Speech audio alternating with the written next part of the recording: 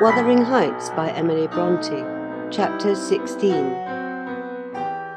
About 12 o'clock that night was born the Catherine you saw at Wuthering Heights, a puny 7 months' child, and 2 hours after the mother died, having never recovered sufficient consciousness to miss Heathcliff or to know Edgar. The latter's distraction at his bereavement is a subject too painful to be dwelt on. Its after-effects showed how deep the sorrow sunk. A great addition, in my eyes, was his being left without an heir. I bemoaned that as I gazed on the feeble orphan, and I mentally abused old Linton for, what was only natural partiality, the securing his estate to his own daughter instead of his son's. An unwelcomed infant it was, poor thing! It might have wailed out of life, and nobody cared a morsel during those first hours of existence. We redeemed the neglect afterwards, but its beginning was as friendless as its end is likely to be. Next morning, bright and cheerful out of doors, stole, softened, in through the blinds of the silent room, and suffused the couch and its occupant with a mellow, tender glow. Edgar Linton had his head laid on the pillow, and his eyes shut. His young and fair features were almost as death-like as those of the form beside him, and almost as fixed. But his was the hush of exhausted anguish, and hers of perfect peace. Her brow smooth, her lids closed, her lips wearing the expression of a smile.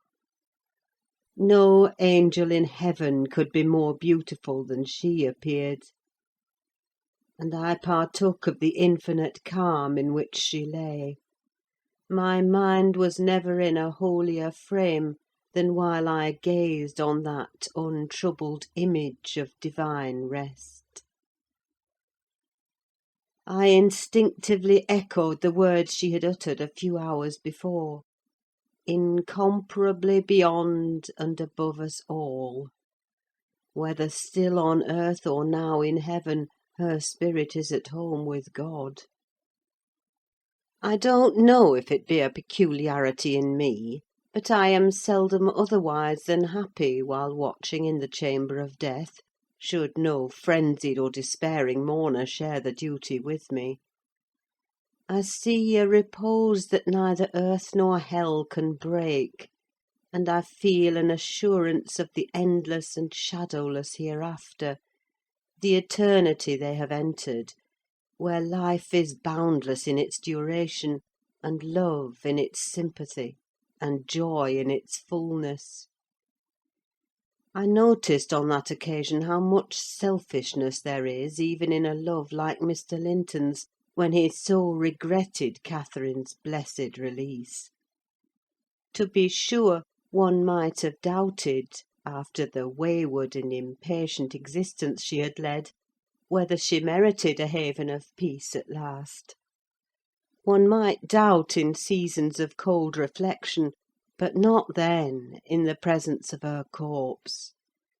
It asserted its own tranquillity, which seemed a pledge of equal quiet to its former inhabitant. Do you believe such people are happy in the other world, sir? I'd give a great deal to know. I declined answering Mrs. Dean's question, which struck me as something heterodox. She proceeded: "Retracing the course of Catherine Linton, I fear we have no right to think she is, but we'll leave her with her Maker. The master looked asleep, and I ventured soon after sunrise to quit the room and steal out to the pure, refreshing air. The servants thought me gone to shake off the drowsiness of my protracted watch. In reality, my chief motive was seeing Mr. Heathcliff. If he had remained among the larches all night, He would have heard nothing of the stir at the Grange, unless perhaps he might catch the gallop of the messenger going to Gimmerton. If he had come nearer, he would probably be aware, from the lights flitting to and fro, and the opening and shutting of the outer doors, that all was not right within. I wished, yet feared, to find him. I felt the terrible news must be told, and I longed to get it over, but how to do it I did not know. He was there, at least a few yards further in the park, leant against an old ash tree, his hat off, and his hair soaked with the dew that had gathered on the budded branches, and fell pattering round him.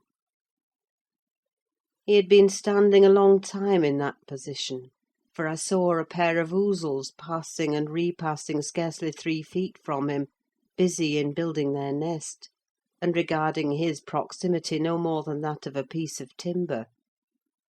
They flew off at my approach, and he raised his eyes and spoke.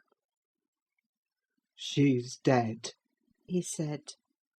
"I've not waited for you to learn that. Put your handkerchief away, don't snivel before me. Damn you all, she wants none of your tears." I was weeping as much for him as her. We do sometimes pity creatures that have none of the feeling either for themselves or others. When I first looked into his face, I perceived that he had got intelligence of the catastrophe, and a foolish notion struck me that his heart was quelled, and he prayed, because his lips moved and his gaze was bent on the ground. "Yes, she's dead," I answered, checking my sobs and drying my cheeks. "Gone to heaven, I hope, where we may every one join her, if we take due warning, and leave our evil ways to follow good." "Did she take due warning, then?" asked Heathcliff, attempting a sneer. "Did she die like a saint? Come, give me a true history of the event. How did—" He endeavoured to pronounce the name, but could not manage it, and, compressing his mouth, he held a silent combat with his inward agony, defying meanwhile my sympathy with an unflinching, ferocious stare. "How did she die?" He resumed at last, fain, notwithstanding his hardihood, to have a support behind him, for after the struggle he trembled, in spite of himself, to his very finger ends. Poor wretch, I thought, you have a heart and nerves the same as your brother men. Why should you be anxious to conceal them? Your pride cannot blind God. You tempt him to wring them till he forces a cry of humiliation. Quietly as a lamb, I answered aloud. She drew a sigh and stretched herself like a child reviving and sinking again to sleep, and 5 minutes after I felt one little pulse at her heart, and nothing more. "And did she ever mention me?" he asked, hesitating, as if he dreaded the answer to his question would introduce details that he could not bear to hear. Her senses never returned. She recognised nobody from the time you left her, I said. She lies with a sweet smile on her face, and her latest ideas wandered back to pleasant early days. Her life closed in a gentle dream. May she wake as kindly in the other world." "May she awake in torment!" he cried with frightful vehemence, stamping his foot and groaning in a sudden paroxysm of ungovernable passion. "Why, she's a liar to the end! Where is she? Not there! Not in heaven! Not perished! Where? Oh, you said you cared nothing for my sufferings, and I pray one prayer. I repeat it till my tongue stiffens. Catherine Earnshaw, may you not rest as long as I am living! You said I killed you. Haunt me then. The murdered do haunt their murderers, I believe. I know that ghosts have wandered on earth. Be with me always. Take any form. Drive me mad. Only do not leave me in this abyss where I cannot find you. Oh, God, it is unutterable. I cannot live without my life. I cannot live without my soul. He dashed his head against the knotted trunk, and lifting up his eyes, howled, not like a man, but like a savage beast, being goaded to death with knives and spears. I observed several splashes of blood about the bark of the tree, and his hand and forehead were both stained. Probably the scene I witnessed was a repetition of others acted during the night. It hardly moved my compassion. It appalled me. Still, I felt reluctant to quit him so. But the moment he recollected himself enough to notice me watching, he thundered a command for me to go, and I obeyed. He was beyond my skill to quiet or console. Mrs. Linton's funeral was appointed to take place on the Friday following her decease. Until then her coffin remained uncovered, and strewn with flowers and scented leaves, in the great drawing-room.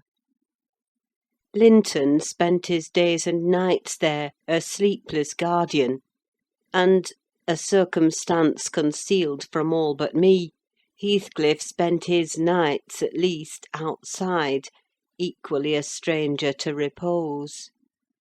I held no communication with him.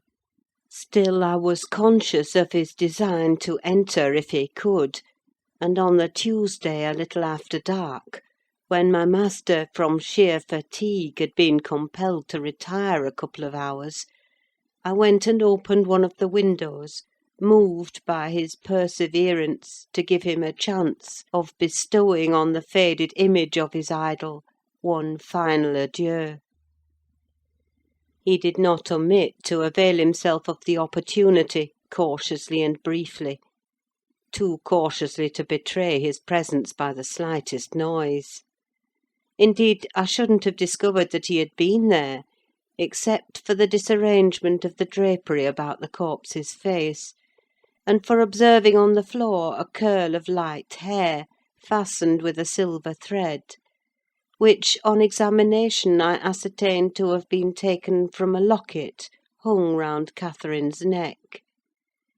Heathcliff had opened the trinket and cast out its contents, replacing them by a black lock of his own. I twisted the two, and enclosed them together. Mr. Earnshaw was, of course, invited to attend the remains of his sister to the grave. He sent no excuse, but he never came; so that, besides her husband, the mourners were wholly composed of tenants and servants. Isabella was not asked. The place of Catherine's interment, to the surprise of the villagers, was neither in the chapel under the carved monument of the Lintons, nor yet by the tombs of her own relations outside. It was dug on a green slope in a corner of the kirkyard, where the wall is so low that heath and bilberry plants have climbed over it from the moor, and peat mould almost buries it. Her husband lies in the same spot now, and they have each a simple headstone above, and a plain grey block at their feet, to mark the graves. End of chapter 16.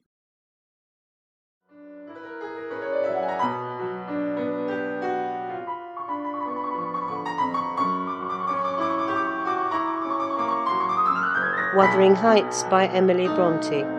Chapter 17. That Friday made the last of our fine days for a month. In the evening the weather broke. The wind shifted from south to north-east, and brought rain first, and then sleet and snow. On the morrow one could hardly imagine that there had been 3 weeks of summer. The primroses and crocuses were hidden under wintry drifts, the larks were silent, the young leaves of the early trees smitten and blackened, and dreary and chill and dismal that morrow did creep over. My master kept his room. I took possession of the lonely parlour, converting it into a nursery, and there I was, sitting with the moaning doll of a child laid on my knee, rocking it to and fro, and watching meanwhile the still driving flakes build up the uncurtained window, when the door opened, and some person entered out of breath and laughing. My anger was greater than my astonishment for a minute. I supposed it one of the maids, and I cried, "Have done! How dare you show your giddiness here? What would Mr. Linton say if he heard you?" "Excuse me," answered a familiar voice, "but I know Edgar is in bed, and I cannot stop myself." With that the speaker came forward to the fire, panting and holding her hand to her side. "I have run the whole way from Wuthering Heights," she continued, after a pause, "except where I've flown. I couldn't count the number of falls I've had. Oh, I'm aching all over. Don't be alarmed. There shall be an explanation as soon as I can give it. Only just have the goodness to step out and order the carriage to take me on to Gimmerton, and tell a servant to seek up a few clothes in my wardrobe." The intruder was Mrs. Heathcliff. She certainly seemed in no laughing predicament. Her hair streamed on her shoulders, dripping with snow and water. She was dressed in the girlish dress she commonly wore, befitting her age more than her position: a low frock with short sleeves, and nothing on either head or neck. The frock was of light silk, and clung to her with wet, and her feet were protected merely by thin slippers. Add to this a deep cut under one ear, which only the cold prevented from bleeding profusely, a white face scratched and bruised, and a frame hardly able to support itself through fatigue; and you may fancy my first fright was not much allayed when I had had leisure to examine her. "My dear young lady," I exclaimed, "I'll stir nowhere and hear nothing till you have removed every article of your clothes and put on dry things. And certainly you shall not go to Gimmerton to-night, so it is needless to order the carriage." "Certainly I shall," she said, "walking or riding. Yet I've no objection to dress myself decently. And see how it flows down my neck now! The fire does make it smart." She insisted on my fulfilling her directions before she would let me touch her, and not till after the coachman had been instructed to get ready, and a maid set to pack up some necessary attire, did I obtain her consent for binding the wound, and helping to change her garments. "Now, Ellen," she said, when my task was finished, and she was seated in an easy chair on the hearth, with a cup of tea before her, "you sit down opposite me and put poor Catherine's baby away. I don't like to see it. You mustn't think I care little for Catherine, because I behaved so foolishly on entering. I've cried too, bitterly. Yes, more than any one else has reason to cry. We parted unreconciled, you remember, and I shan't forgive myself. But for all that, I was not going to sympathise with him, the brute beast. Oh, give me the poker! This is the last thing of his I have about me." She slipped the gold ring from her third finger, and threw it on the floor.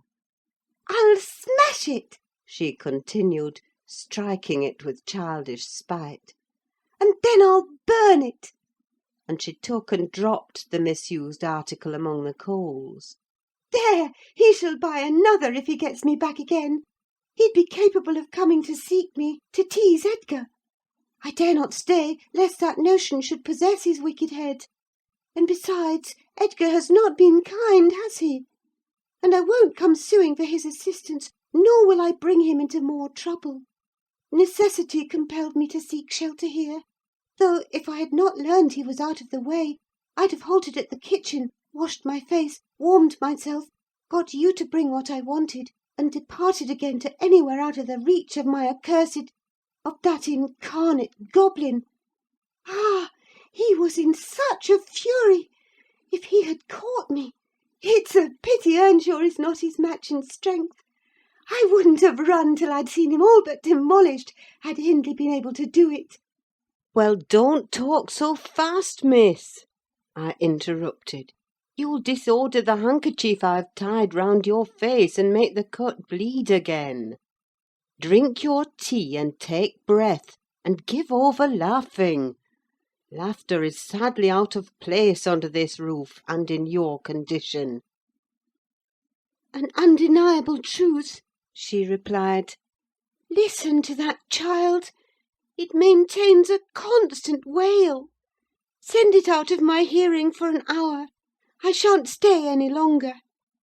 I rang the bell, and committed it to a servant's care; and then I inquired what had urged her to escape from Wuthering Heights in such an unlikely plight, and where she meant to go, as she refused remaining with us.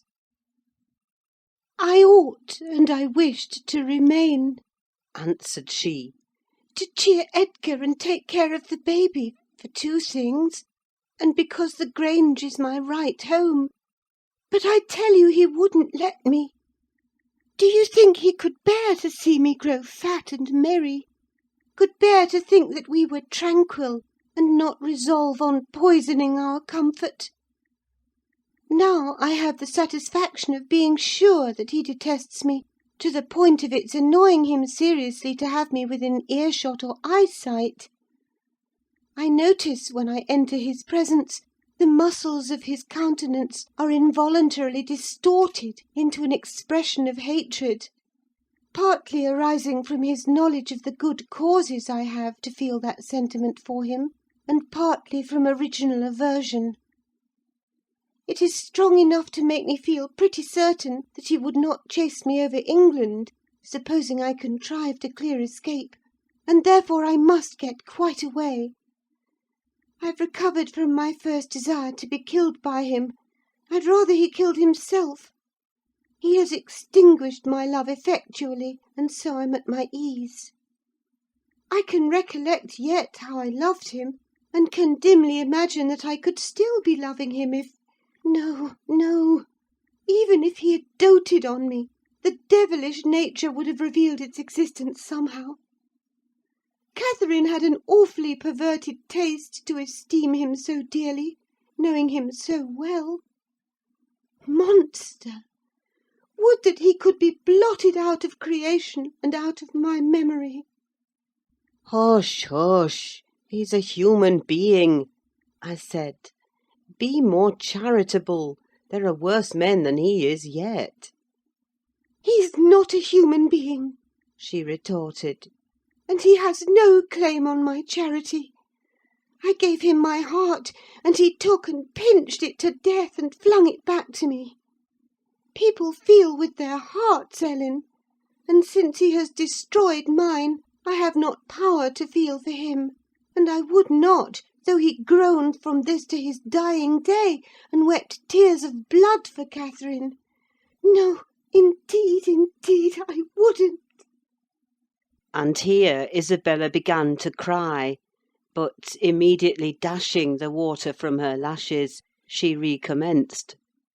"You asked what has driven me to flight at last. I was compelled to attempt it, because I had succeeded in rousing his rage a pitch above his malignity.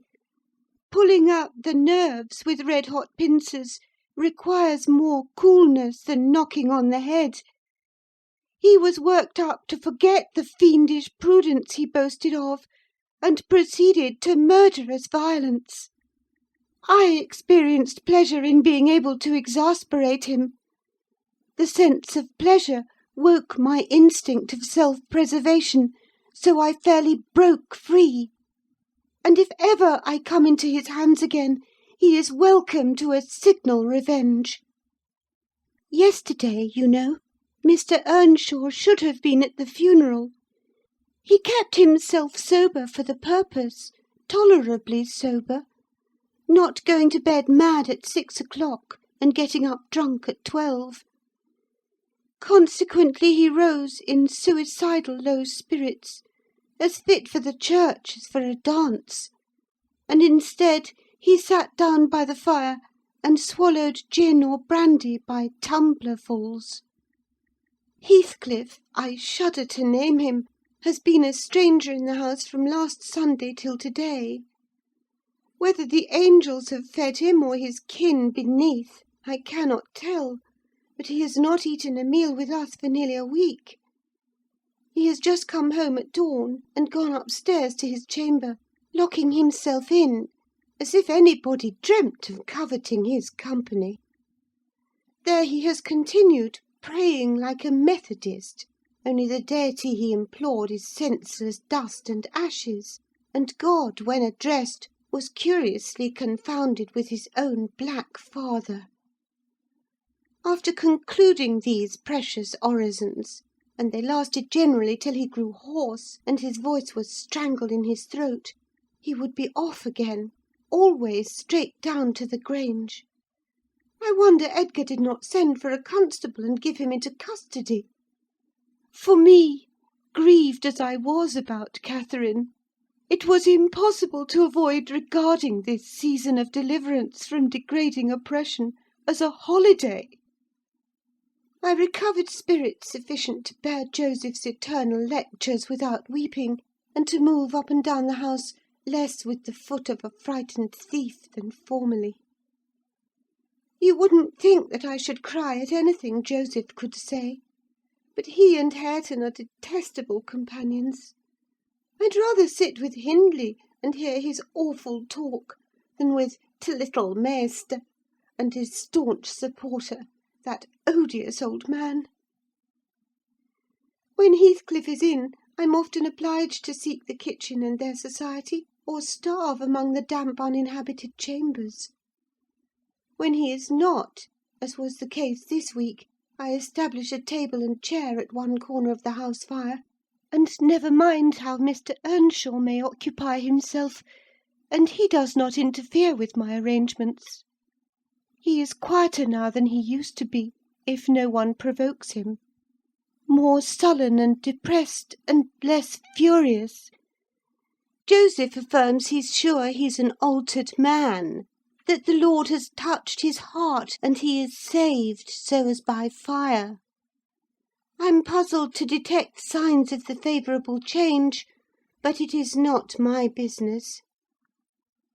Yesterday evening I sat in my nook reading some old books till late on towards 12. It seemed so dismal to go upstairs, with the wild snow blowing outside, and my thoughts continually reverting to the kirkyard and the new-made grave. I dared hardly lift my eyes from the page before me, that melancholy scene so instantly usurped its place. Hindley sat opposite, his head leant on his hand, perhaps meditating on the same subject. He had ceased drinking at a point below irrationality, and had neither stirred nor spoken during 2 or 3 hours. There was no sound through the house but the moaning wind which shook the windows every now and then, the faint crackling of the coals, and the click of my snuffers as I removed at intervals the long wick of the candle. Hareton and Joseph were probably fast asleep in bed.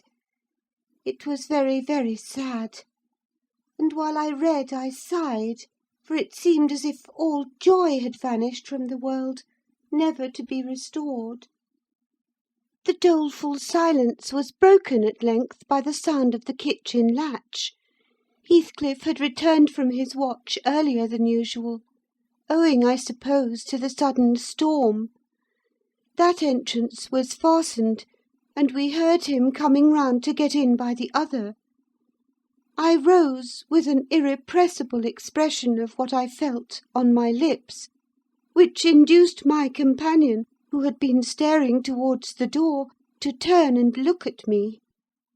I'll keep him out 5 minutes," he exclaimed. "You won't object?" "No, you may keep him out the whole night for me," I answered. "Do put the key in the lock and draw the bolts." Earnshaw accomplished this ere his guest reached the front. He then came and brought his chair to the other side of my table, leaning over it, and searching in my eyes for a sympathy with the burning hate that gleamed from his. As he both looked and felt like an assassin, he couldn't exactly find that, but he discovered enough to encourage him to speak. "You and I," He said, "have each a great debt to settle with the man out yonder. If we were neither of us cowards, we might combine to discharge it. Are you as soft as your brother? Are you willing to endure to the last, and not once attempt a repayment?" "I'm weary of enduring now," I replied, "and I'd be glad of a retaliation that wouldn't recoil on myself. But treachery and violence are spears pointed at both ends. They wound those who resort to them worse than their enemies." "Treachery and violence are a just return for treachery and violence," cried Hindley. "Mrs. Heathcliff, I'll ask you to do nothing, but sit still and be dumb. Tell me now, can you? I'm sure you would have as much pleasure as I in witnessing the conclusion of the fiend's existence. He'll be your death unless you overreach him, and he'll be my ruin. Damn the hellish villain! He knocks at the door as if he were master here already. Promise to hold your tongue, and before that clock strikes (it wants 3 minutes of 1), you're a free woman." He took the implements which I described to you in my letter from his breast, and would have turned down the candle. I snatched it away, however, and seized his arm. "I'll not hold my tongue," I said. "You mustn't touch him. Let the door remain shut, and be quiet." "No, I've formed my resolution, and by God I'll execute it!" cried the desperate being. "I'll do you a kindness in spite of yourself, and Hareton justice, and you needn't trouble your head to screen me. Catherine is gone. Nobody alive would regret me, or be ashamed, though I cut my throat this minute, and it's time to make an end." I might as well have struggled with a bear, or reasoned with a lunatic. The only resource left me was to run to a lattice and warn his intended victim of the fate which awaited him. "You'd better seek shelter somewhere else to-night," I exclaimed, in rather a triumphant tone. "Mr. Earnshaw has a mind to shoot you if you persist in endeavouring to enter." "You'd better open the door, you—" he answered, addressing me by some elegant term that I don't care to repeat. "I shall not meddle in the matter," I retorted again. "Come in and get shot, if you please. I've done my duty." With that I shut the window and returned to my place by the fire, having too small a stock of hypocrisy at my command to pretend any anxiety for the danger that menaced him. Earnshaw swore passionately at me, affirming that I loved the villain yet, and calling me all sorts of names for the base spirit I evinced. And I, in my secret heart, and conscience never reproached me, thought what a blessing it would be for him should Heathcliff put him out of misery, and what a blessing for me should he send Heathcliff to his right abode. As I sat nursing these reflections, the casement behind me was banged on to the floor by a blow from the latter individual, and his black countenance looked blightingly through. The stanchion stood too close to suffer his shoulders to follow, and I smiled, exulting in my fancied security. His hair and clothes were whitened with snow, and his sharp cannibal teeth, revealed by cold and wrath, gleamed through the dark.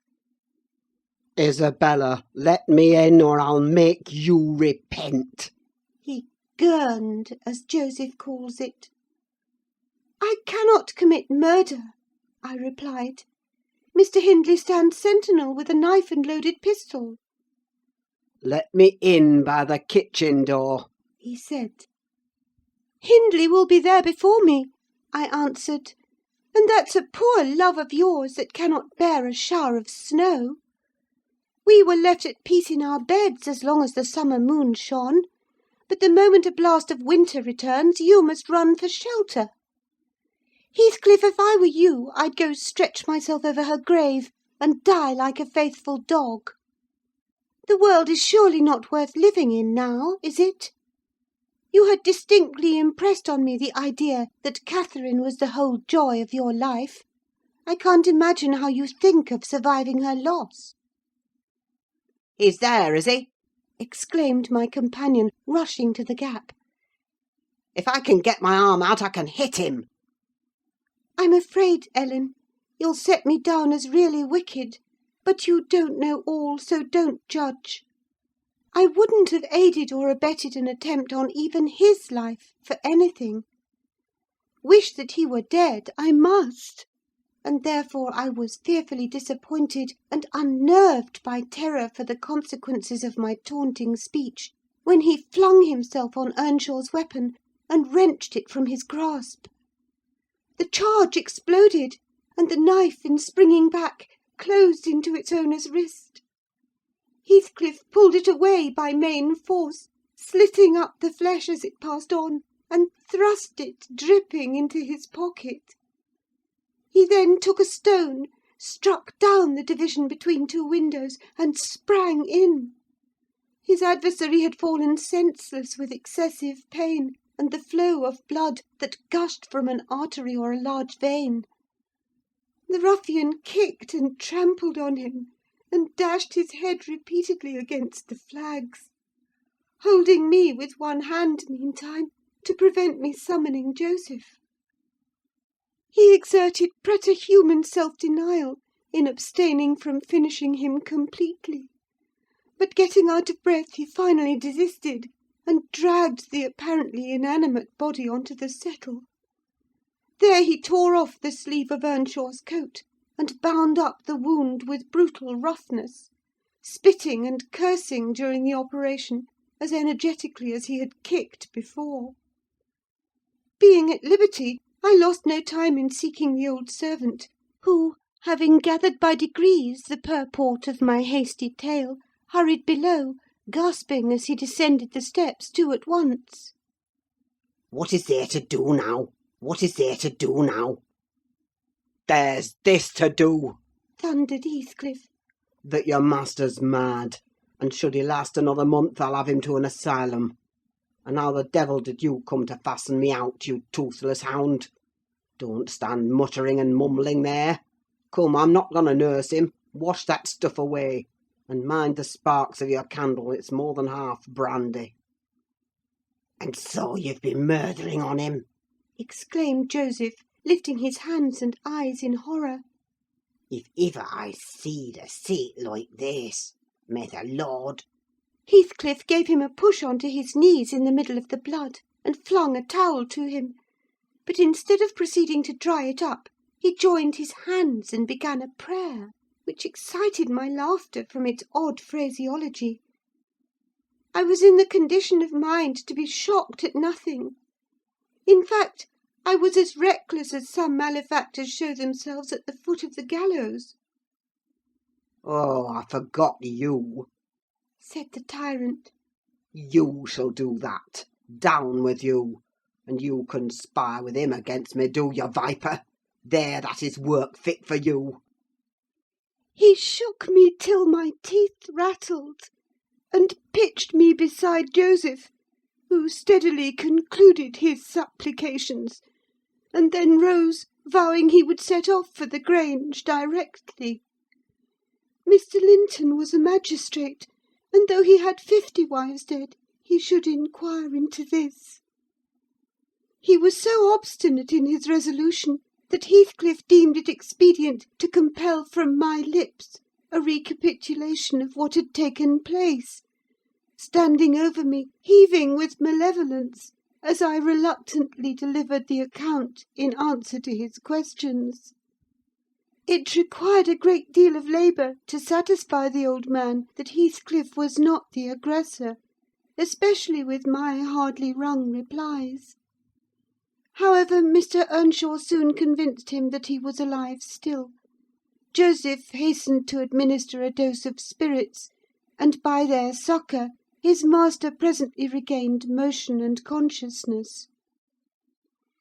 Heathcliff, aware that his opponent was ignorant of the treatment received while insensible, called him deliriously intoxicated, and said that he should not notice his atrocious conduct further, but advised him to get to bed.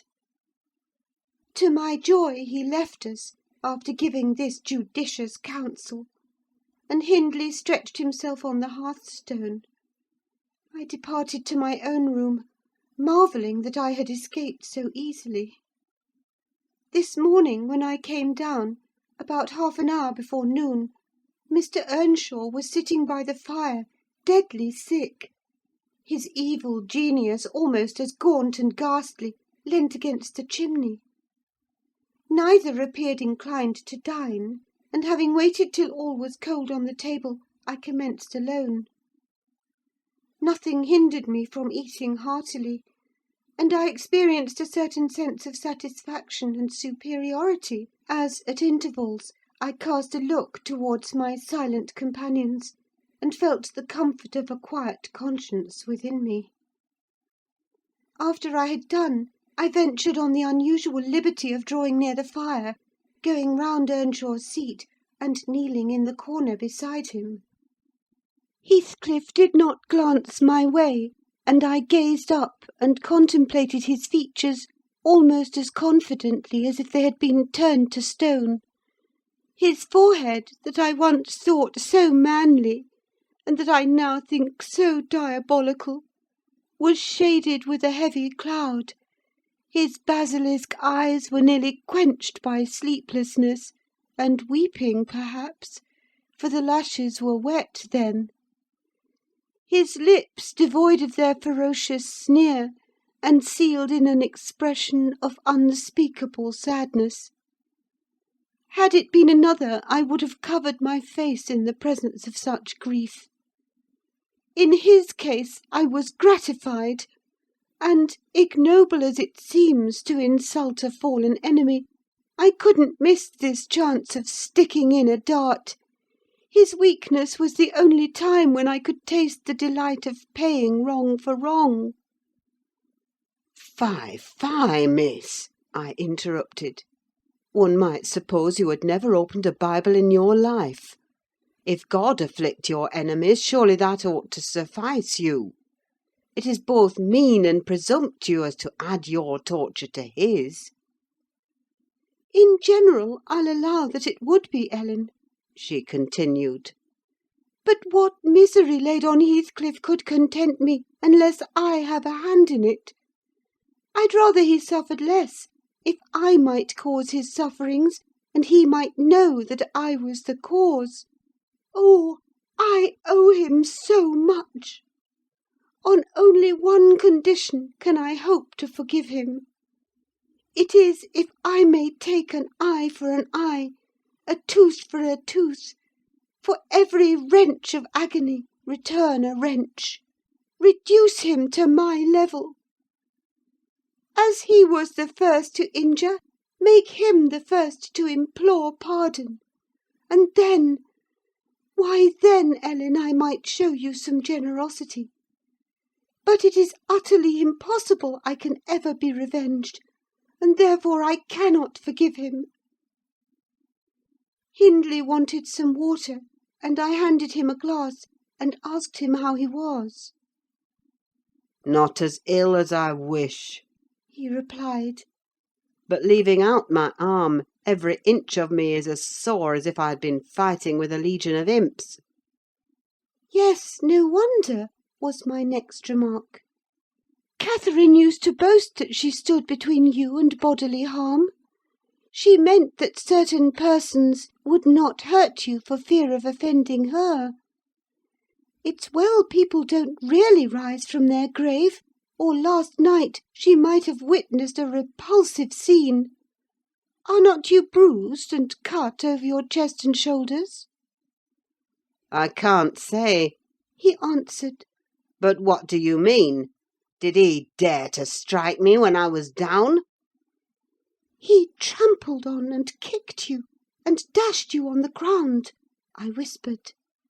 "And his mouth watered to tear you with his teeth, because he's only half man, not so much, and the rest fiend." Mr. Earnshaw looked up, like me, to the countenance of our mutual foe, who, absorbed in his anguish, seemed insensible to anything around him. The longer he stood, the plainer his reflections revealed their blackness through his features. "Oh, if God would but give me strength to strangle him in my last agony, I'd go to hell with joy!" groaned the impatient man, writhing to rise, and sinking back in despair, convinced of his inadequacy for the struggle. "Nay, it's enough that he has murdered one of you," I observed aloud. "At the Grange, every one knows your sister would have been living now, had it not been for Mr. Heathcliff. After all, it is preferable to be hated than loved by him. When I recollect how happy we were, how happy Catherine was before he came, I'm fit to curse the day." Most likely Heathcliff noticed more the truth of what was said than the spirit of the person who said it. His attention was roused, I saw, for his eyes rained down tears among the ashes, and he drew his breath in suffocating sighs. I stared full at him, and laughed scornfully. The clouded windows of hell flashed a moment towards me. The fiend which usually looked out, however, was so dimmed and drowned that I did not fear to hazard another sound of derision. "Get up and be gone out of my sight," said the mourner.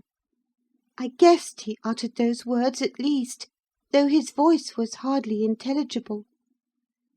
"I beg your pardon," I replied, "but I loved Catherine too, and her brother requires attendance, which, for her sake, I shall supply. Now that she's dead, I see her in Hindley. Hindley has exactly her eyes, if you had not tried to gouge them out, and made them black and red, and her—" "Get up, wretched idiot, before I stamp you to death!" he cried, making a movement that caused me to make one also.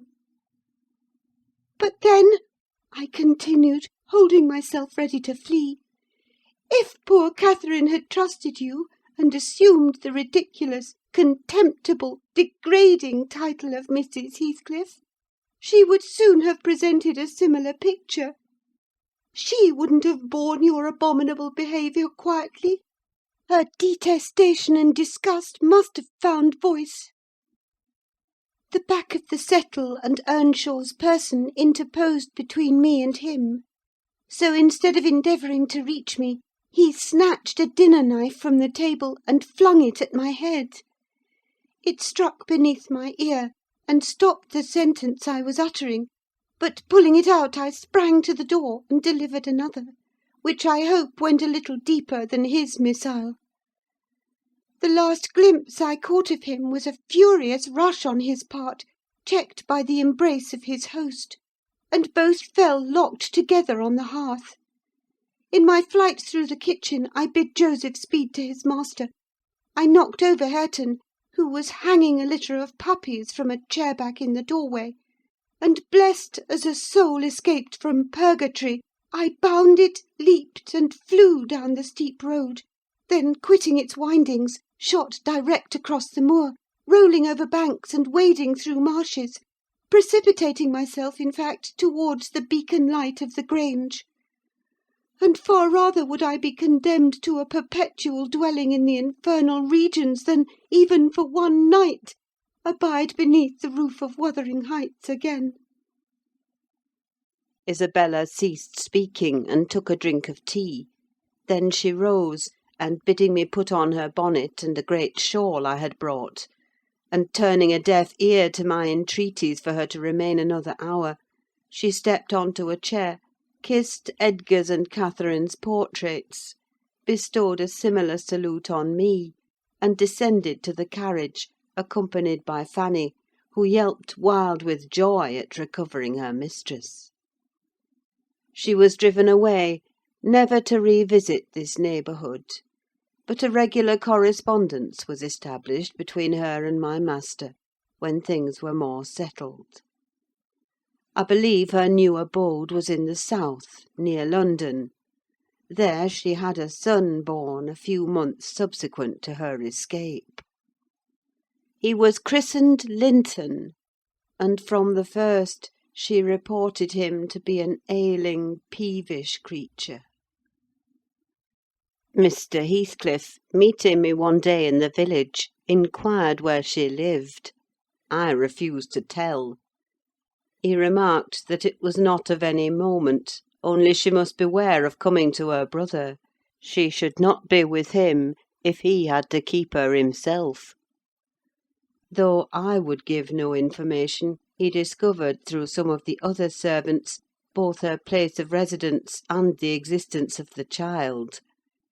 Still, he didn't molest her, for which forbearance she might thank his aversion, I suppose.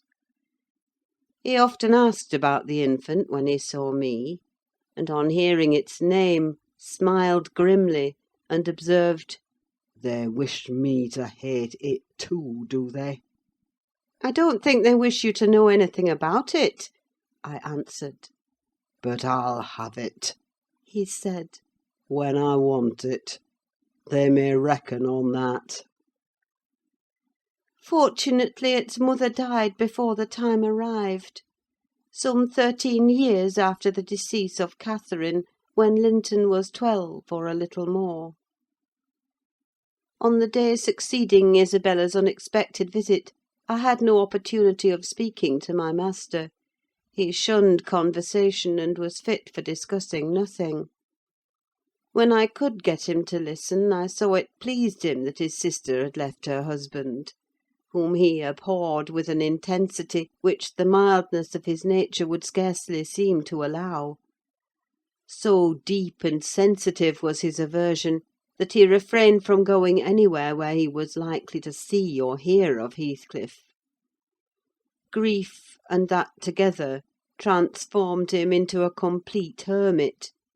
He threw up his office of magistrate, ceased even to attend church, avoided the village on all occasions, and spent a life of entire seclusion within the limits of his park and grounds, only varied by solitary rambles on the moors, and visits to the grave of his wife, mostly at evening, or early morning before other wanderers were abroad.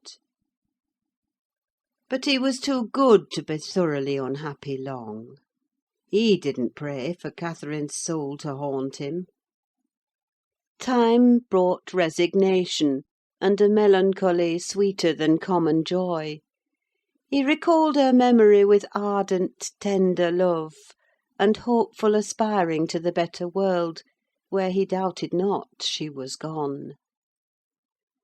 And he had earthly consolation and affections also. For a few days, I said, he seemed regardless of the puny successor to the departed. That coldness melted as fast as snow in April, and ere the tiny thing could stammer a word or totter a step, it wielded a despot's sceptre in his heart. It was named Catherine, but he never called it the name in full, as he had never called the first Catherine short, probably because Heathcliff had a habit of doing so. The little one was always Cathy. It formed to him a distinction from the mother, and yet a connection with her, and his attachment sprang from its relation to her far more than from its being his own. I used to draw a comparison between him and Hindley Earnshaw, and perplex myself to explain satisfactorily why their conduct was so opposite in similar circumstances. They had both been fond husbands, and were both attached to their children, and I could not see how they shouldn't both have taken the same road, for good or evil. But I thought in my mind, Hindley, with apparently the stronger head, has shown himself sadly the worse and the weaker man. When his ship struck, the captain abandoned his post, and the crew, instead of trying to save her, rushed into riot and confusion, leaving no hope for their luckless vessel. Linton, on the contrary, displayed the true courage of a loyal and faithful soul. He trusted God, and God comforted him. One hoped, and the other despaired. They chose their own lots, and were righteously doomed to endure them. But you'll not want to hear my moralising, Mr. Lockwood. You'll judge as well as I can all these things. At least you'll think you will, and that's the same. The end of Earnshaw was what might have been expected. It followed fast on his sister's. There were scarcely 6 months between them. We at the Grange never got a very succinct account of his state preceding it. All that I did learn was on occasion of going to aid in the preparations for the funeral. Mr. Kenneth came to announce the event to my master. "Well, Nelly," said he, riding into the yard one morning, too early not to alarm me with an instant presentiment of bad news, "it's yours and my turn to go into mourning at present. Who's given us the slip now, do you think?" Who? I asked in a flurry. "Why, guess," he returned, dismounting, and slinging his bridle on a hook by the door. "And nip up the corner of your apron. I'm certain you'll need it." Not Mr. Heathcliff, surely? I exclaimed. "What, would you have tears for him?" said the doctor. "No, Heathcliff's a tough young fellow. He looks blooming to-day. I've just seen him. He's rapidly regaining flesh since he lost his better half." Who is it, then, Mr. Kenneth? I repeated impatiently. "Hindley Earnshaw, your old friend Hindley," he replied, "and my wicked gossip, though he's been too wild for me this long while. There! I said we should draw water. But cheer up, he died true to his character, drunk as a lord. Poor lad! I'm sorry too. One can't help missing an old companion, though he had the worst tricks with him that ever man imagined, and has done me many a rascally turn. He's barely 27, it seems. That's your own age. Who would have thought you were born in one year?" I confess this blow was greater to me than the shock of Mrs. Linton's death. Ancient associations lingered round my heart. I sat down in the porch and wept as for a blood relation, desiring Mr. Kenneth to get another servant to introduce him to the master. I could not hinder myself from pondering on the question, had he had fair play? Whatever I did, that idea would bother me. It was so tiresomely pertinacious that I resolved on requesting leave to go to Wuthering Heights, and assist in the last duties to the dead. Mr. Linton was extremely reluctant to consent, but I pleaded eloquently for the friendless condition in which he lay, and I said my old master and foster brother had a claim on my services as strong as his own. Besides, I reminded him that the child Hareton was his wife's nephew, and in the absence of nearer kin he ought to act as its guardian, and he ought to and must inquire how the property was left, and look over the concerns of his brother-in-law.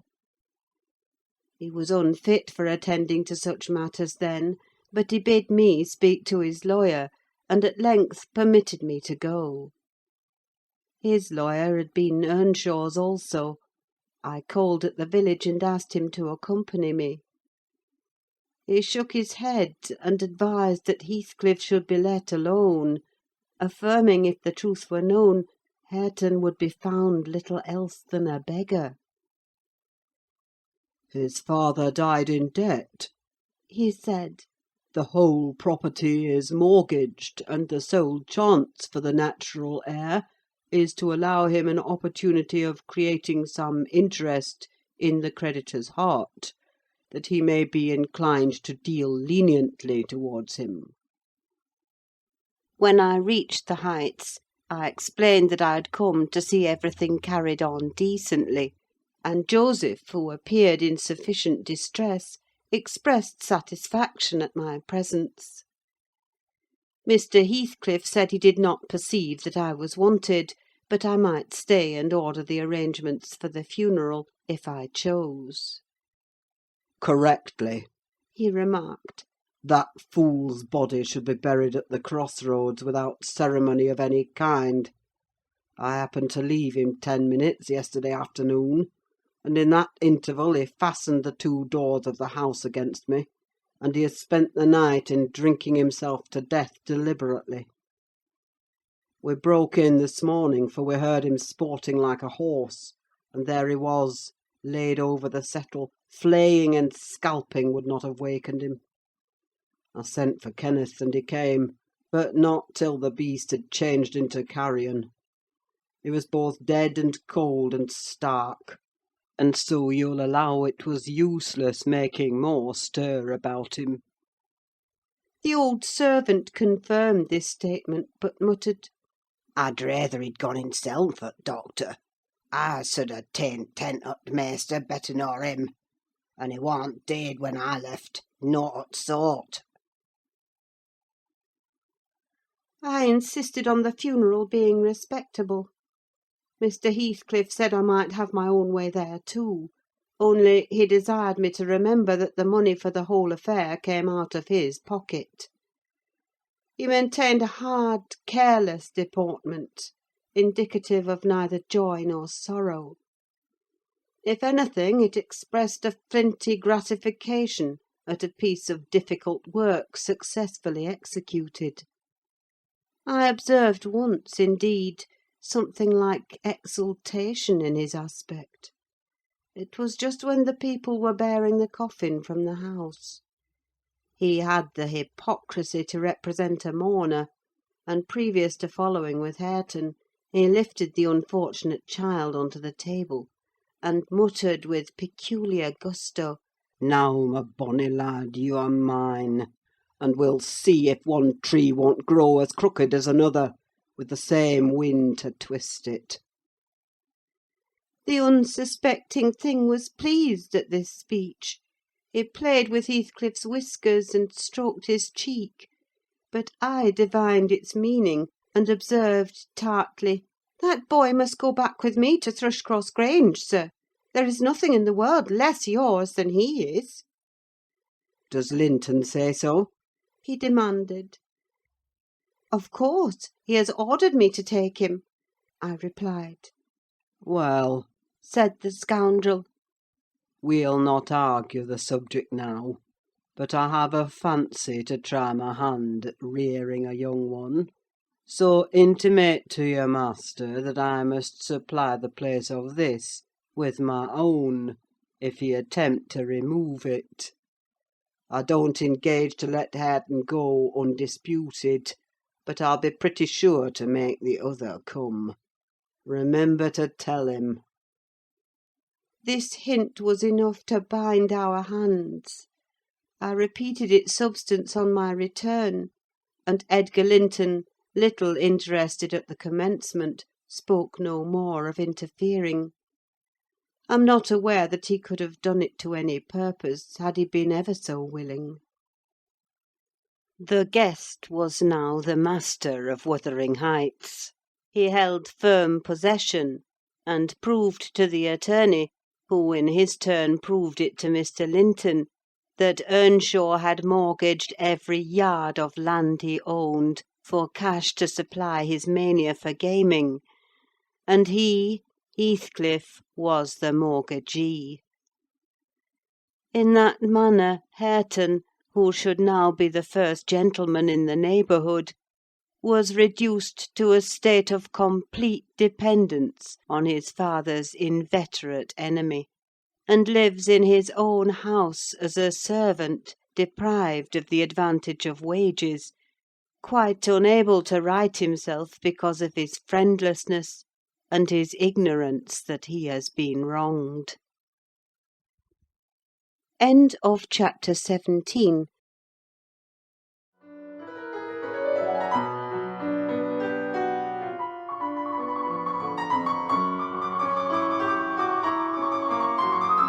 Wuthering Heights by Emily Brontë, chapter 18.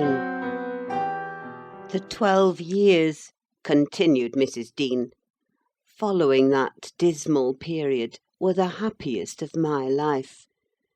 My greatest troubles in their passage rose from our little lady's trifling illnesses, which she had to experience in common with all children, rich and poor. For the rest, after the first 6 months, she grew like a larch, and could walk and talk too in her own way, before the heath blossomed a second time over Mrs. Linton's dust. She was the most winning thing that ever brought sunshine into a desolate house, a real beauty in face, with the Earnshaw's handsome dark eyes, but the Lintons' fair skin and small features, and yellow curling hair. Her spirit was high, though not rough, and qualified by a heart sensitive and lively to excess in its affections. That capacity for intense attachments reminded me of her mother. Still, she did not resemble her, for she could be soft and mild as a dove, and she had a gentle voice and pensive expression. Her anger was never furious, her love never fierce. It was deep and tender.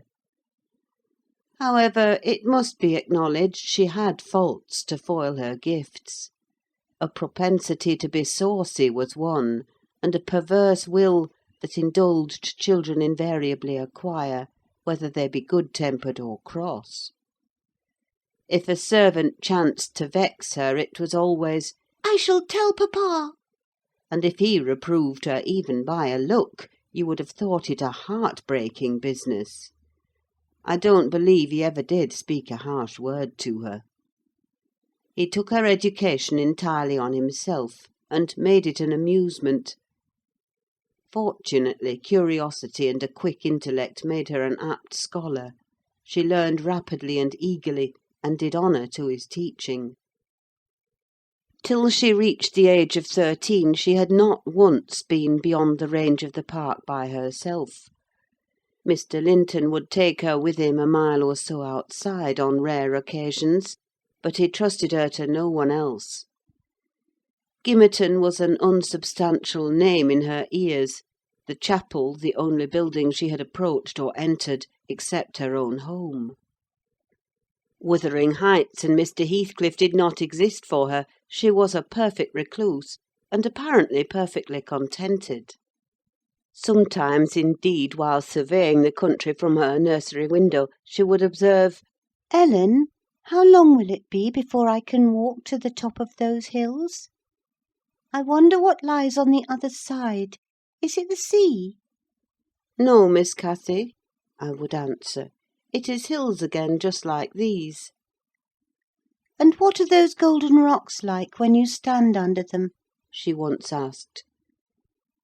The abrupt descent of Penistone Crags particularly attracted her notice, especially when the setting sun shone on it and the topmost heights, and the whole extent of landscape besides lay in shadow. I explained that they were bare masses of stone, with hardly enough earth in their clefts to nourish a stunted tree. "And why are they bright so long after it is evening here?" she pursued. "Because they are a great deal higher up than we are," replied I. "You could not climb them, they're too high and steep. In winter the frost is always there before it comes to us, and deep into summer I have found snow under that black hollow on the north-east side." "Oh, you have been on them!" she cried gleefully. "Then I can go too when I am a woman.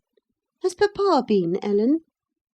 "Papa would tell you, miss," I answered hastily, "that they are not worth the trouble of visiting. The moors where you ramble with him are much nicer, and Thrushcross Park is the finest place in the world." "But I know the park, and I don't know those," she murmured to herself. "And I should delight to look round me from the brow of that tallest point. My little pony Minnie shall take me some time."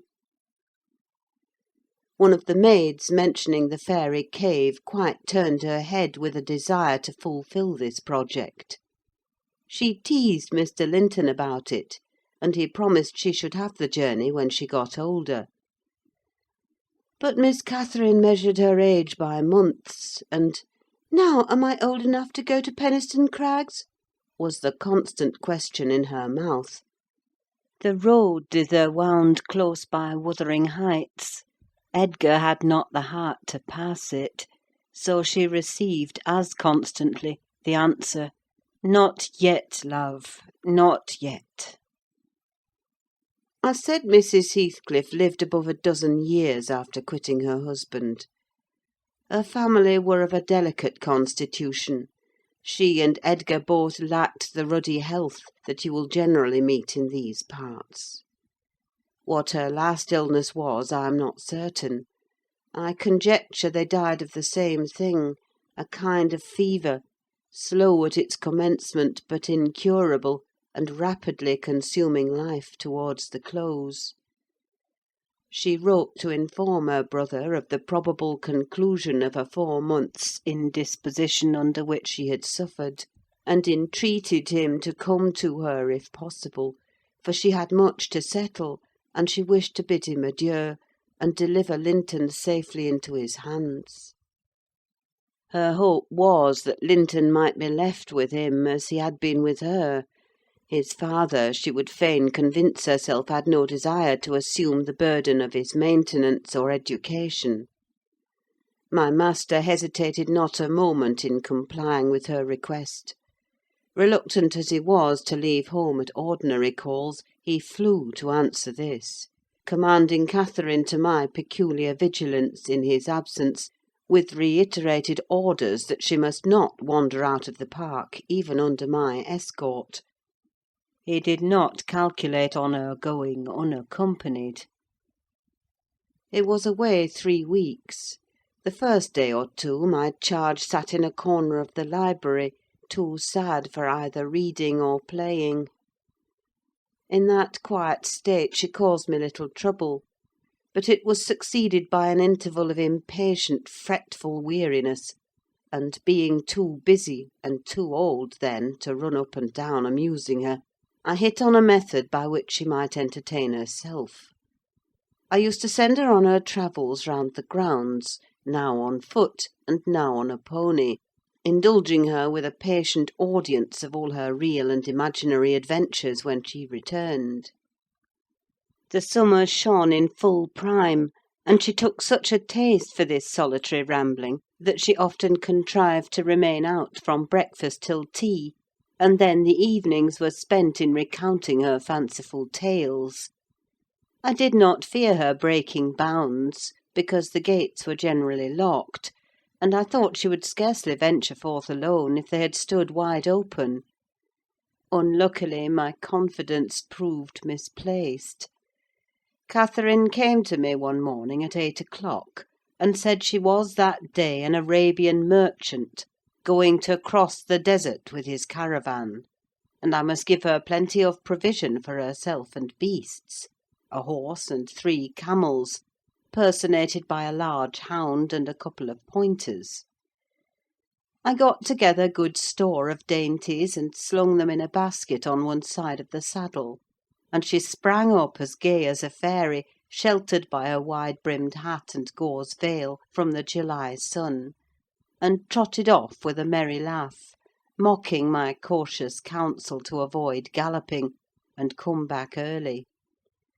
The naughty thing never made her appearance at tea. One traveller, the hound, being an old dog and fond of its ease, returned, but neither Cathy nor the pony nor the 2 pointers were visible in any direction. I dispatched emissaries down this path and that path, and at last went wandering in search of her myself. There was a labourer working at a fence round a plantation on the borders of the grounds. I inquired of him if he had seen our young lady. "I saw her at morn," he replied.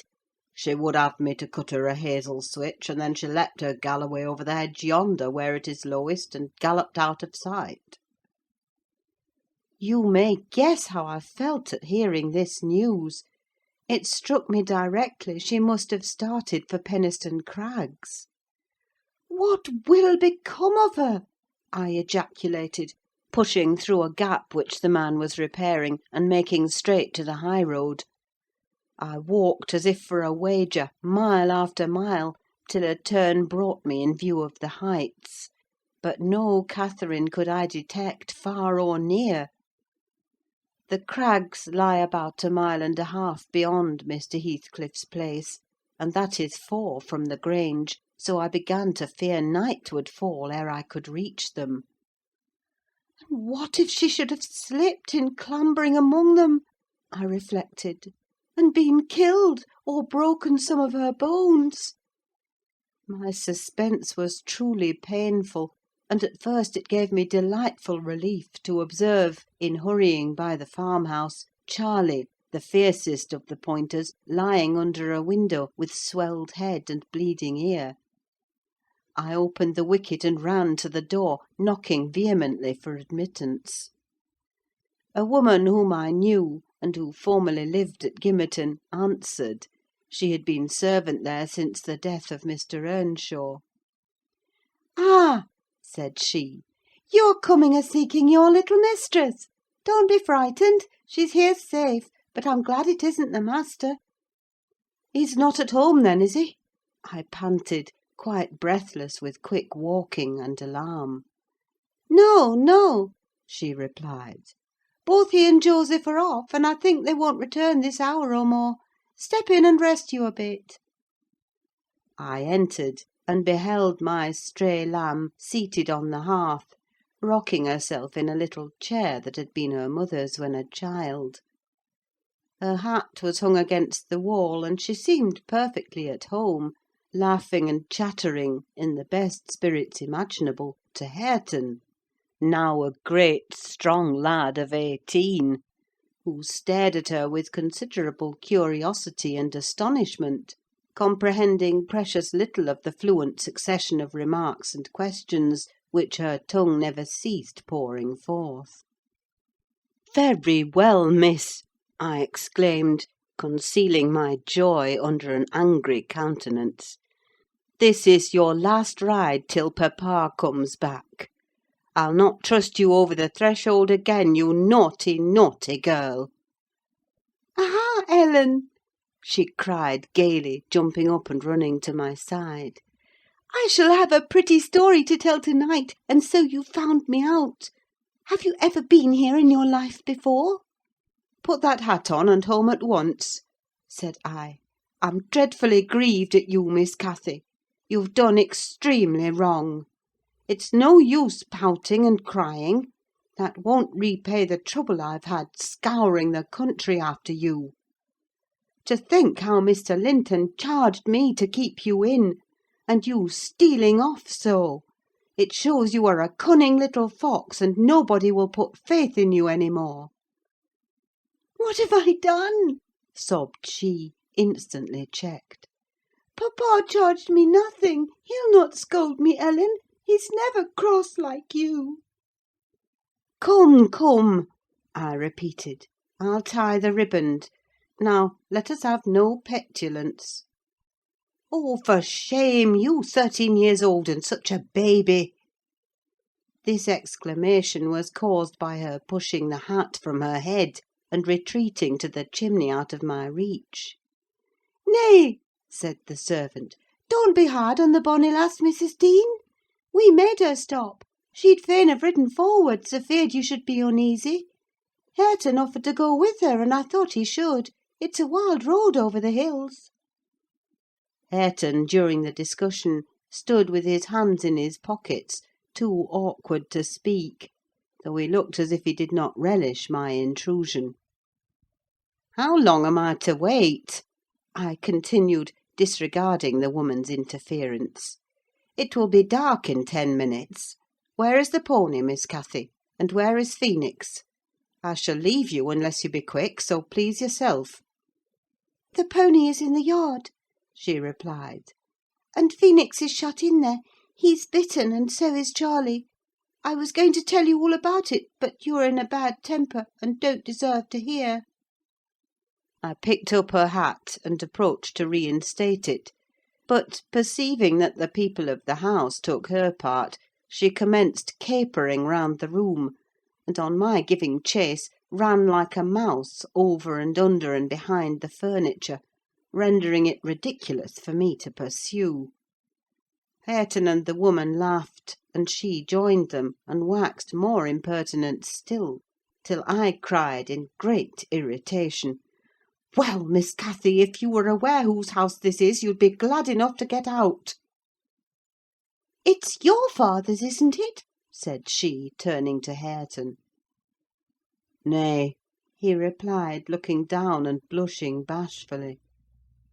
He could not stand a steady gaze from her eyes, though they were just his own. "Whose then? Your master's?" she asked. He coloured deeper, with a different feeling, muttered an oath, and turned away. "Who is his master?" continued the tiresome girl, appealing to me. "He talked about our house and our folk. I thought he had been the owner's son. And he never said miss. He should have done, shouldn't he, if he's a servant?" Hareton grew black as a thundercloud at this childish speech. I silently shook my questioner, and at last succeeded in equipping her for departure. "Now get my horse," she said, addressing her unknown kinsman as she would one of the stable boys at the Grange. "And you may come with me.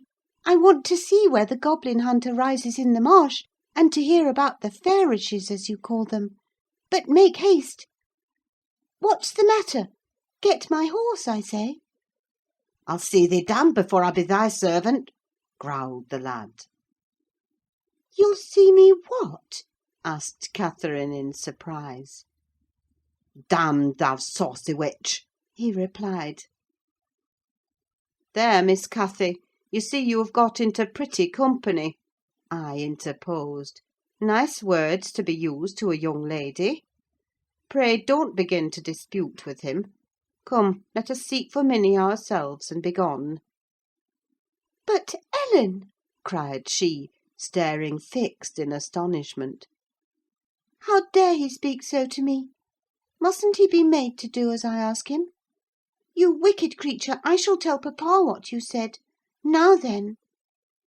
Hareton did not appear to feel this threat, so the tears sprang into her eyes with indignation.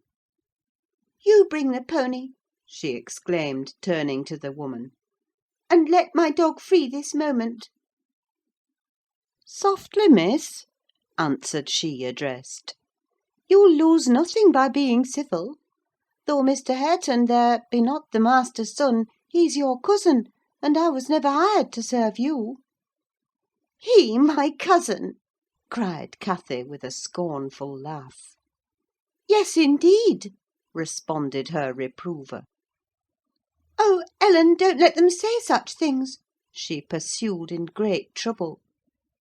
"Papa is gone to fetch my cousin from London. My cousin is a gentleman's son. That my—" She stopped and wept outright, upset at the bare notion of relationship with such a clown. "Hush, hush!" I whispered. "People can have many cousins, and of all sorts, Miss Cathy, without being any the worse for it. Only they needn't keep their company if they be disagreeable and bad."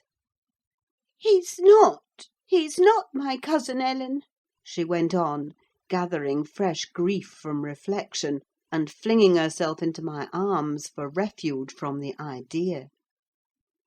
I was much vexed at her and the servant for their mutual revelations, having no doubt of Linton's approaching arrival, communicated by the former, being reported to Mr. Heathcliff, and feeling as confident that Catherine's first thought on her father's return would be to seek an explanation of the latter's assertion concerning her rude-bred kindred. Hareton, recovering from his disgust at being taken for a servant, seemed moved by her distress, and having fetched the pony round to the door, he took, to propitiate her, a fine crooked-legged terrier whelp from the kennel, and putting it into her hand, bid her whist, for he meant nought. Pausing in her lamentations, she surveyed him with a glance of awe and horror, then burst forth anew.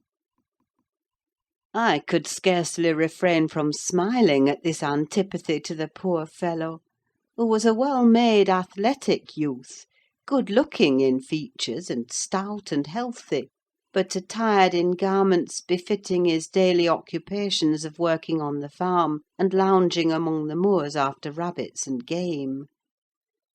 Still, I thought I could detect in his physiognomy a mind owning better qualities than his father ever possessed. Good things lost amid a wilderness of weeds, to be sure, whose rankness far overtopped their neglected growth; yet, notwithstanding, evidence of a wealthy soil that might yield luxuriant crops under other and favourable circumstances. Mr. Heathcliff, I believe, had not treated him physically ill, thanks to his fearless nature, which offered no temptation to that course of oppression. He had none of the timid susceptibility that would have given zest to ill-treatment in Heathcliff's judgment. He appeared to have bent his malevolence on making him a brute. He was never taught to read or write, never rebuked for any bad habit which did not annoy his keeper, never led a single step towards virtue, or guarded by a single precept against vice. And, from what I heard, Joseph contributed much to his deterioration by a narrow-minded partiality, which prompted him to flatter and pet him as a boy, because he was the head of the old family. And as he had been in the habit of accusing Catherine Earnshaw and Heathcliff, when children, of putting the master past his patience, and compelling him to seek solace in drink by what he termed their offald ways, so at present he laid the whole burden of Hareton's faults on the shoulders of the usurper of his property. If the lad swore, he wouldn't correct him, nor however culpably he behaved. It gave Joseph satisfaction, apparently, to watch him go the worst lengths. He allowed that the lad was ruined, that his soul was abandoned to perdition, but then he reflected that Heathcliff must answer for it. Hareton's blood would be required at his hands, and there lay immense consolation in that thought. Joseph had instilled into him a pride of name and of his lineage. He would, had he dared, have fostered hate between him and the present owner of the Heights; but his dread of that owner amounted to superstition, and he confined his feelings regarding him to muttered innuendos and private comminations. I don't pretend to be intimately acquainted with the mode of living customary in those days at Wuthering Heights. I only speak from hearsay, for I saw little. The villagers affirmed Mr. Heathcliff was near, and a cruel hard landlord to his tenants; but the house inside had regained its ancient aspect of comfort under female management, and the scenes of riot common in Hindley's time were not now enacted within its walls. The master was too gloomy to seek companionship with any people, good or bad, and he is yet. This, however, is not making progress with my story. Miss Cathy rejected the peace offering of the terrier, and demanded her own dogs, Charlie and Phoenix. They came limping and hanging their heads, and we set out for home, sadly out of sorts, every one of us. I could not wring from my little lady how she had spent the day, except that, as I supposed, the goal of her pilgrimage was Penistone Crags, and she arrived without adventure to the gate of the farmhouse, when Hareton happened to issue forth, attended by some canine followers, who attacked her train. They had a smart battle before their owners could separate them. That formed an introduction. Catherine told Hareton who she was and where she was going, and asked him to show her the way, finally beguiling him to accompany her. He opened the mysteries of the Fairy Cave and 20 other queer places; but, being in disgrace, I was not favoured with a description of the interesting objects she saw. I could gather, however, that her guide had been a favourite, till she hurt his feelings by addressing him as a servant, and Heathcliff's housekeeper hurt hers by calling him her cousin. Then the language he had held to her rankled in her heart. She, who was always love and darling and queen and angel with everybody at the Grange, to be insulted so shockingly by a stranger! She did not comprehend it, and hard work I had to obtain a promise that she would not lay the grievance before her father. I explained how he objected to the whole household at the Heights, and how sorry he would be to find she had been there; but I insisted most on the fact that if she revealed my negligence of his orders, he would perhaps be so angry that I should have to leave. And Cathy couldn't bear that prospect. She pledged her word, and kept it, for my sake. After all, she was a sweet little girl. End of chapter 18.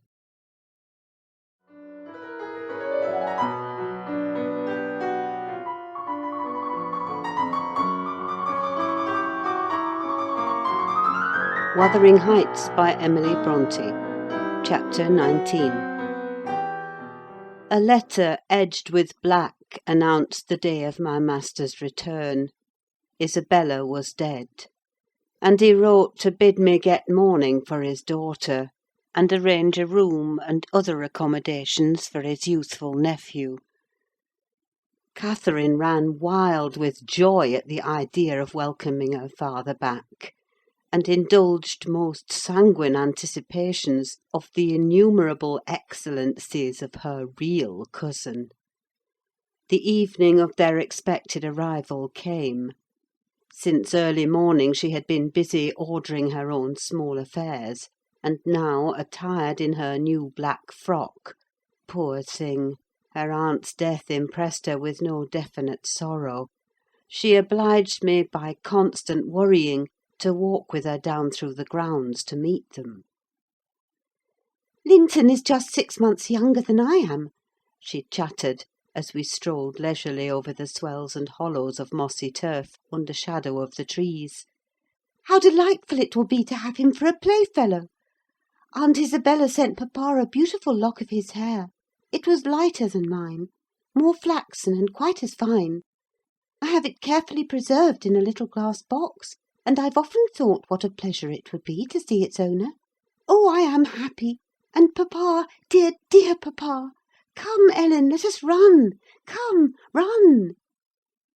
She ran, and returned and ran again, many times before my sober footsteps reached the gate; and then she seated herself on the grassy bank beside the path, and tried to wait patiently; but that was impossible: she couldn't be still a minute. "How long they are!" she exclaimed. "Ah, I see some dust on the road: they're coming. No, when will they be here? May we not go a little way, half a mile, Ellen, only just half a mile? Do say yes, to that clump of birches at the turn." I refused staunchly. At length her suspense was ended: the travelling carriage rolled in sight. Miss Cathy shrieked and stretched out her arms as soon as she caught her father's face looking from the window.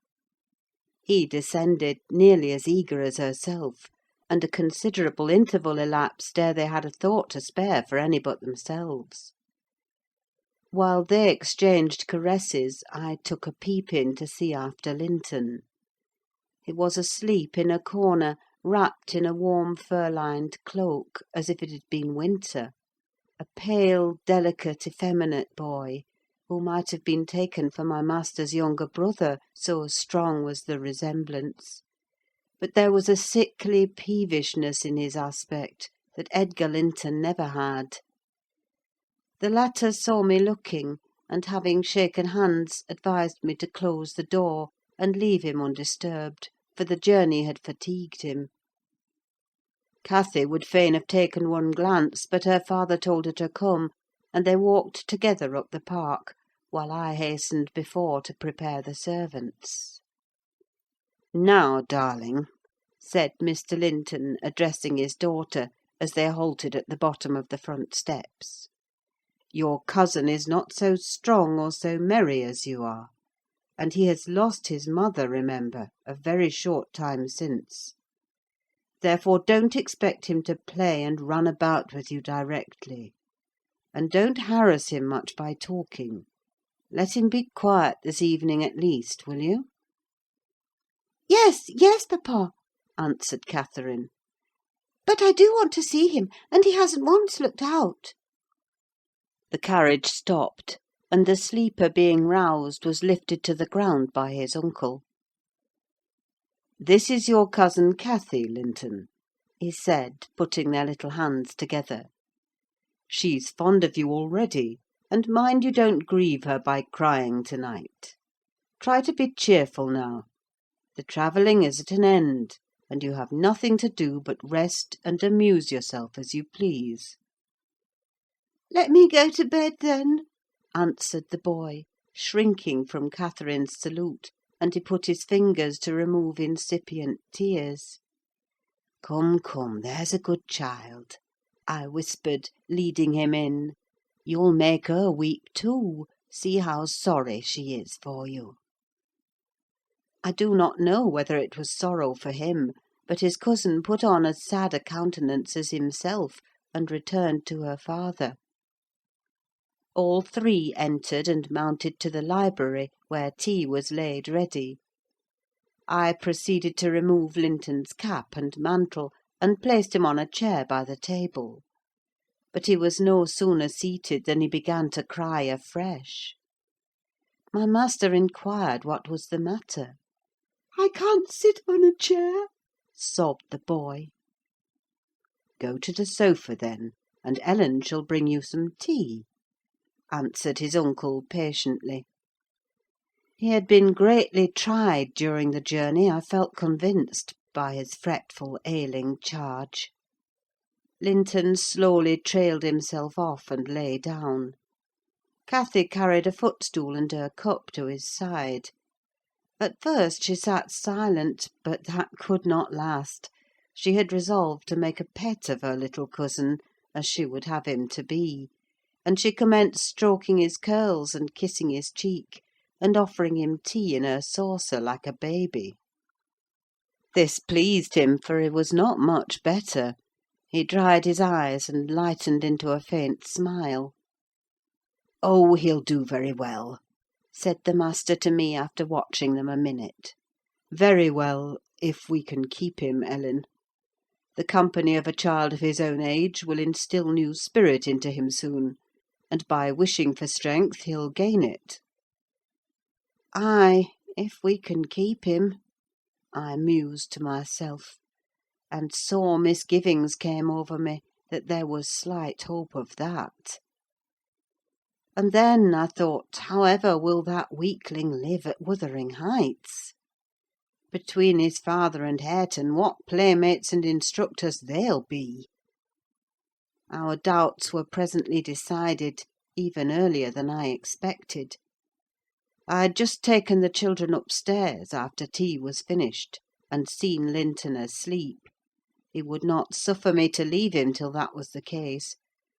I had come down, and was standing by the table in the hall, lighting a bedroom candle for Mr. Edgar, when a maid stepped out of the kitchen, and informed me that Mr. Heathcliff's servant, Joseph, was at the door, and wished to speak with the master. "I shall ask him what he wants first," I said, in considerable trepidation. "A very unlikely hour to be troubling people, and the instant they have returned from a long journey. I don't think the master can see him." Joseph had advanced through the kitchen as I uttered these words, and now presented himself in the hall. He was donned in his Sunday garments, with his most sanctimonious and sourest face, and holding his hat in one hand and his stick in the other, he proceeded to clean his shoes on the mat. "Good evening, Joseph," I said coldly. "What business brings you here to-night?" "It's Mester Linton I mun speak to," he answered, waving me disdainfully aside. "Mr. Linton is going to bed. Unless you have something particular to say, I'm sure he won't hear it now," I continued. "You had better sit down in there and entrust your message to me." "Which is his arm?" pursued the fellow, surveying the range of closed doors. I perceived he was bent on refusing my mediation, so very reluctantly I went up to the library, and announced the unseasonable visitor, advising that he should be dismissed till next day. Mr. Linton had no time to empower me to do so, for Joseph mounted close at my heels, and pushing into the apartment, planted himself at the far side of the table, with his two fists clapped on the head of his stick, and began in an elevated tone, as if anticipating opposition. "Heathcliff has sent me for his lad, and I mun go back 'bout him." Edgar Linton was silent a minute. An expression of exceeding sorrow overcast his features. He would have pitied the child on his own account, but, recalling Isabella's hopes and fears, and anxious wishes for her son, and her commendations of him to his care, he grieved bitterly at the prospect of yielding him up, and searched in his heart how it might be avoided. No plan offered itself. The very exhibition of any desire to keep him would have rendered the claimant more peremptory.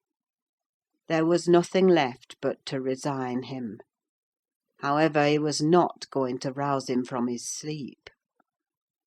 "Tell Mr. Heathcliff," he answered calmly, "that his son shall come to Wuthering Heights to-morrow.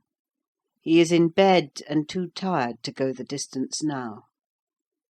You may also tell him that the mother of Linton desired him to remain under my guardianship, and at present his health is very precarious."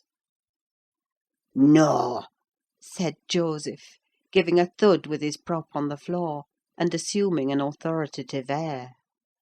"No, that means nought. Heathcliff makes no count o' t' mother, nor ye norther, but he'll owe his lad, and I mun tak him, so now you know." "You shall not to-night," answered Linton decisively. "Walk downstairs at once, and repeat to your master what I have said. Ellen, show him down. Go!" And aiding the indignant elder with a lift by the arm, he rid the room of him and closed the door. "Varra weel!" shouted Joseph as he slowly drew off. "To-morn he's comin' soun', and thrust him out if you dare!" End of chapter 19.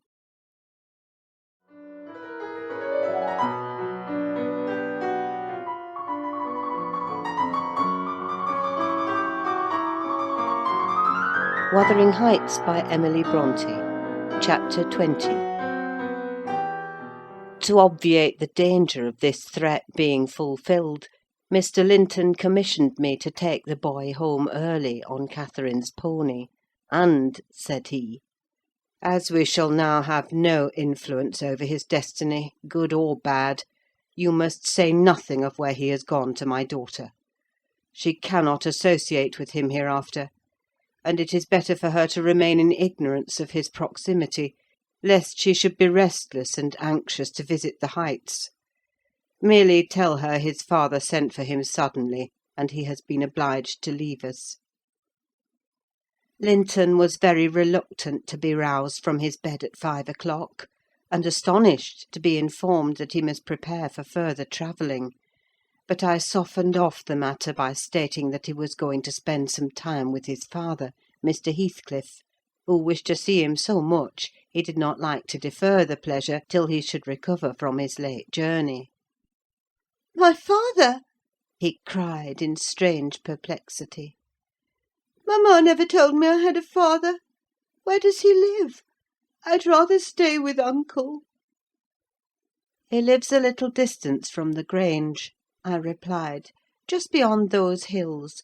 Not so far, but you may walk over here when you get hearty. And you should be glad to go home and to see him. You must try to love him as you did your mother, and then he will love you. But why have I not heard of him before? Asked Linton. Why didn't mamma and he live together as other people do? He had business to keep him in the north, I answered, and your mother's health required her to reside in the south. And why didn't mamma speak to me about him? Persevered the child. She often talked of uncle, and I learnt to love him long ago. How am I to love papa? I don't know him. Oh, all children love their parents, I said. Your mother perhaps thought you would want to be with him, if she mentioned him often to you. Let us make haste. An early ride on such a beautiful morning is much preferable to an hour's more sleep. Is she to go with us? He demanded. The little girl I saw yesterday? Not now, replied I. Is uncle? He continued. No, I shall be your companion there, I said. Linton sank back on his pillow and fell into a brown study. I won't go without uncle, he cried at length. I can't tell where you mean to take me. I attempted to persuade him of the naughtiness of showing reluctance to meet his father. Still he obstinately resisted any progress towards dressing, and I had to call for my master's assistance in coaxing him out of bed. The poor thing was finally got off, with several delusive assurances that his absence should be short, that Mr. Edgar and Cathy would visit him, and other promises equally ill-founded, which I invented and reiterated at intervals throughout the way. The pure heather-scented air, the bright sunshine, and the gentle canter of Minnie relieved his despondency after a while.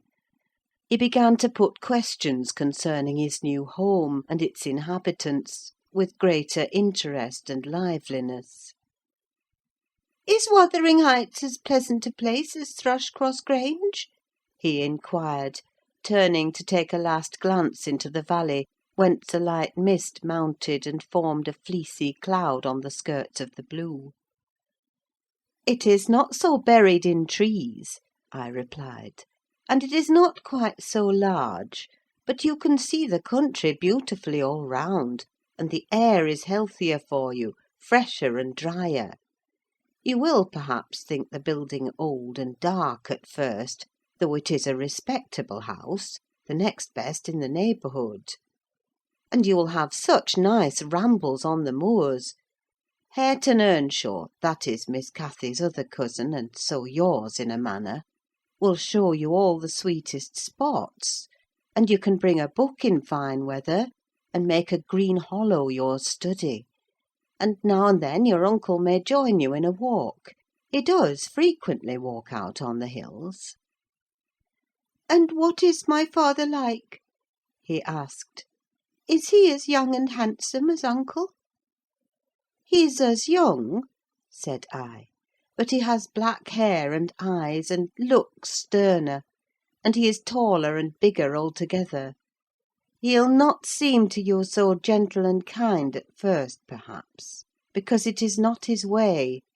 Still, mind you be frank and cordial with him, and naturally he'll be fonder of you than any uncle, for you are his own.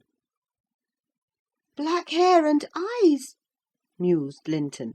I can't fancy him. Then I am not like him, am I? Not much, I answered. Not a morsel, I thought, surveying with regret the white complexion and slim frame of my companion, and his large, languid eyes, his mother's eyes, save that, unless a morbid touchiness kindled them a moment, they had not a vestige of her sparkling spirit. How strange that he should never come to see mamma and me, he murmured. Has he ever seen me? If he has, I must have been a baby. I remember not a single thing about him.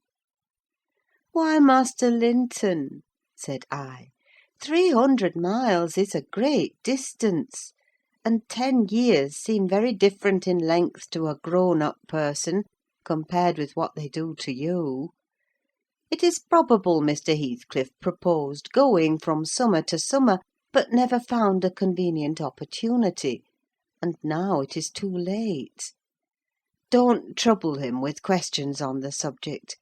It will disturb him for no good.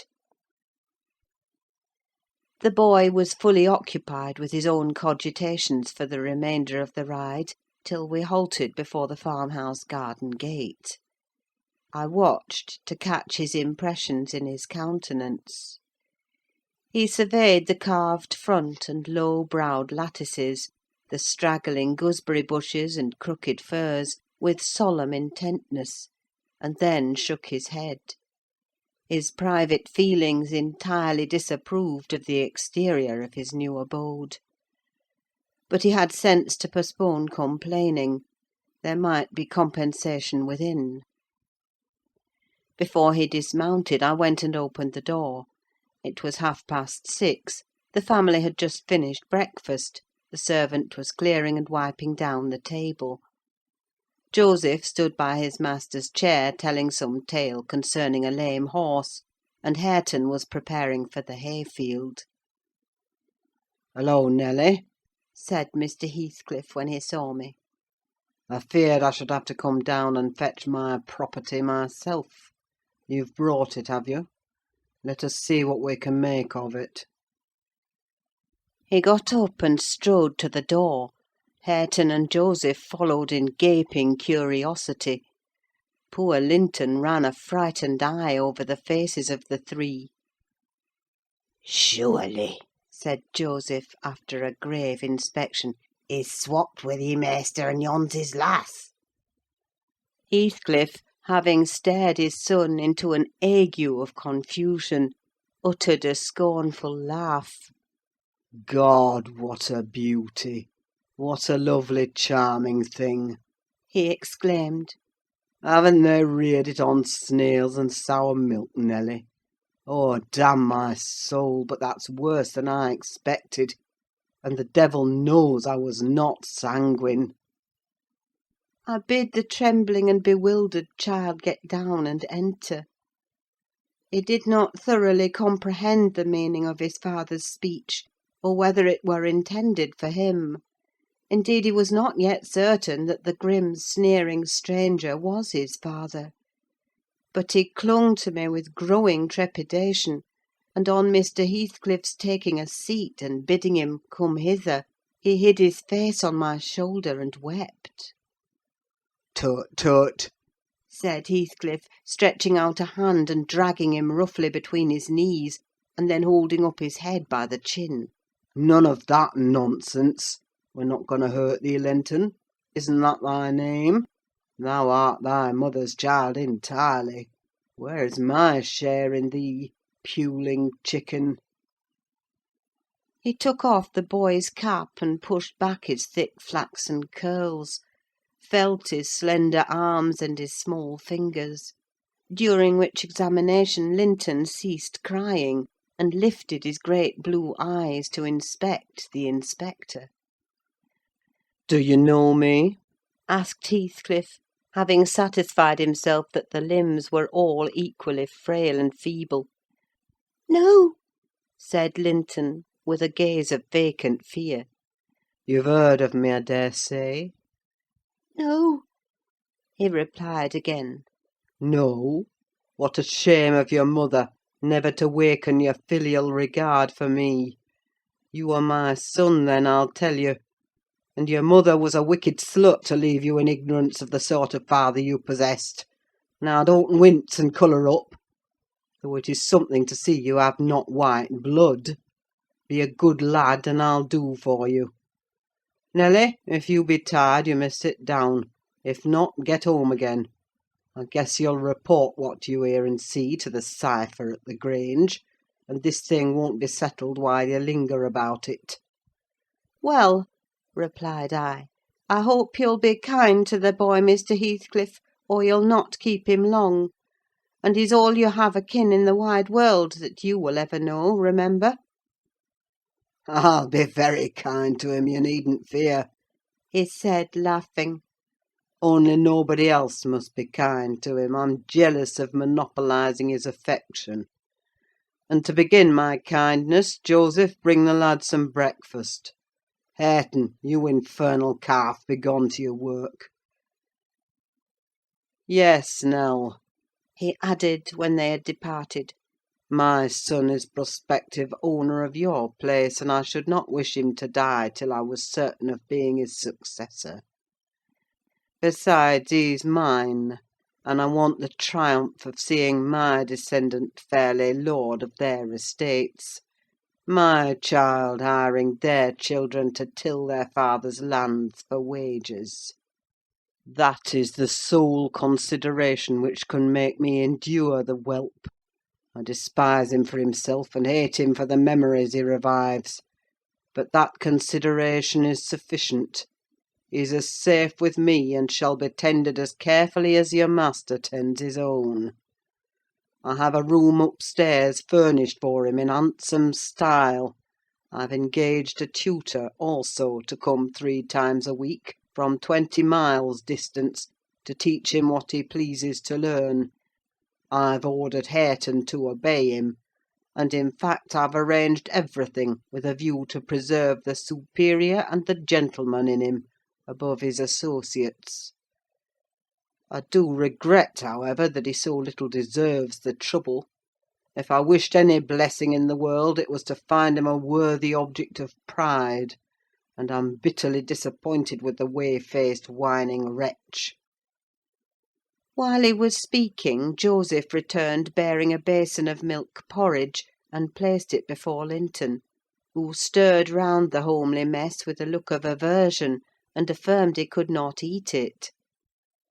I saw the old manservant shared largely in his master's scorn of the child, though he was compelled to retain the sentiment in his heart, because Heathcliff plainly meant his underlings to hold him in honour. "Cannot eat it?" repeated he, peering in Linton's face, and subduing his voice to a whisper, for fear of being overheard. "But Maister Hareton niver ate nought else when he were a little un, and what were good enough for him's good enough for ye, I'se rayther think." I shan't eat it, answered Linton snappishly. Take it away.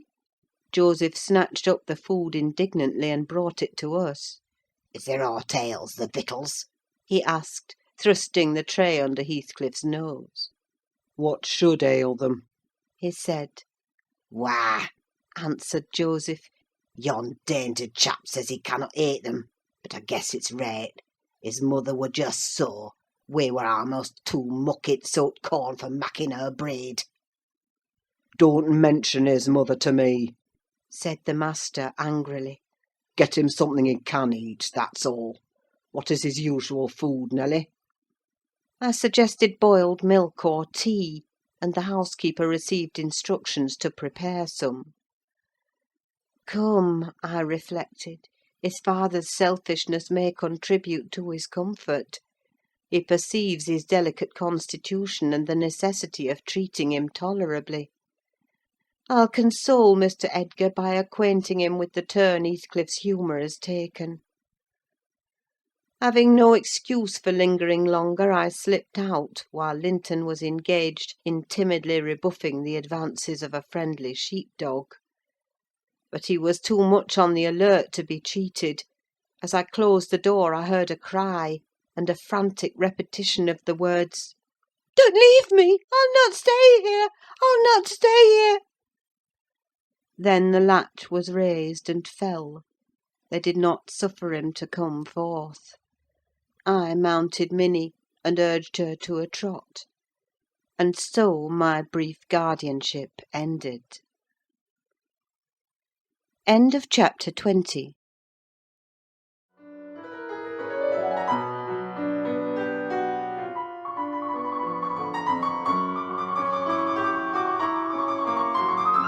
Wuthering Heights by Emily Brontë. Chapter 21.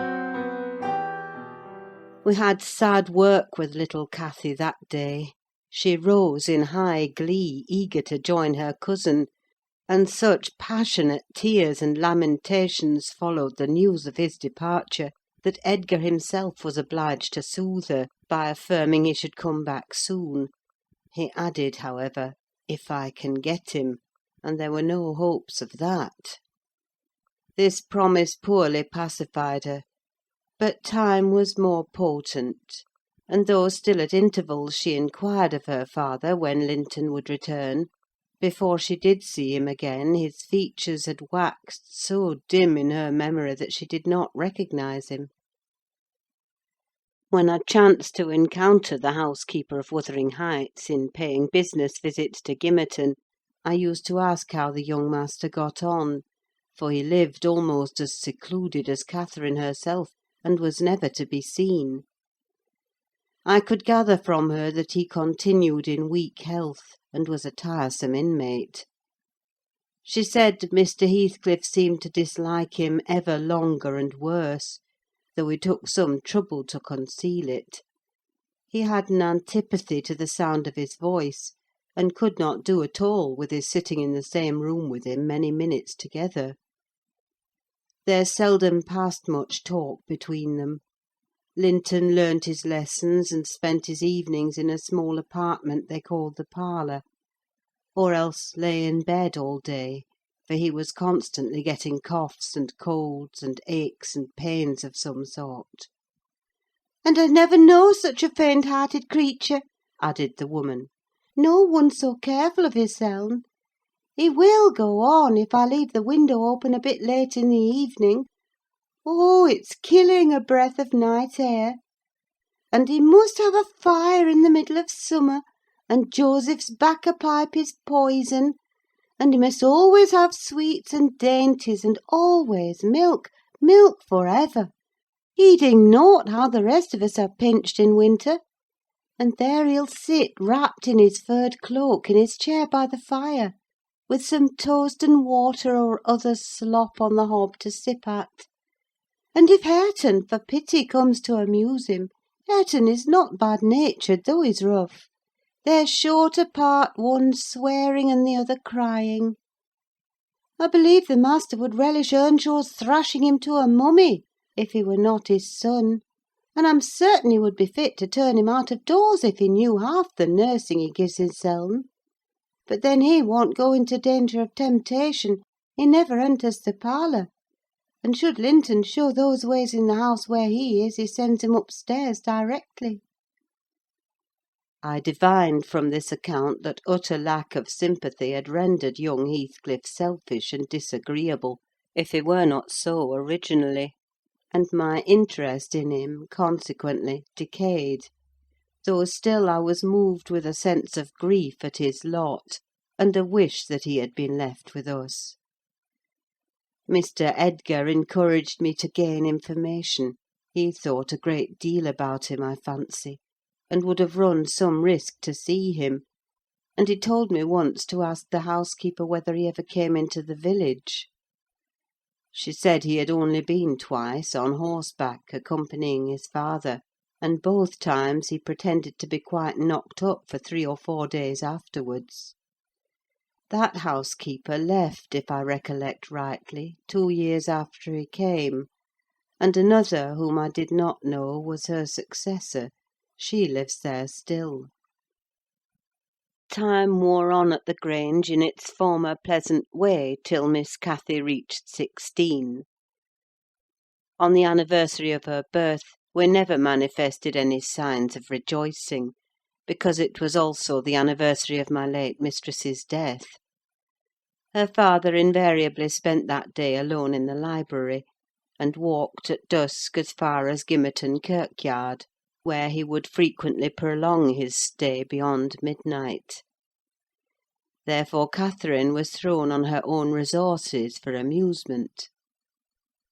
This 20th of March was a beautiful spring day, and when her father had retired, my young lady came down dressed for going out, and said she asked to have a ramble on the edge of the moor with me. Mr. Linton had given her leave if we went only a short distance, and were back within the hour.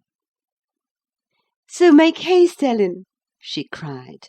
"I know where I wish to go, where a colony of moor game has settled.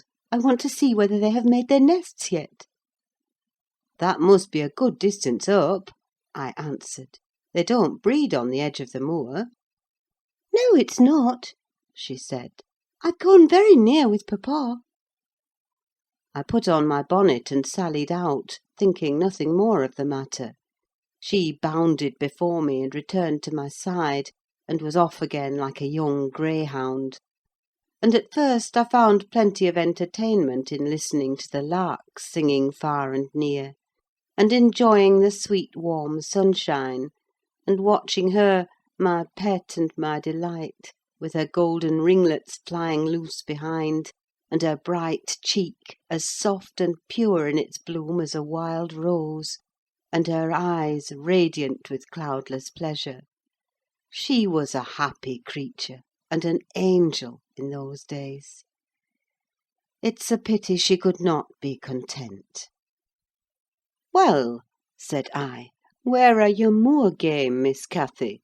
We should be at them. The Grange Park fence is a great way off now."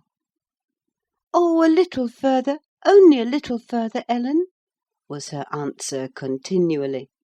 "Climb to that hillock, past that bank, and by the time you reach the other side I shall have raised the birds."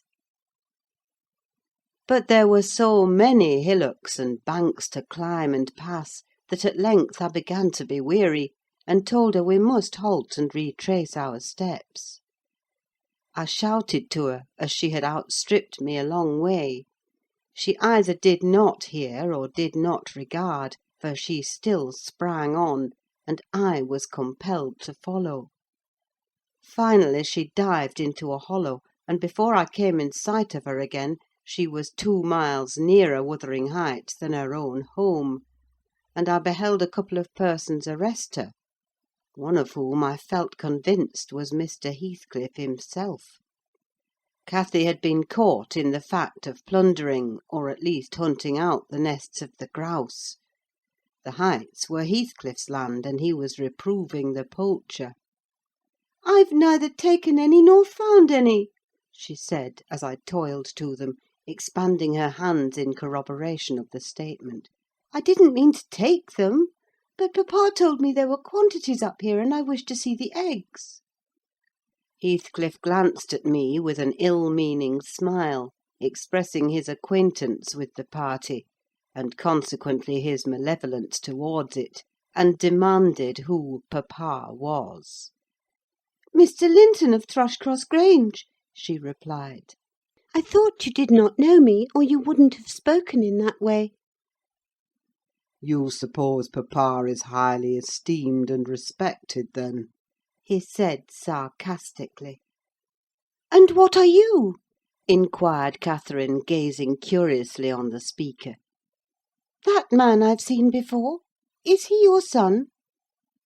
She pointed to Hareton, the other individual, who had gained nothing but increased bulk and strength by the addition of 2 years to his age. He seemed as awkward and rough as ever. "Miss Cathy," I interrupted, "it will be 3 hours instead of 1 that we are out presently. We really must go back." "No, that man is not my son," answered Heathcliff, pushing me aside. "but I have one, and you have seen him before, too. And though your nurse is in a hurry, I think both you and she would be the better for a little rest. Will you just turn this nab of heath and walk into my house? You'll get home earlier for the ease, and you shall receive a kind welcome." I whispered Catherine that she mustn't on any account accede to the proposal. It was entirely out of the question. "Why?" she asked aloud. "I'm tired of running, and the ground is dewy. I can't sit here. Let us go, Ellen. Besides, he says I have seen his son. He's mistaken, I think, but I guess where he lives, at the farmhouse I visited in coming from Penistone Crags. Don't you?" "I do. Come, Nelly, hold your tongue. It will be a treat for her to look in on us. Hareton, get forwards with the lass. You shall walk with me, Nelly." "No, she's not going to any such place!" I cried, struggling to release my arm, which he had seized. But she was almost at the door-stones already, scampering round the brow at full speed. Her appointed companion did not pretend to escort her. He shied off by the roadside and vanished. "Mr. Heathcliff, it's very wrong," I continued. "You know you mean no good. And there she'll see Linton, and all will be told as soon as ever we return, and I shall have the blame." "I want her to see Linton," he answered. "He's looking better these few days. It's not often he's fit to be seen. And we'll soon persuade her to keep the visit secret. Where is the harm of it?" "The harm of it is that her father would hate me if he found I suffered her to enter your house; and I am convinced you have a bad design in encouraging her to do so," I replied. "My design is as honest as possible. I'll inform you of its whole scope," he said. "That the two cousins may fall in love and get married. I'm acting generously to your master.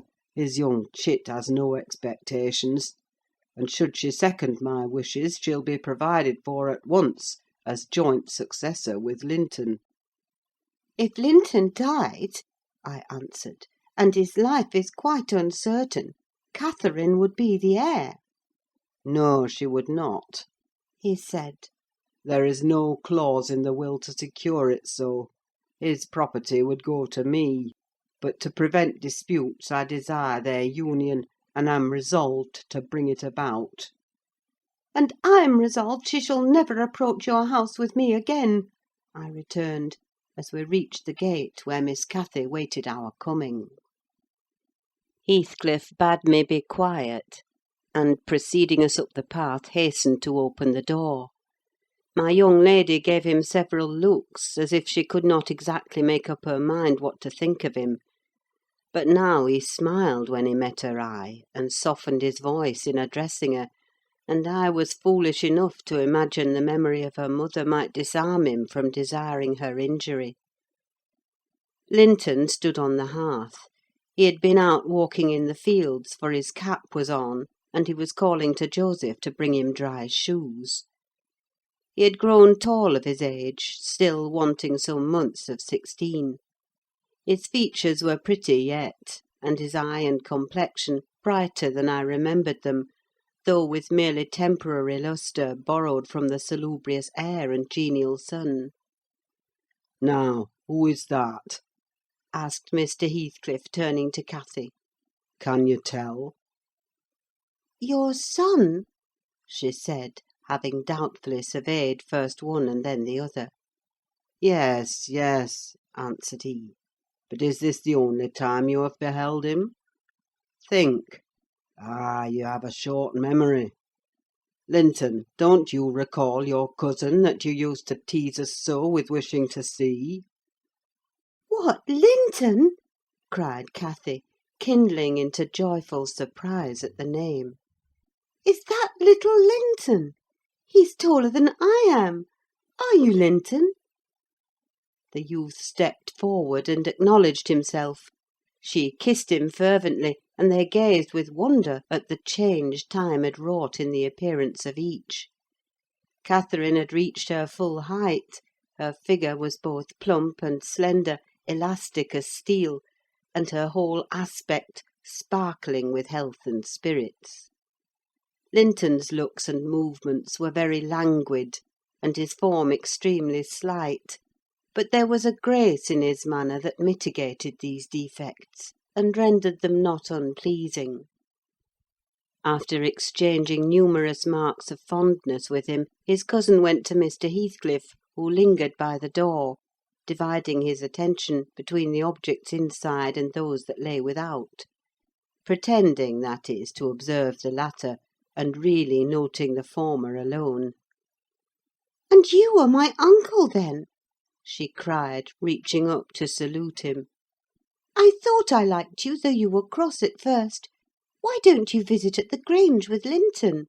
To live all these years such close neighbours and never see us is odd. What have you done so for?" "I visited it once or twice too often before you were born," he answered. "There, damn it! If you have any kisses to spare, give them to Linton. They're thrown away on me." "Naughty Ellen!" exclaimed Catherine, flying to attack me next with her lavish caresses. "Wicked Ellen, to try to hinder me from entering! But I'll take this walk every morning in future, may I, uncle? And sometimes bring papa? Won't you be glad to see us?" "Of course," replied the uncle, with a hardly suppressed grimace resulting from his deep aversion to both the proposed visitors. "But stay," he continued, turning towards the young lady. "now I think of it, I'd better tell you. Mr. Linton has a prejudice against me. We quarrelled at one time of our lives with unchristian ferocity; and if you mention coming here to him, he'll put a veto on your visits altogether. Therefore you must not mention it, unless you be careless of seeing your cousin hereafter. You may come, if you will, but you must not mention it." "Why did you quarrel?" asked Catherine, considerably crestfallen. "He thought me too poor to wed his sister," answered Heathcliff. "and was grieved that I got her. His pride was hurt, and he'll never forgive it." "That's wrong," said the young lady. "Some time I'll tell him so. But Linton and I have no share in your quarrel. I'll not come here, then. He shall come to the Grange." "It will be too far for me," murmured her cousin. "To walk 4 miles would kill me. No, come here, Miss Catherine, now and then. Not every morning, but once or twice a week." The father launched towards his son a glance of bitter contempt. "I am afraid, Nelly, I shall lose my labour. He muttered to me. Miss Catherine, as the ninny calls her, will discover his value, and send him to the devil. Now, if it had been Hareton! Do you know that 20 times a day I covet Hareton, with all his degradation? I'd have loved the lad had he been some one else. But I think he's safe from her love. I'll pit him against that paltry creature, unless it bestir itself briskly. We calculate it will scarcely last till it is 18. Oh, confound the vapid thing! He's absorbed in drying his feet, and never looks at her. Linton!" "Yes, father," answered the boy. "Have you nothing to show your cousin anywhere about? Not even a rabbit or a weasel's nest? Take her into the garden before you change your shoes, and into the stable to see your horse." "Wouldn't you rather sit here?" asked Linton, addressing Cathy in a tone which expressed reluctance to move again. "I don't know," she replied, casting a longing look to the door, and evidently eager to be active. He kept his seat, and shrank closer to the fire. Heathcliff rose and went into the kitchen, and from thence to the yard, calling out for Hareton. Hareton responded, and presently the two re-entered. The young man had been washing himself, as was visible by the glow on his cheeks and his wetted hair. "Oh, I'll ask you, uncle," cried Miss Cathy, recollecting the housekeeper's assertion. "That is not my cousin, is he?" "Yes," he replied. "your mother's nephew. Don't you like him?" Catherine looked queer. Is he not a handsome lad?" he continued. The uncivil little thing stood on tiptoe, and whispered a sentence in Heathcliff's ear. He laughed. Hareton darkened. I perceived he was very sensitive to suspected slights, and had obviously a dim notion of his inferiority; but his master or guardian chased the frown by exclaiming, "You'll be the favourite among us, Hareton. She says you are what was it? Well, something very flattering. Here, you go with her round the farm, and behave like a gentleman, mind. Don't use any bad words, and don't stare when the young lady is not looking at you, and be ready to hide your face when she is. And when you speak, say your words slowly, and keep your hands out of your pockets. Be off, and entertain her as nicely as you can." He watched the couple walking past the window. Earnshaw had his countenance completely averted from his companion. He seemed studying the familiar landscape with a stranger's and an artist's interest. Catherine took a sly look at him, expressing small admiration.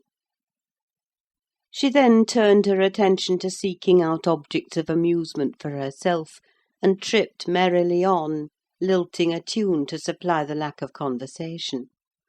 "I've tied his tongue," observed Heathcliff.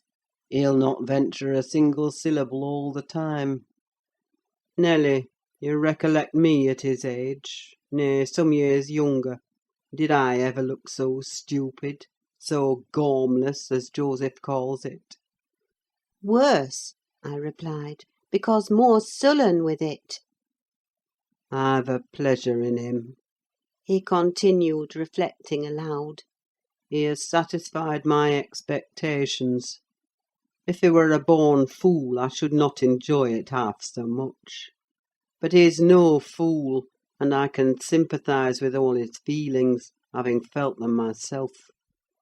I know what he suffers now, for instance, exactly. It is merely a beginning of what he shall suffer, though. And he'll never be able to emerge from his bathos of coarseness and ignorance. I've got him faster than his scoundrel of a father secured me, and lower, for he takes a pride in his brutishness. I've taught him to scorn everything extra-animal as silly and weak. Don't you think Hindley would be proud of his son if he could see him? Almost as proud as I am of mine. But there's this difference. One is gold put to the use of paving stones, and the other is tin polished to ape a service of silver. Mine has nothing valuable about it, yet I shall have the merit of making it go as far as such poor stuff can go. His had first-rate qualities, and they are lost, rendered worse than unavailing. I have nothing to regret. He would have more than any but I are aware of. And the best of it is, Hareton is damnably fond of me. You'll own that I've outmatched Hindley there.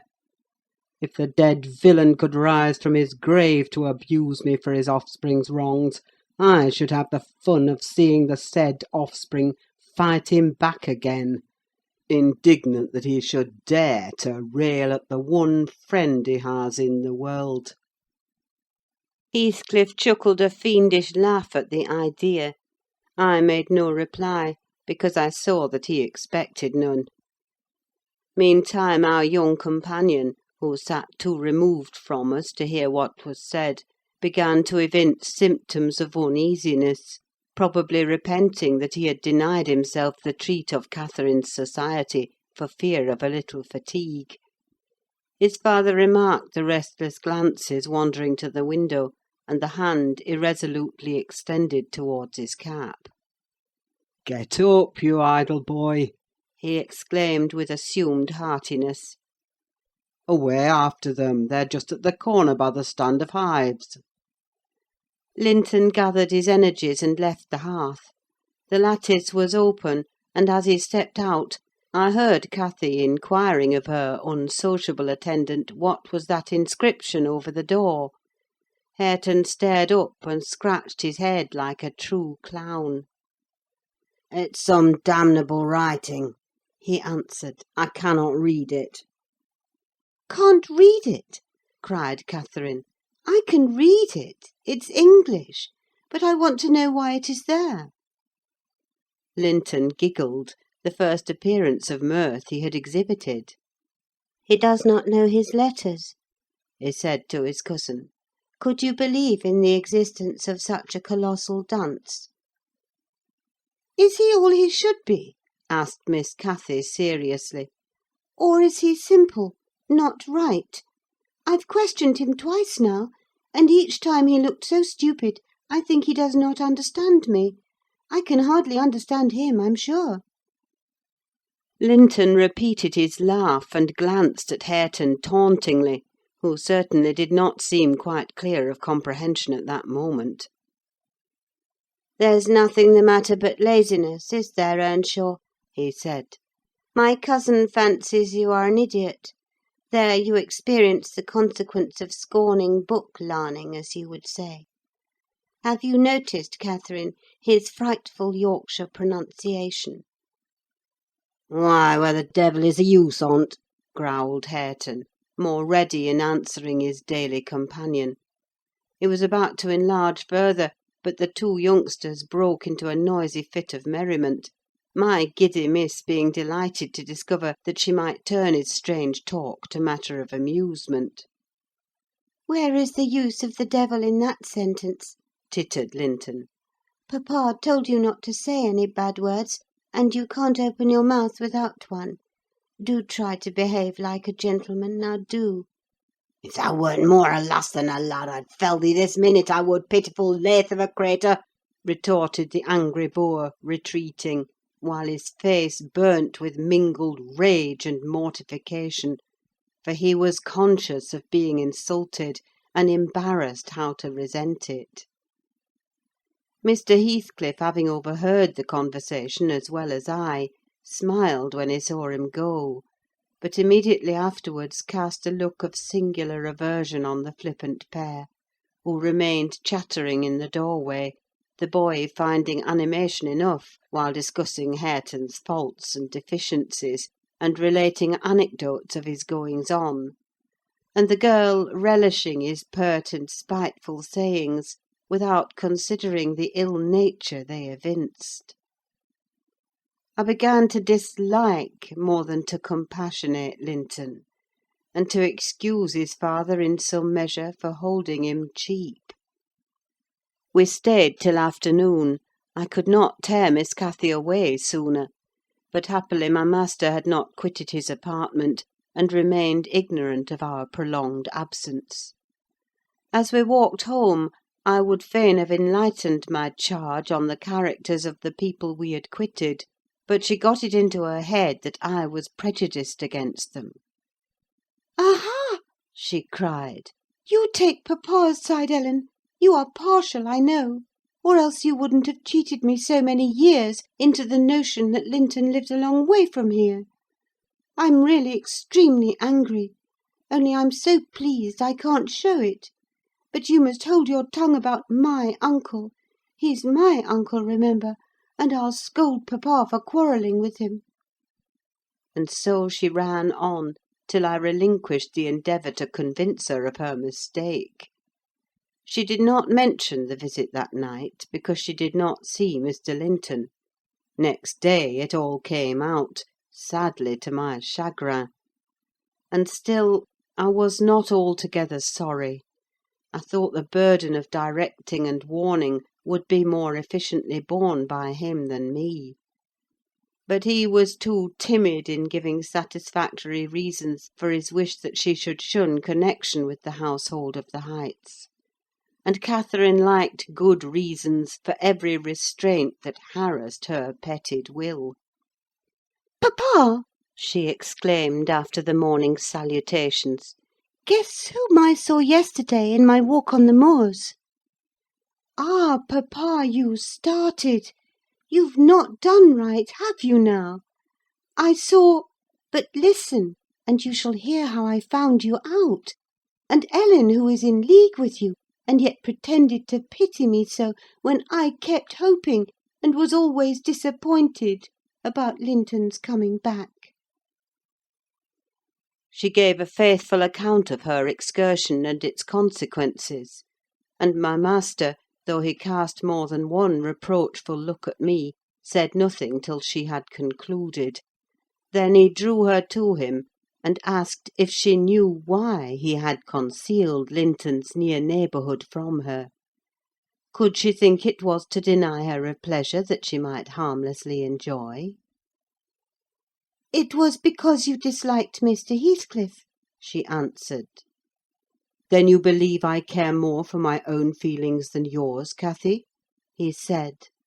"No, it was not because I disliked Mr. Heathcliff, but because Mr. Heathcliff dislikes me, and is a most diabolical man, delighting to wrong and ruin those he hates, if they give him the slightest opportunity.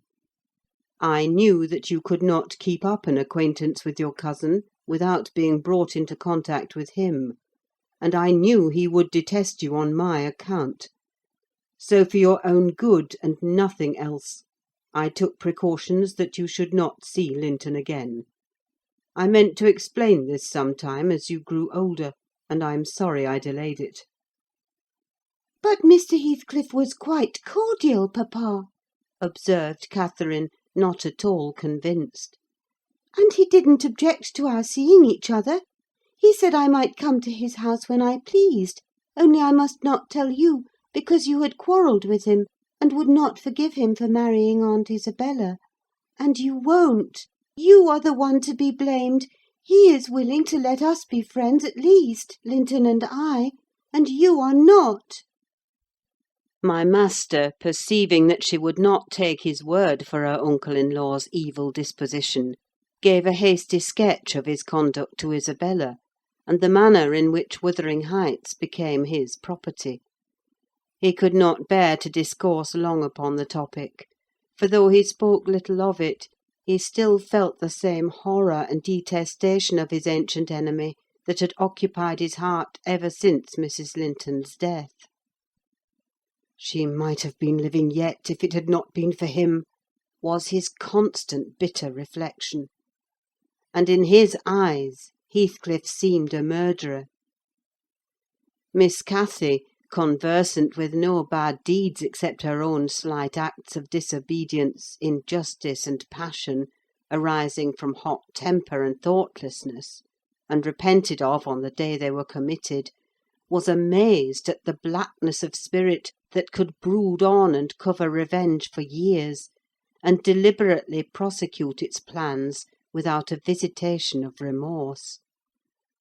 She appeared so deeply impressed and shocked at this new view of human nature, excluded from all her studies and all her ideas till now, that Mr. Edgar deemed it unnecessary to pursue the subject. He merely added, "You will know hereafter, darling, why I wish you to avoid his house and family. Now return to your old employments and amusements, and think no more about them." Catherine kissed her father, and sat down quietly to her lessons for a couple of hours, according to custom. Then she accompanied him into the grounds, and the whole day passed as usual.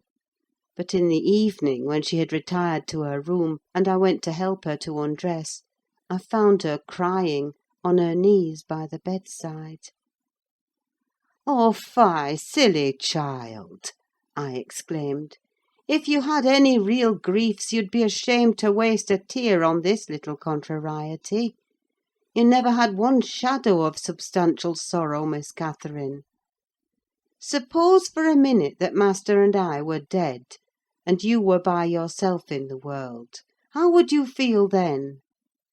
Compare the present occasion with such an affliction as that, and be thankful for the friends you have, instead of coveting more." "I'm not crying for myself, Ellen," she answered. "It's for him.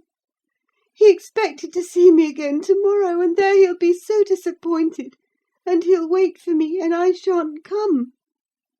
"Nonsense!" said I. "Do you imagine he has thought as much of you as you have of him? Hasn't he Hareton for a companion? Not 1 in 100 would weep at losing a relation they'd just seen twice for 2 afternoons. Linton will conjecture how it is, and trouble himself no further about you." "But may I not write a note to tell him why I cannot come?" she asked, rising to her feet. "And just send those books I promised to lend him? His books are not as nice as mine, and he wanted to have them extremely when I told him how interesting they were. May I not, Ellen?" "No, indeed! No, indeed!" replied I, with decision.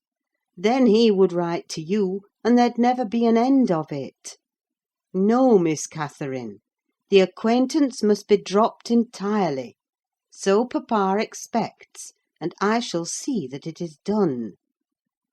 "But how can one little note—" she recommenced, putting on an imploring countenance. "Silence!" I interrupted. "We'll not begin with your little notes. Get into bed." She threw at me a very naughty look, so naughty that I would not kiss her good night at first. I covered her up and shut her door, in great displeasure; but, repenting half-way, I returned softly, and lo! there was Miss, standing at the table with a bit of blank paper before her and a pencil in her hand, which she guiltily slipped out of sight on my entrance. "You'll get nobody to take that, Catherine," I said, "if you write it. And at present I shall put out your candle." I set the extinguisher on the flame, receiving as I did so a slap on my hand, and a petulant "Cross thing!" I then quitted her again, and she drew the bolt in one of her worst, most peevish humours. The letter was finished, and forwarded to its destination by a milk-fetcher who came from the village, but that I didn't learn till some time afterwards. Weeks passed on, and Cathy recovered her temper, though she grew wondrous fond of stealing off to corners by herself; and often, if I came near her suddenly while reading, she would start and bend over the book, evidently desirous to hide it; and I detected edges of loose paper sticking out beyond the leaves. She also got a trick of coming down early in the morning, and lingering about the kitchen, as if she were expecting the arrival of something; and she had a small drawer in a cabinet in the library, which she would trifle over for hours, and whose key she took special care to remove when she left it. One day, as she inspected this drawer, I observed that the playthings and trinkets which recently formed its contents were transmuted into bits of folded paper. My curiosity and suspicions were roused. I determined to take a peep at her mysterious treasures; so at night, as soon as she and my master were safe upstairs, I searched, and readily found among my house keys one that would fit the lock. Having opened, I emptied the whole contents into my apron, and took them with me to examine at leisure in my own chamber. Though I could not but suspect, I was still surprised to discover that they were a mass of correspondence, daily almost it must have been, from Linton Heathcliff; answers to documents forwarded by her. The earlier dated were embarrassed and short. Gradually, however, they expanded into copious love letters; foolish, as the age of the writer rendered natural, yet with touches here and there which I thought were borrowed from a more experienced source. Some of them struck me as singularly odd compounds of ardour and flatness, commencing in strong feeling, and concluding in the affected, wordy style that a schoolboy might use to a fancied, incorporeal sweetheart. Whether they satisfied Cathy, I don't know, but they appeared very worthless trash to me. After turning over as many as I thought proper, I tied them in a handkerchief, and set them aside, re-locking the vacant drawer. Following her habit, my young lady descended early and visited the kitchen. I watched her go to the door on the arrival of a certain little boy, and while the dairymaid filled his can, she tucked something into his jacket pocket and plucked something out. I went round by the garden and laid wait for the messenger, who fought valorously to defend his trust, and we spilt the milk between us. But I succeeded in abstracting the epistle, and threatening serious consequences if he did not look sharp home, I remained under the wall and perused Miss Cathy's affectionate composition. It was more simple and more eloquent than her cousin's, very pretty and very silly. I shook my head and went meditating into the house. The day being wet, she could not divert herself with rambling about the park, so at the conclusion of her morning studies she resorted to the solace of the drawer. Her father sat reading at the table, and I, on purpose, had sought a bit of work in some unripped fringes of the window curtain, keeping my eye steadily fixed on her proceedings. Never did any bird flying back to a plundered nest, which it had left brim-full of chirping young ones, express more complete despair in its anguished cries and flutterings than she by her single "Oh!" and the change that transfigured her late happy countenance. Mr. Linton looked up. "What is the matter, love? Have you hurt yourself?" he said. His tone and look assured her he had not been the discoverer of the hoard. "No, papa," she gasped. Ellen, come upstairs. I'm sick." I obeyed her summons, and accompanied her out. "Oh, Ellen, you have got them!" She commenced immediately, dropping on her knees when we were enclosed alone. "Oh, give them to me, and I'll never, never do so again. Don't tell papa. You have not told papa, Ellen. Say you have not. I've been exceedingly naughty, but I won't do it any more." With a grave severity in my manner, I bade her stand up. "So," I exclaimed, "Miss Catherine, you are tolerably far on, it seems.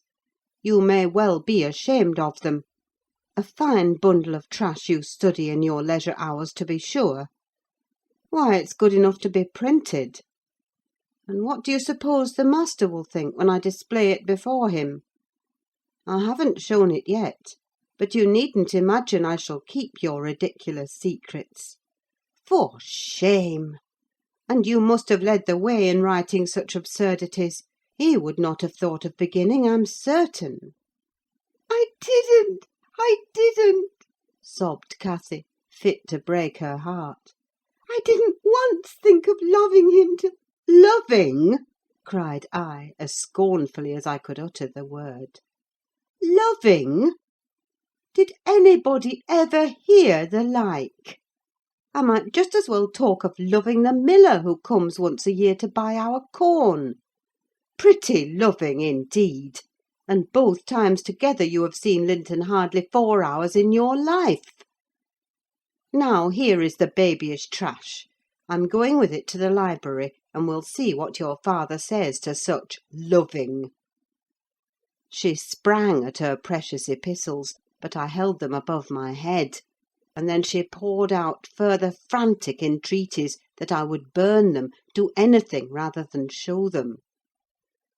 And being really fully as much inclined to laugh as scold, for I esteemed it all girlish vanity, I at length relented in a measure, and asked, "If I consent to burn them, will you promise faithfully neither to send nor receive a letter again, nor a book, for I perceive you have sent him books, nor locks of hair, nor rings, nor playthings?"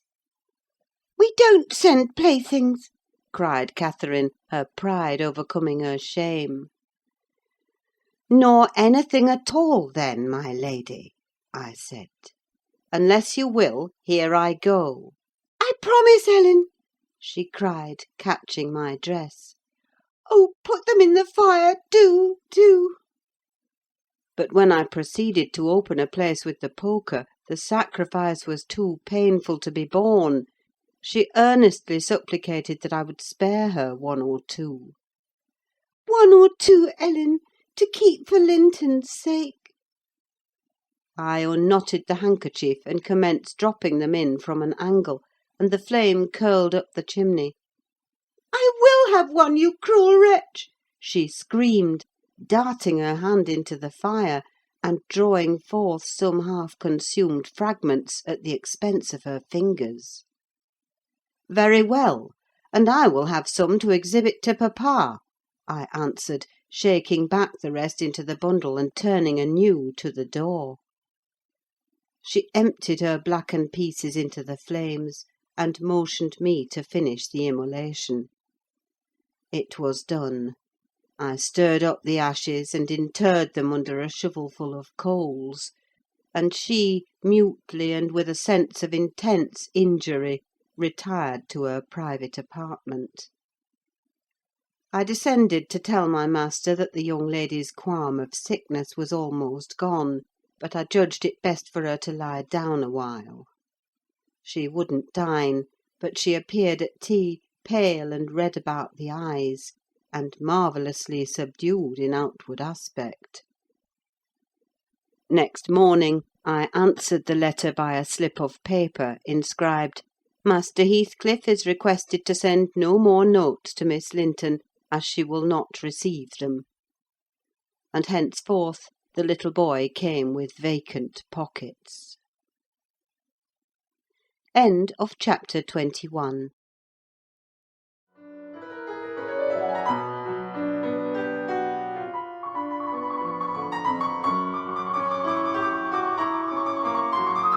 Wuthering Heights by Emily Brontë. Chapter 22. Summer drew to an end, and early autumn. It was past Michaelmas, but the harvest was late that year, and a few of our fields were still uncleared. Mr. Linton and his daughter would frequently walk out among the reapers.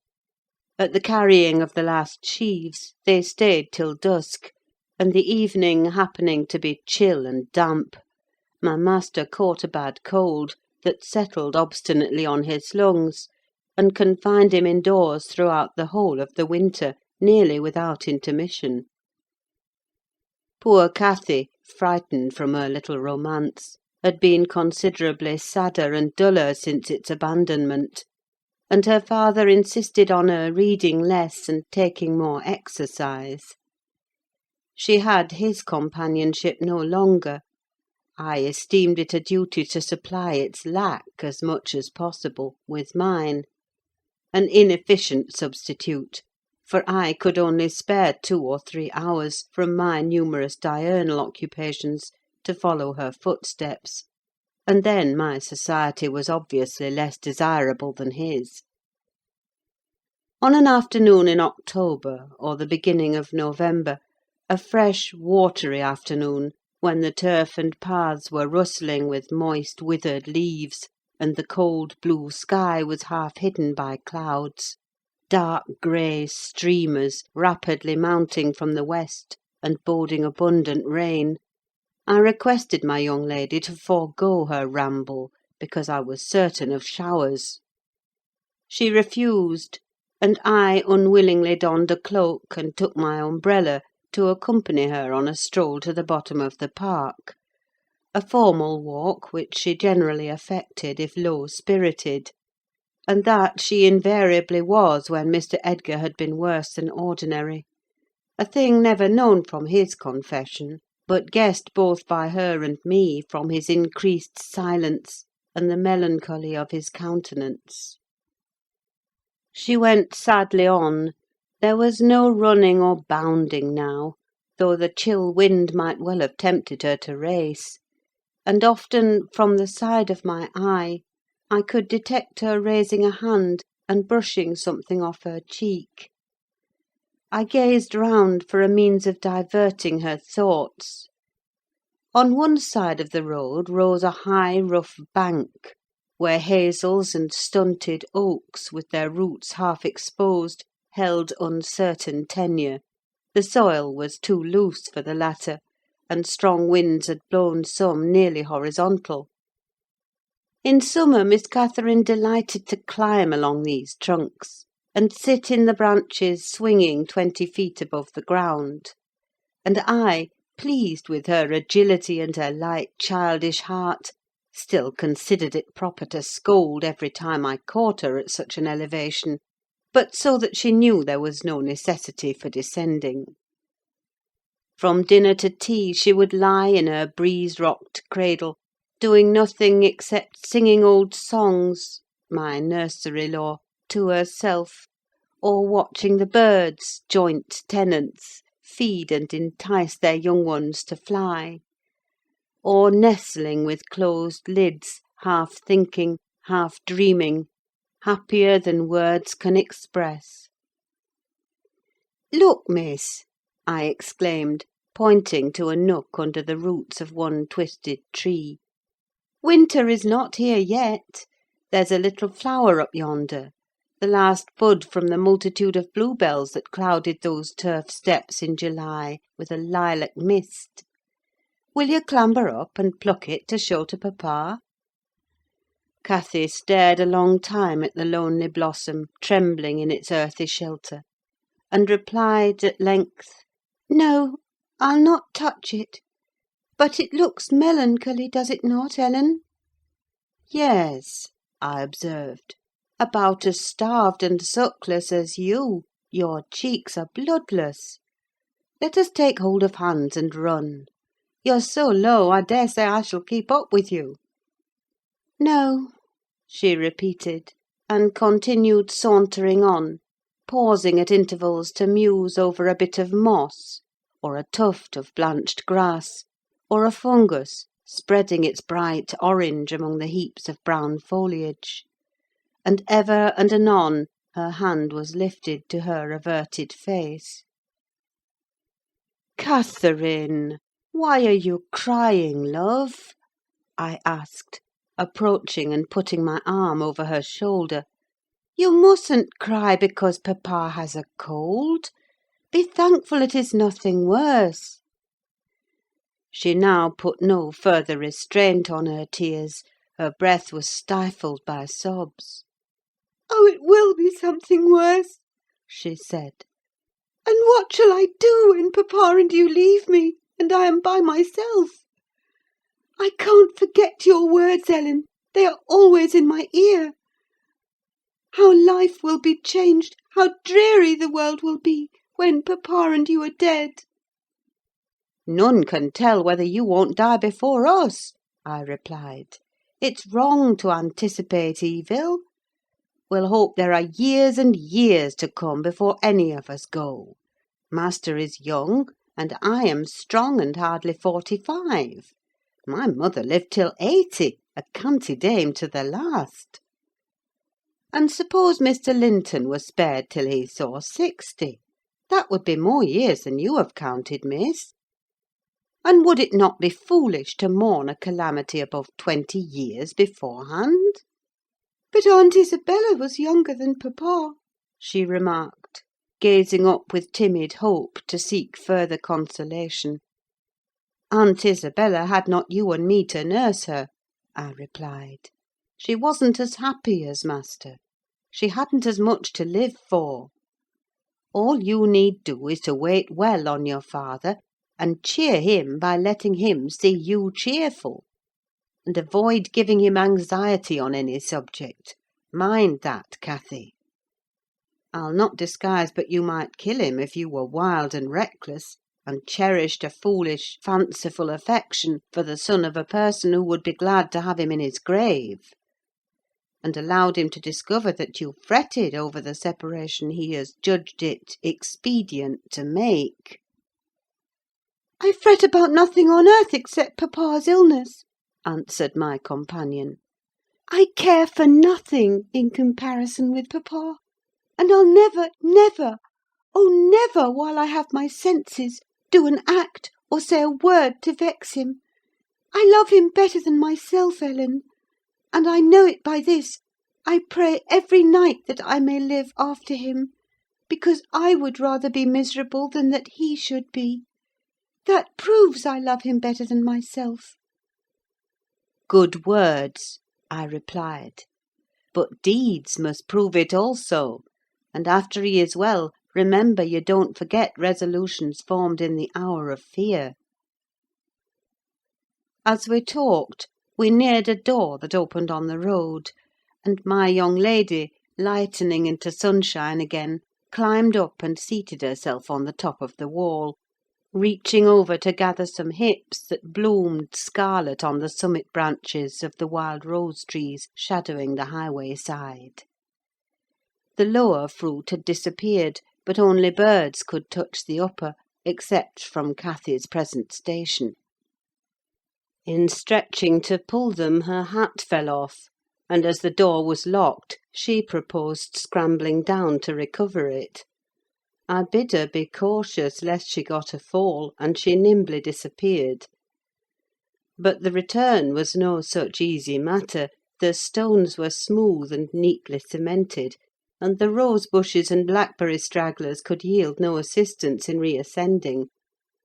I, like a fool, didn't recollect that, till I heard her laughing and exclaiming, Ellen, you'll have to fetch the key, or else I must run round to the porter's lodge. I can't scale the ramparts on this side. "Stay where you are," I answered. "I have my bundle of keys in my pocket. Perhaps I may manage to open it. If not, I'll go." Catherine amused herself with dancing to and fro before the door, while I tried all the large keys in succession. I had applied the last, and found that none would do; so, repeating my desire that she would remain there, I was about to hurry home as fast as I could, when an approaching sound arrested me. It was the trot of a horse. Cathy's dance stopped also. "Who is that?" I whispered. Ellen, I wish you could open the door, Whispered back my companion anxiously. "Oh, Miss Linton," Cried a deep voice, the rider's. "I'm glad to meet you. Don't be in haste to enter, for I have an explanation to ask and obtain." I shan't speak to you, Mr. Heathcliff, Answered Catherine. Papa says you are a wicked man, and you hate both him and me, and Ellen says the same. "That is nothing to the purpose," Said Heathcliff. He it was. "I don't hate my son, I suppose, and it is concerning him that I demand your attention. Yes, you have cause to blush. 2 or 3 months since, were you not in the habit of writing to Linton? Making love in play, eh? You deserved, both of you, flogging for that: you especially the elder, and less sensitive, as it turns out. I've got your letters, and if you give me any pertness, I'll send them to your father. I presume you grew weary of the amusement and dropped it, didn't you? Well, you dropped Linton with it into a slough of despond. He was in earnest, in love really. As true as I live, he's dying for you, breaking his heart at your fickleness, not figuratively, but actually. Though Hareton has made him a standing jest for 6 weeks, and I have used more serious measures, and attempted to frighten him out of his idiocy, he gets worse daily, and he'll be under the sod before summer, unless you restore him." How can you lie so glaringly to the poor child? I called from the inside. Pray ride on. How can you deliberately get up such paltry falsehoods? Miss Cathy, I'll knock the lock off with a stone. You won't believe that vile nonsense. You can feel in yourself it is impossible that a person should die for love of a stranger. "I was not aware there were eavesdroppers," Muttered the detected villain. "Worthy Mrs. Dean, I like you, but I don't like your double-dealing. he added aloud. How could you lie so glaringly as to affirm I hated the poor child, and invent bugbear stories to terrify her from my door-stones? Catherine Linton! The very name warms me. My bonny lass, I shall be from home all this week. Go and see if I've not spoken truth. Do, there's a darling. Just imagine your father in my place, and Linton in yours. Then think how you would value your careless lover if he refused to stir a step to comfort you, when your father himself entreated him. And don't from pure stupidity fall into the same error. I swear on my salvation he's going to his grave, and none but you can save him. The lock gave way, and I issued out. I swear Linton is dying, repeated Heathcliff, looking hard at me. and grief and disappointment are hastening his death. Nelly, if you won't let her go, you can walk over yourself, but I shall not return till this time next week, and I think your master himself would scarcely object to her visiting her cousin. Come in, said I, taking Cathy by the arm, and half forcing her to re-enter, for she lingered, viewing with troubled eyes the features of the speaker, too stern to express his inward deceit. He pushed his horse close, and bending down, observed, Miss Catherine, I'll own to you that I've little patience with Linton, and Hareton and Joseph have less. I'll own that he's with a harsh set. He pines for kindness as well as love, and a kind word from you would be his best medicine. Don't mind Mrs. Dean's cruel cautions, but be generous and contrive to see him. He dreams of you day and night, and cannot be persuaded that you don't hate him, since you neither write nor call. I closed the door and rolled a stone to assist the loosened lock in holding it, and spreading my umbrella, I drew my charge underneath, for the rain began to drive through the moaning branches of the trees, and warned us to avoid delay. Our hurry prevented any comment on the encounter with Heathcliff, as we stretched towards home; but I divined instinctively that Catherine's heart was clouded now in double darkness. Her features were so sad they did not seem hers. She evidently regarded what she had heard as every syllable true. The master had retired to rest before we came in. Cathy stole to his room to inquire how he was. He had fallen asleep. She returned and asked me to sit with her in the library. We took our tea together, and afterwards she lay down on the rug and told me not to talk, for she was weary. I got a book and pretended to read. As soon as she supposed me absorbed in my occupation, she recommenced her silent weeping. It appeared at present her favourite diversion. I suffered her to enjoy it a while, then I expostulated, deriding and ridiculing all Mr. Heathcliff's assertions about his son, as if I were certain she would coincide. Alas, I hadn't skill to counteract the effect his account had produced. It was just what he intended. "You may be right, Ellen," she answered, "but I shall never feel at ease till I know. And I must tell Linton it is not my fault that I don't write, and convince him that I shall not change." What use were anger and protestations against her silly credulity?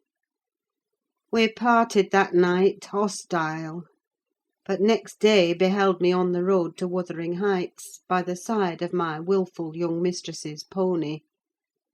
I couldn't bear to witness her sorrow, to see her pale, dejected countenance and heavy eyes; and I yielded, in the faint hope that Linton himself might prove, by his reception of us, how little of the tale was founded on fact. End of chapter 22.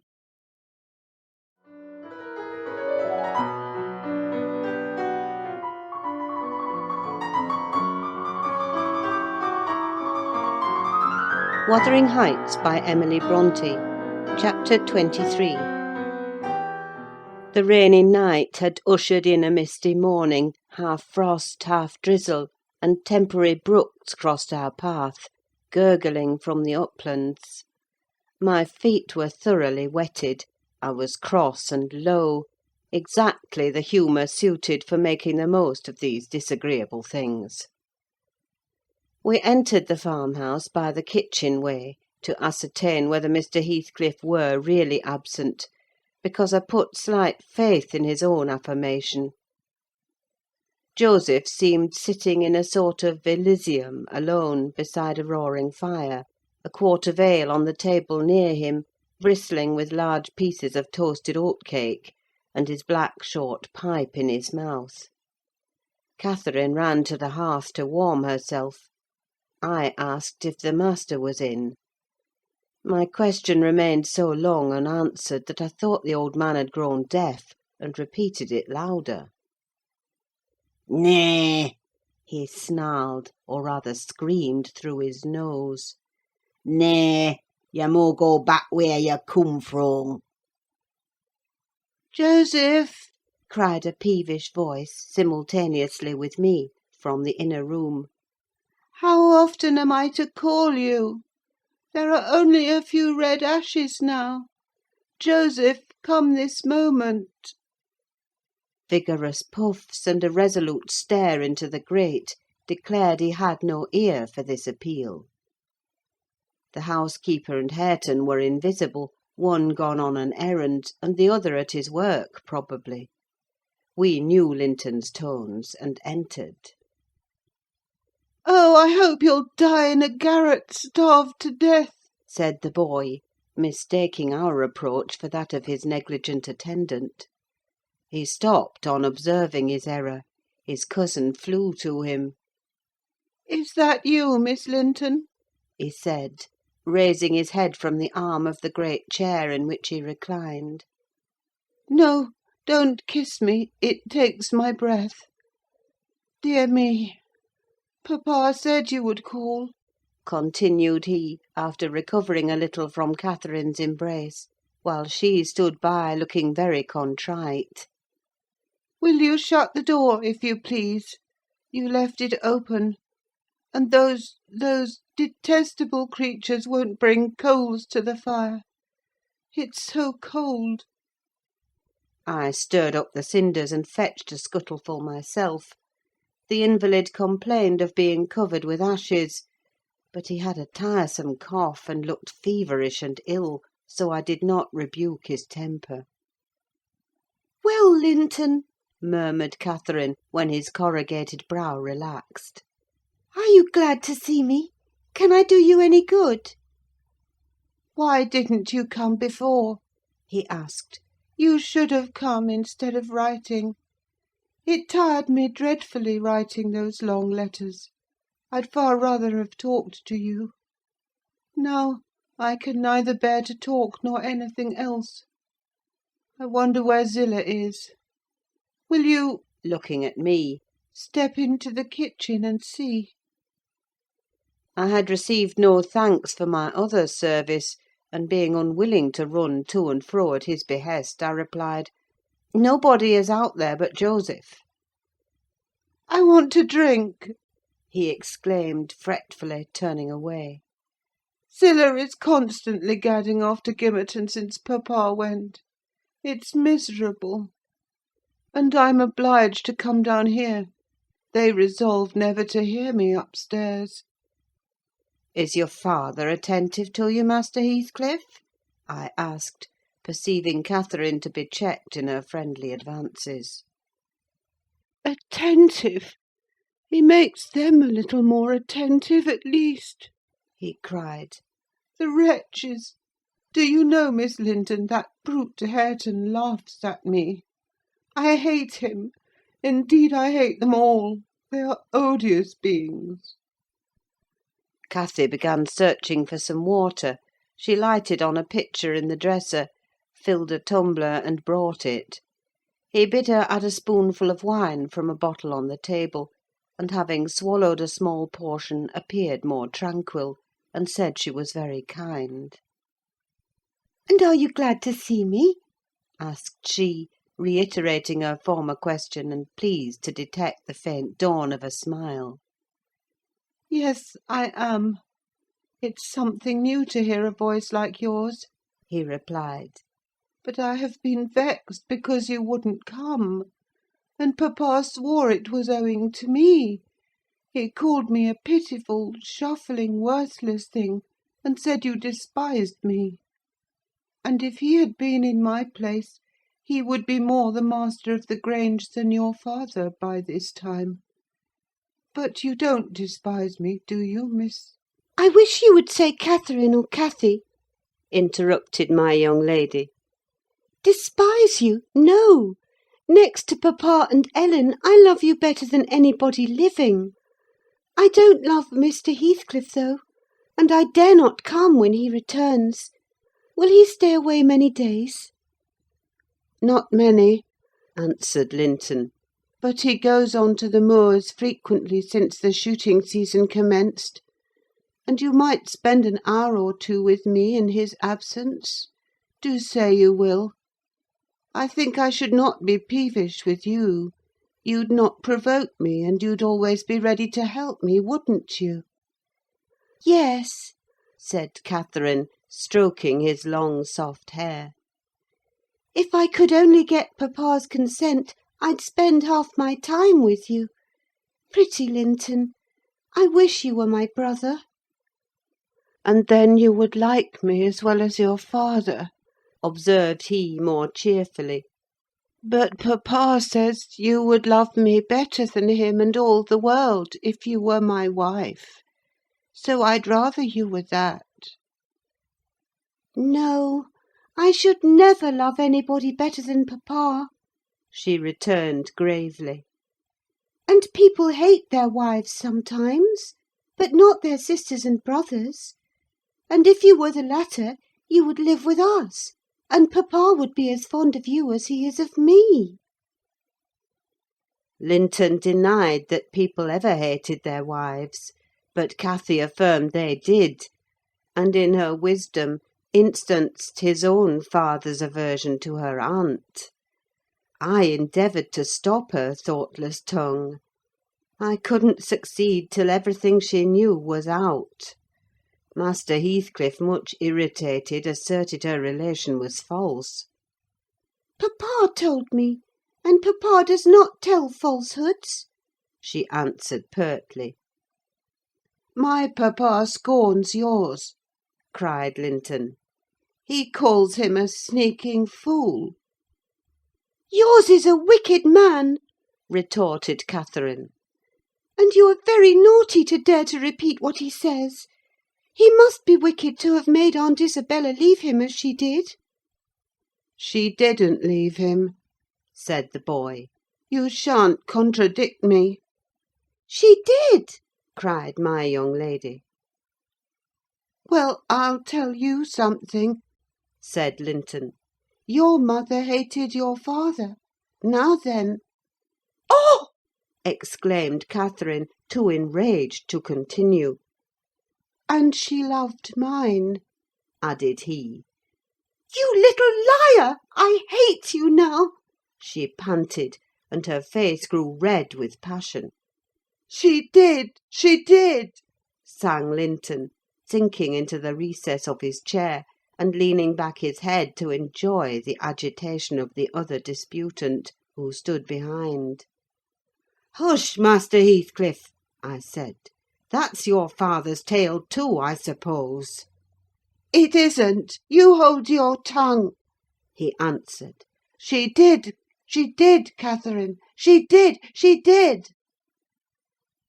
Cathy, beside herself, gave the chair a violent push, and caused him to fall against one arm. He was immediately seized by a suffocating cough that soon ended his triumph. It lasted so long that it frightened even me. As to his cousin, she wept with all her might, aghast at the mischief she had done, though she said nothing. I held him till the fit exhausted itself. Then he thrust me away, and leant his head down silently. Catherine quelled her lamentations also, took a seat opposite, and looked solemnly into the fire. "How do you feel now, Master Heathcliff?" I inquired, after waiting 10 minutes. "I wish she felt as I do," he replied. "Spiteful, cruel thing! Hareton never touches me. He never struck me in his life. And I was better to-day. And there—" His voice died in a whimper. "I didn't strike you," muttered Cathy, chewing her lip to prevent another burst of emotion.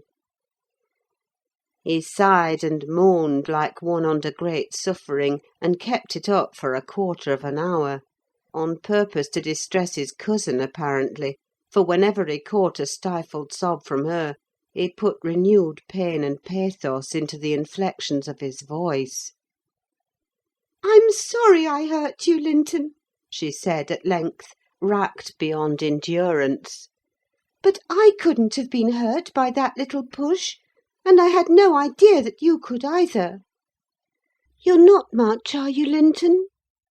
Don't let me go home thinking I've done you harm. Answer! Speak to me." I can't speak to you, he murmured. You've hurt me so that I shall lie awake all night, choking with this cough. If you had it, you'd know what it was. But you'll be comfortably asleep while I'm in agony and nobody near me. I wonder how you would like to pass those fearful nights." And he began to wail aloud for very pity of himself. "Since you are in the habit of passing dreadful nights," I said, "it won't be Miss who spoils your ease. You'd be the same had she never come. However, she shall not disturb you again, and perhaps you'll get quieter when we leave you." "Must I go?" asked Catherine dolefully, bending over him. "Do you want me to go, Linton?" You can't alter what you've done, he replied pettishly, shrinking from her. unless you alter it for the worse by teasing me into a fever. "Well, then, I must go," she repeated. Let me alone, at least," said he. "I can't bear your talking." She lingered, and resisted my persuasions to departure a tiresome while; but as he neither looked up nor spoke, she finally made a movement to the door, and I followed. We were recalled by a scream. Linton had slid from his seat on to the hearthstone, and lay writhing in the mere perverseness of an indulged plague of a child, determined to be as grievous and harassing as it can. I thoroughly gauged his disposition from his behaviour, and saw at once it would be folly to attempt humouring him. Not so my companion: she ran back in terror, knelt down and cried, and soothed and entreated, till he grew quiet from lack of breath; by no means from compunction at distressing her. "I shall lift him on to the settle," I said, "and he may roll about as he pleases. We can't stop to watch him. I hope you are satisfied, Miss Cathy, that you are not the person to benefit him, and that his condition of health is not occasioned by attachment to you. Now then, there he is. Come away. As soon as he knows there is nobody by to care for his nonsense, he'll be glad to lie still." She placed a cushion under his head, and offered him some water. He rejected the latter, and tossed uneasily on the former, as if it were a stone or a block of wood. She tried to put it more comfortably. "I can't do with that," he said. "It's not high enough." Catherine brought another to lay above it. "That's too high," murmured the provoking thing. "How must I arrange it, then?" she asked despairingly. He twined himself up to her as she half knelt by the settle, and converted her shoulder into a support. "No, that won't do," I said. "You'll be content with the cushion, Master Heathcliff. Miss has wasted too much time on you already. We cannot remain 5 minutes longer." "Yes, yes, we can," replied Cathy. "He's good and patient now. He's beginning to think I shall have far greater misery than he will to-night, if I believe he is the worse for my visit. And then I dare not come again. Tell the truth about it, Linton, for I mustn't come if I have hurt you." "You must come to cure me," he answered. "You ought to come because you have hurt me. You know you have extremely. I was not as ill when you entered as I am at present, was I?" "But you've made yourself ill by crying and being in a passion. I didn't do it all," said his cousin. "However, we'll be friends now. And you want me? You would wish to see me sometimes, really?" "I told you I did," he replied impatiently. "Sit on the settle and let me lean on your knee. That's as mamma used to do, whole afternoons together. Sit quite still and don't talk. But you may sing a song, if you can sing. Or you may say a nice, long, interesting ballad. One of those you promised to teach me, or a story. I'd rather have a ballad, though. Begin." Catherine repeated the longest she could remember. The employment pleased both mightily. Linton would have another, and after that another, notwithstanding my strenuous objections; and so they went on until the clock struck 12, and we heard Hareton in the court returning for his dinner. "And to-morrow, Catherine? Will you be here to-morrow?" asked young Heathcliff, holding her frock as she rose reluctantly. "No," I answered, "nor next day neither." She, however, gave a different response, evidently, for his forehead cleared as she stooped and whispered in his ear. "You won't go to-morrow, recollect, miss," I commenced, when we were out of the house. "You are not dreaming of it, are you?" She smiled. "Oh, I'll take good care," I continued. "I'll have that lock mended, and you can escape by no way else." "I can get over the wall," she said, laughing. "The Grange is not a prison, Ellen, and you are not my jailer. And besides, I'm almost 17. I'm a woman. And I'm certain Linton would recover quickly if he had me to look after him. I'm older than he is, you know, and wiser: less childish, am I not? And he'll soon do as I direct him, with some slight coaxing. He's a pretty little darling when he's good. I'd make such a pet of him if he were mine. We should never quarrel, should we, after we were used to each other? Don't you like him, Ellen?" "Like him!" I exclaimed. "The worst-tempered bit of a sickly slip that ever struggled into its teens. Happily, as Mr. Heathcliff conjectured, he'll not win 20.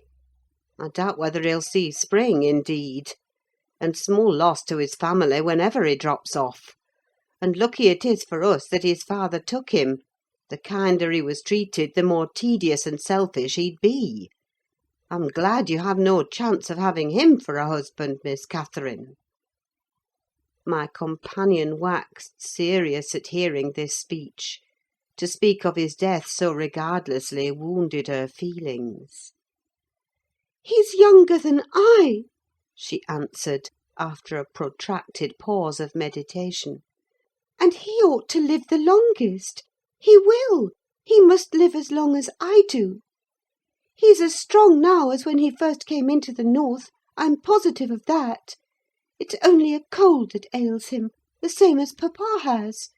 You say papa will get better, and why shouldn't he?" "Well, well," I cried, "after all, we needn't trouble ourselves. For listen, miss, and mind I'll keep my word. If you attempt going to Wuthering Heights again, with or without me, I shall inform Mr. Linton; and unless he allow it, the intimacy with your cousin must not be revived." It has been revived, muttered Cathy, sulkily. "Must not be continued, then," I said. "We'll see," was her reply, and she set off at a gallop, leaving me to toil in the rear. We both reached home before our dinner time. My master supposed we had been wandering through the park, and therefore he demanded no explanation of our absence. As soon as I entered, I hastened to change my soaked shoes and stockings, but sitting such a while at the Heights had done the mischief. On the succeeding morning I was laid up, and during 3 weeks I remained incapacitated for attending to my duties, a calamity never experienced prior to that period, and never, I am thankful to say, since. My little mistress behaved like an angel in coming to wait on me and cheer my solitude. The confinement brought me exceedingly low. It is wearisome to a stirring, active body, but few have slighter reasons for complaint than I had. The moment Catherine left Mr. Linton's room, she appeared at my bedside. Her day was divided between us; no amusement usurped a minute. She neglected her meals, her studies, and her play, and she was the fondest nurse that ever watched. She must have had a warm heart, when she loved her father so, to give so much to me. I said her days were divided between us, but the master retired early, and I generally needed nothing after 6 o'clock: thus the evening was her own. Poor thing! I never considered what she did with herself after tea; and though frequently, when she looked in to bid me good night, I remarked a fresh colour in her cheeks, and a pinkness over her slender fingers, instead of fancying the line borrowed from a cold ride across the moors, I laid it to the charge of a hot fire in the library. End of chapter 23.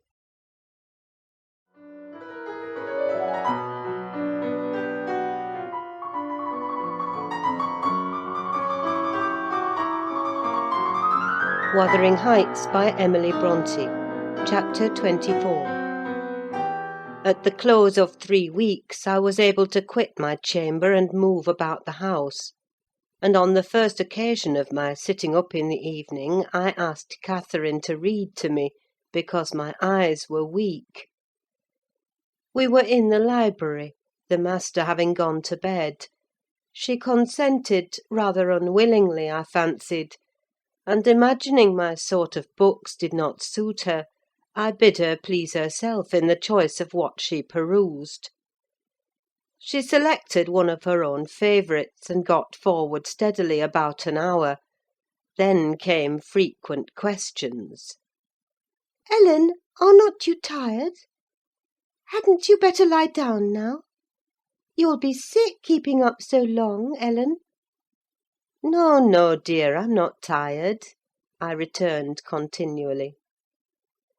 Perceiving me immovable, she essayed another method of showing her disrelish for her occupation.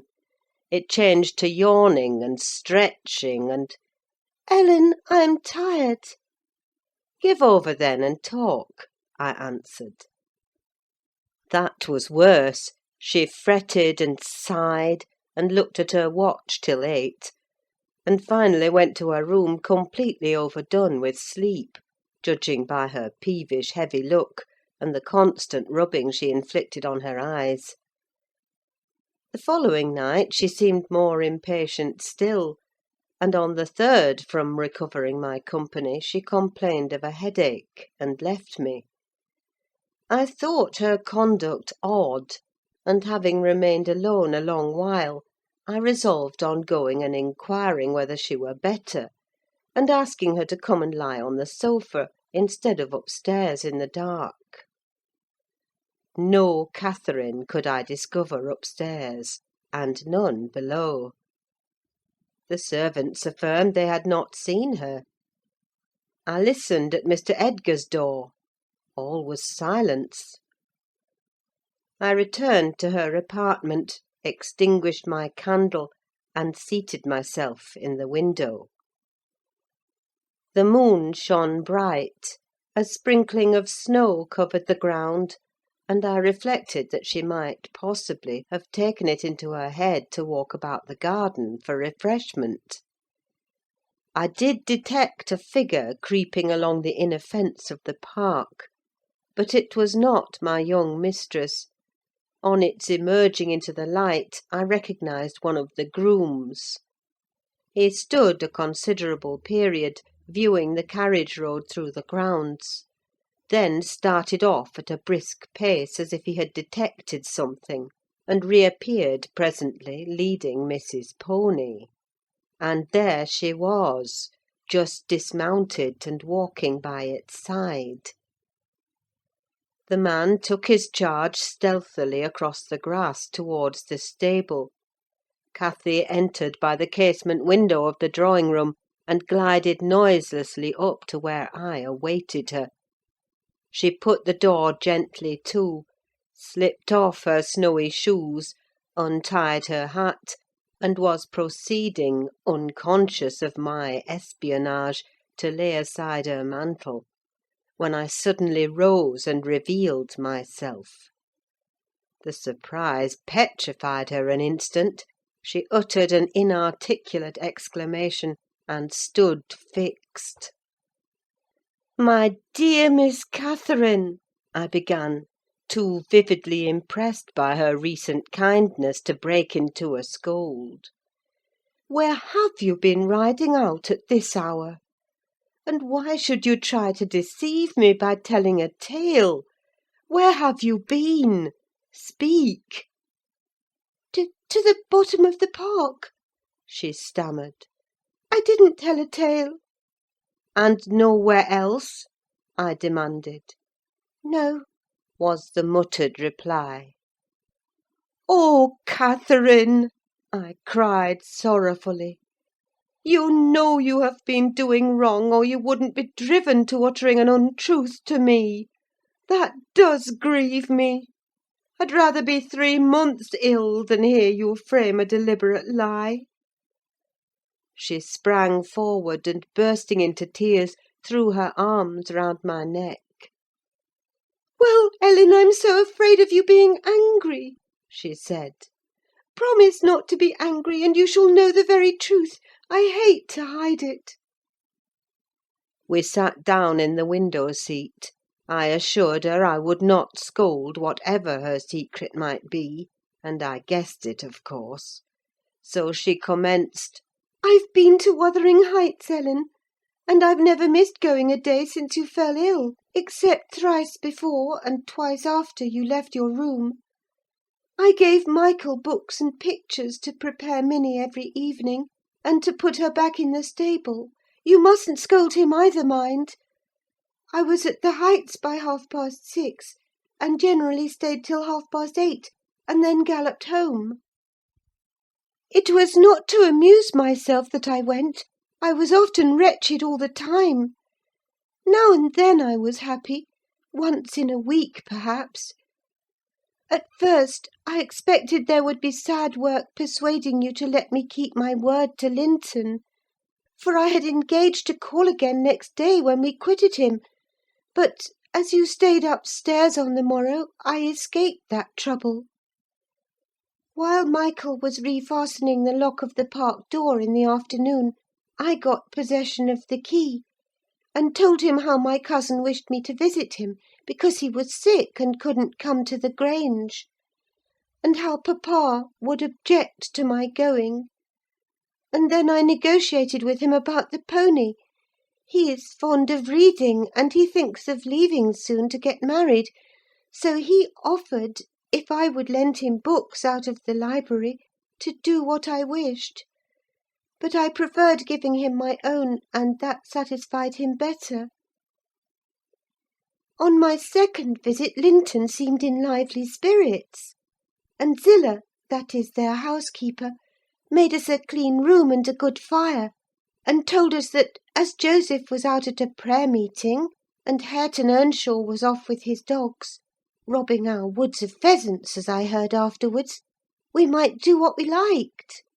She brought me some warm wine and gingerbread, and appeared exceedingly good-natured, and Linton sat in the armchair, and I in the little rocking-chair on the hearthstone, and we laughed and talked so merrily, and found so much to say. We planned where we would go, and what we would do in summer. I needn't repeat that, because you would call it silly. One time, however, we were near quarrelling.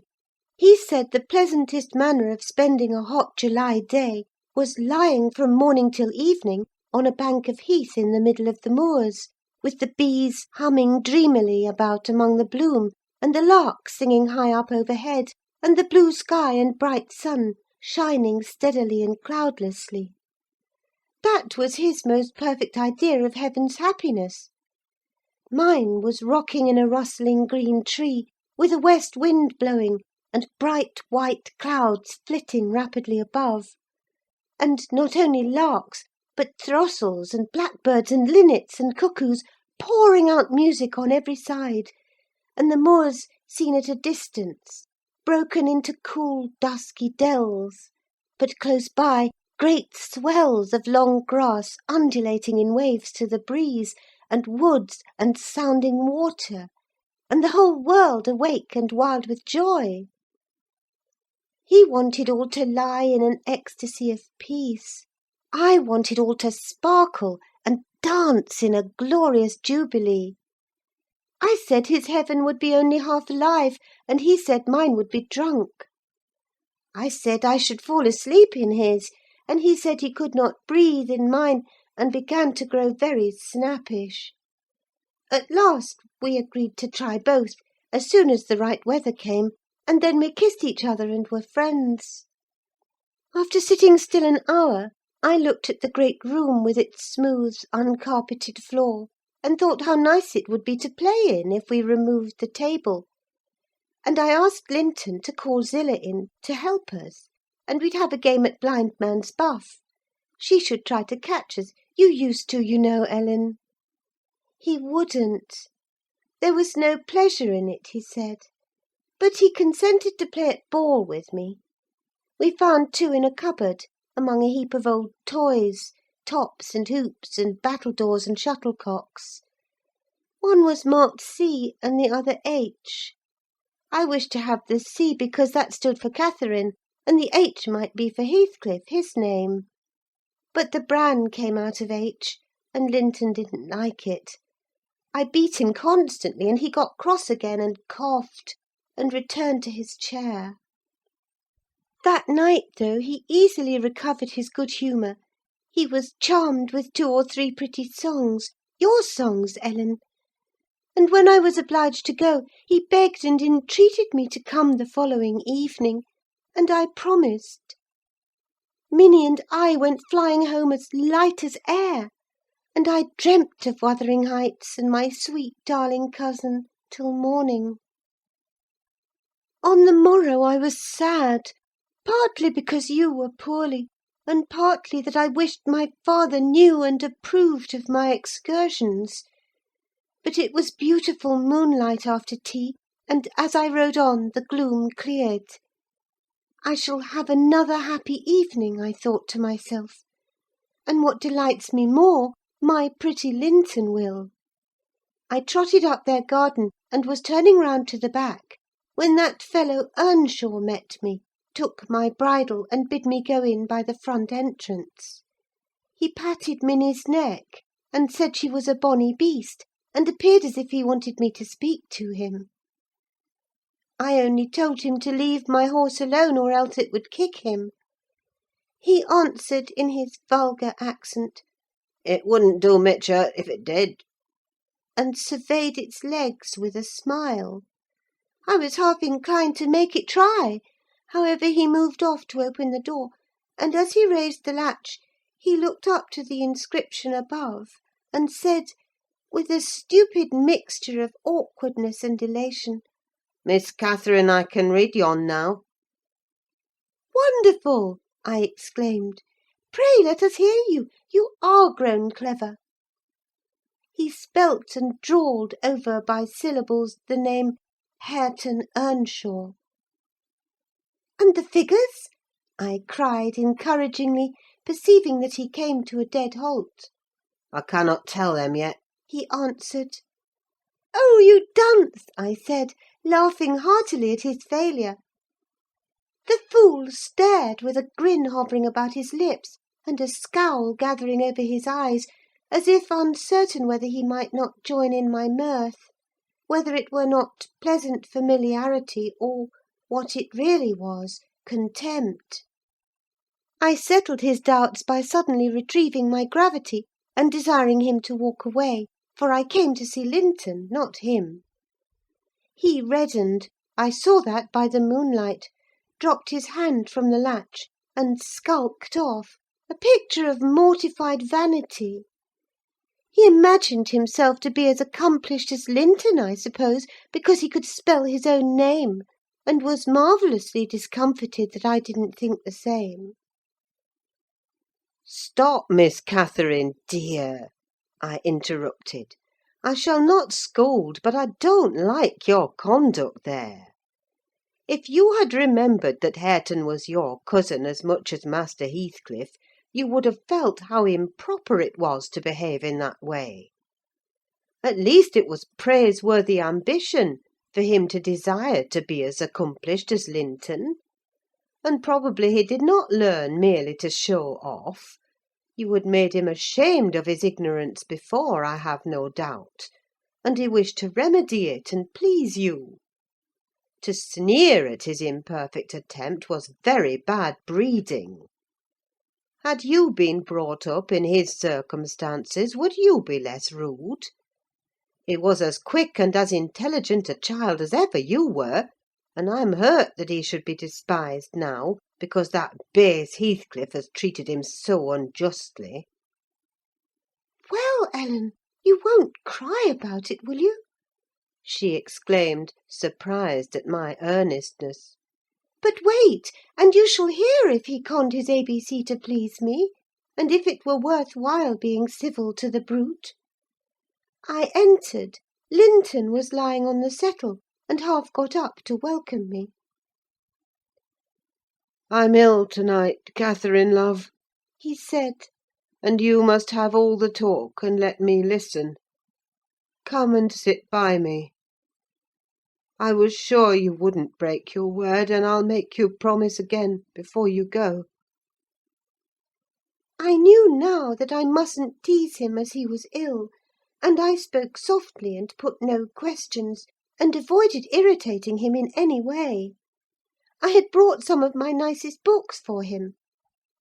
He asked me to read a little of one, and I was about to comply, when Earnshaw burst the door open, having gathered venom with reflection. He advanced direct to us, seized Linton by the arm, and swung him off the seat. "Get to thy own room," he said, in a voice almost inarticulate with passion, and his face looked swelled and furious. "Take her there if she comes to see thee. Thou shan't keep me out of this. Begone with you both."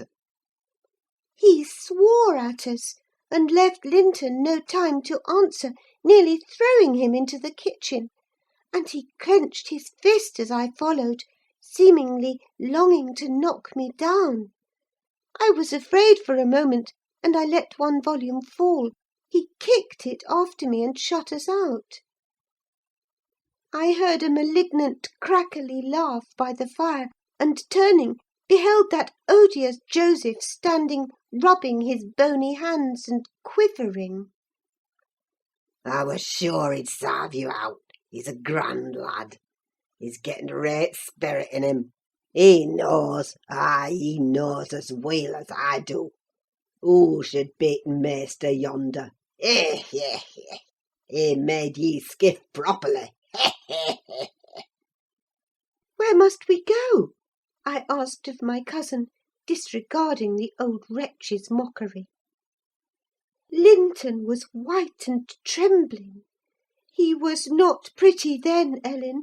Oh, no, he looked frightful, for his thin face and large eyes were wrought into an expression of frantic, powerless fury.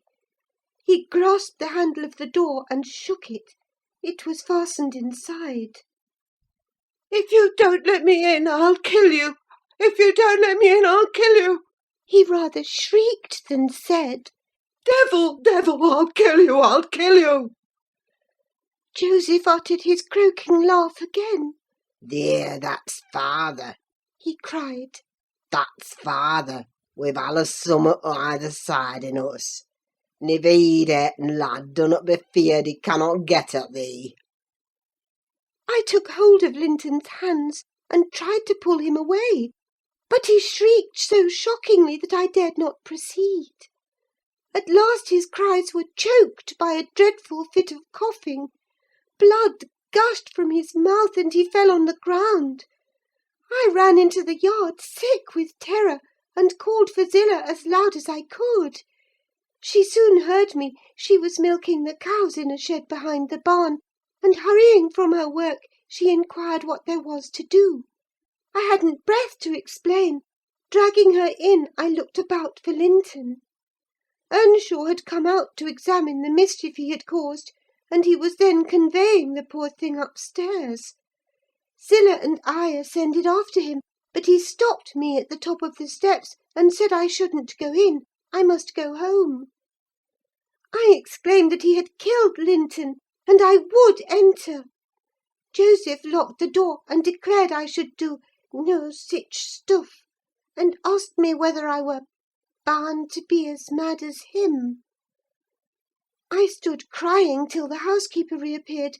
She affirmed he would be better in a bit, but he couldn't do with that shrieking and din, and she took me and nearly carried me into the house. Ellen, I was ready to tear my hair off my head. I sobbed and wept so that my eyes were almost blind, and the ruffian you have such sympathy with stood opposite, presuming every now and then to bid me whisht, and denying that it was his fault, and finally, frightened by my assertions that I would tell papa, and that he would be put in prison and hanged, he commenced blubbering himself, and hurried out to hide his cowardly agitation. Still I was not rid of him. When at length they compelled me to depart, and I had got some 100 yards off the premises, he suddenly issued from the shadow of the roadside, and checked Minnie, and took hold of me. Miss Catherine, I'm ill grieved, He began. but it's rather too bad. I gave him a cut with my whip, thinking perhaps he would murder me. He let go, thundering one of his horrid curses, and I galloped home more than half out of my senses. I didn't bid you good night that evening, and I didn't go to Wuthering Heights the next. I wished to go exceedingly, but I was strangely excited, and dreaded to hear that Linton was dead sometimes, and sometimes shuddered at the thought of encountering Hareton. On the 3rd day I took courage; at least I couldn't bear longer suspense, and stole off once more. I went at 5 o'clock and walked, fancying I might manage to creep into the house and up to Linton's room unobserved. However, the dogs gave notice of my approach. Zillah received me, and, saying the lad was mending nicely, showed me into a small, tidy, carpeted apartment, where, to my inexpressible joy, I beheld Linton laid on a little sofa, reading one of my books. But he would neither speak to me nor look at me through a whole hour, Ellen. He has such an unhappy temper. And what quite confounded me, when he did open his mouth, it was to utter the falsehood that I had occasioned the uproar, and Hareton was not to blame. Unable to reply, except passionately, I got up and walked from the room. He sent after me a faint "Catherine." He did not reckon on being answered so. But I wouldn't turn back, and the morrow was the second day on which I stayed at home, nearly determined to visit him no more. But it was so miserable going to bed and getting up and never hearing anything about him, that my resolution melted into air before it was properly formed. It had appeared wrong to take the journey once; now it seemed wrong to refrain. Michael came to ask if he must saddle Minnie. I said yes, and considered myself doing a duty as she bore me over the hills. I was forced to pass the front windows to get to the court. It was no use trying to conceal my presence. "Young master is in the house," said Zillah, as she saw me making for the parlour. I went in. Earnshaw was there also, but he quitted the room directly. Linton sat in the great armchair, half asleep. Walking up to the fire, I began in a serious tone, partly meaning it to be true. "As you don't like me, Linton, and as you think I come on purpose to hurt you, and pretend that I do so every time, this is our last meeting. Let us say good-bye, and tell Mr. Heathcliff that you have no wish to see me, and that he mustn't invent any more falsehoods on the subject." "Sit down and take your hat off, Catherine," he answered. "You are so much happier than I am, you ought to be better. Papa talks enough of my defects, and shows enough scorn of me, to make it natural I should doubt myself. I doubt whether I am not altogether as worthless as he calls me, frequently; and then I feel so cross and bitter, I hate everybody. I am worthless and bad in temper, and bad in spirit, almost always. And, if you choose, you may say good-bye. You'll get rid of an annoyance. Only, Catherine, do me this justice. Believe that if I might be as sweet and as kind and as good as you are, I would be; as willingly and more so than as happy and as healthy. And believe that your kindness has made me love you deeper than if I deserved your love. And though I couldn't and cannot help showing my nature to you, I regret it and repent it, and shall regret and repent it till I die." I felt he spoke the truth, and I felt I must forgive him; and though we should quarrel the next moment, I must forgive him again. We were reconciled, but we cried, both of us, the whole time I stayed. Not entirely for sorrow, yet I was sorry Linton had that distorted nature. He'll never let his friends be at ease, and he'll never be at ease himself. I have always gone to his little parlour since that night, because his father returned the day after. About 3 times, I think, we have been merry and hopeful, as we were the first evening. The rest of my visits were dreary and troubled, now with his selfishness and spite, and now with his sufferings; but I've learned to endure the former with nearly as little resentment as the latter. Mr. Heathcliff purposely avoids me. I have hardly seen him at all. Last Sunday, indeed, coming earlier than usual, I heard him abusing poor Linton cruelly for his conduct of the night before. I can't tell how he knew of it unless he listened. Linton had certainly behaved provokingly. However, it was the business of nobody but me, and I interrupted Mr. Heathcliff's lecture by entering and telling him so. He burst into a laugh and went away, saying he was glad I took that view of the matter. Since then I've told Linton he must whisper his bitter things. Now, Ellen, you have heard all. I can't be prevented from going to Wuthering Heights, except by inflicting misery on 2 people. Whereas, if you'll only not tell papa, My going need disturb the tranquillity of none. You'll not tell, will you? It will be very heartless if you do." "I'll make up my mind on that point by to-morrow, Miss Catherine," I replied. "It requires some study, and so I'll leave you to your rest, and go think it over." I thought it over aloud in my master's presence, walking straight from her room to his, and relating the whole story, with the exception of her conversations with her cousin, and any mention of Hareton. Mr. Linton was alarmed and distressed more than he would acknowledge to me. In the morning, Catherine learned my betrayal of her confidence, and she learned also that her secret visits were to end. In vain she wept and writhed against the interdict, and implored her father to have pity on Linton. All she got to comfort her was a promise that he would write, and give him leave to come to the Grange when he pleased, but explaining that he must no longer expect to see Catherine at Wuthering Heights. Perhaps, had he been aware of his nephew's disposition and state of health, he would have seen fit to withhold even that slight consolation. End of chapter 24.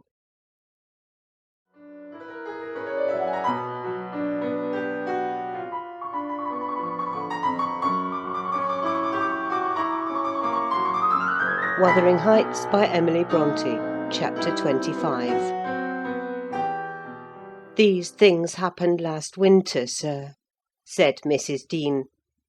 "Hardly more than a year ago.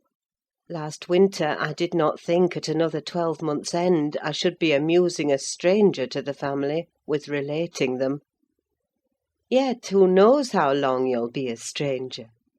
You're too young to rest always contented, living by yourself; and I some way fancy no one could see Catherine Linton and not love her. You smile, but why do you look so lively and interested when I talk about her? And why have you asked me to hang her picture over your fireplace? And why—" "Stop, my good friend!" I cried. "It may be very possible that I should love her, but would she love me? I doubt it too much to venture my tranquillity by running into temptation. And then my home is not here. I'm of the busy world, and to its arms I must return. Go on. Was Catherine obedient to her father's commands?" "She was," continued the housekeeper. Her affection for him was still the chief sentiment in her heart, and he spoke without anger. He spoke in the deep tenderness of one about to leave his treasure amid perils and foes, where his remembered words would be the only aid that he could bequeath to guide her. He said to me a few days afterwards, "I wish my nephew would write, Ellen, or call. Tell me sincerely what you think of him. Is he changed for the better, or is there a prospect of improvement as he grows a man?" "He's very delicate, sir," I replied, "and scarcely likely to reach manhood. But this I can say, he does not resemble his father; and if Miss Catherine had the misfortune to marry him, he would not be beyond her control, unless she were extremely and foolishly indulgent. However, master, you'll have plenty of time to get acquainted with him, and see whether he would suit her. It wants 4 years and more to his being of age." Edgar sighed, and walking to the window, looked out towards Gimmerton Kirk.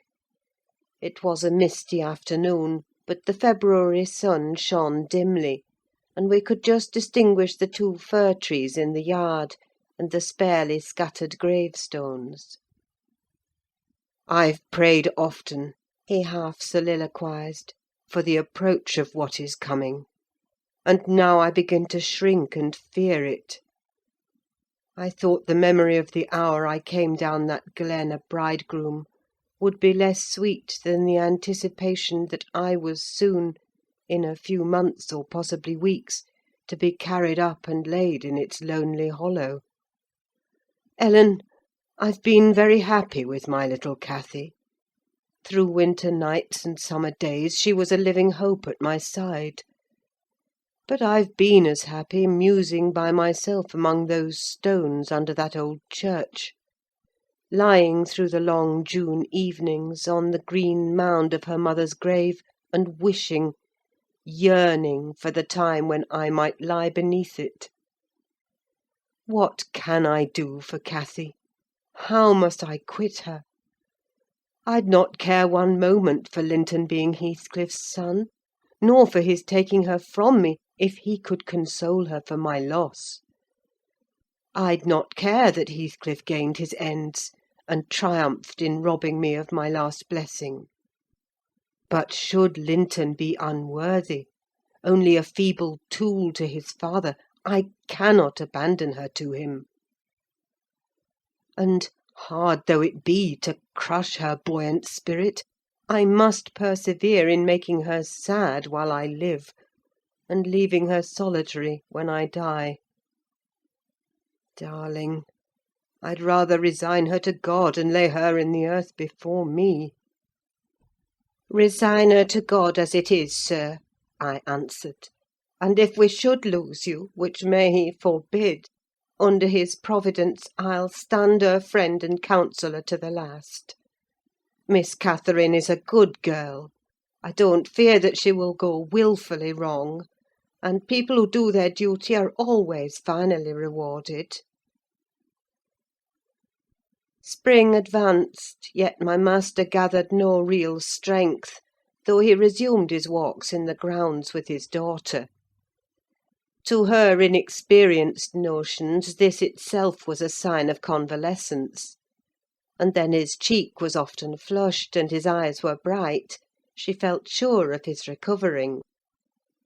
On her 17th birthday he did not visit the churchyard: it was raining, and I observed, "You'll surely not go out to-night, sir?"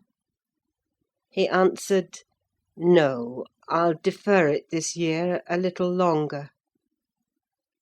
He wrote again to Linton, expressing his great desire to see him; and had the invalid been presentable, I've no doubt his father would have permitted him to come. As it was, being instructed, he returned an answer, intimating that Mr. Heathcliff objected to his calling at the Grange; but his uncle's kind remembrance delighted him, and he hoped to meet him sometimes in his rambles, and personally to petition that his cousin and he might not remain long so utterly divided. That part of his letter was simple, and probably his own. Heathcliff knew he could plead eloquently for Catherine's company then.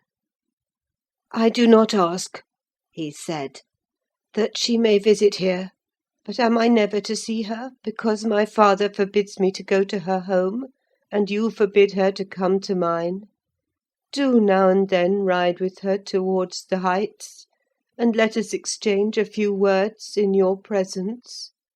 We have done nothing to deserve this separation, and you are not angry with me. You have no reason to dislike me, you allow yourself. Dear uncle, send me a kind note to-morrow, and leave to join you anywhere you please, except at Thrushcross Grange. I believe an interview would convince you that my father's character is not mine. He affirms I am more your nephew than his son; and though I have faults which render me unworthy of Catherine, she has excused them, and for her sake you should also. You inquire after my health.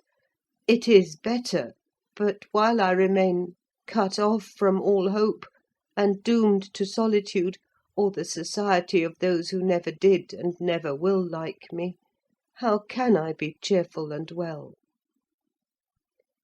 Edgar, though he felt for the boy, could not consent to grant his request, because he could not accompany Catherine.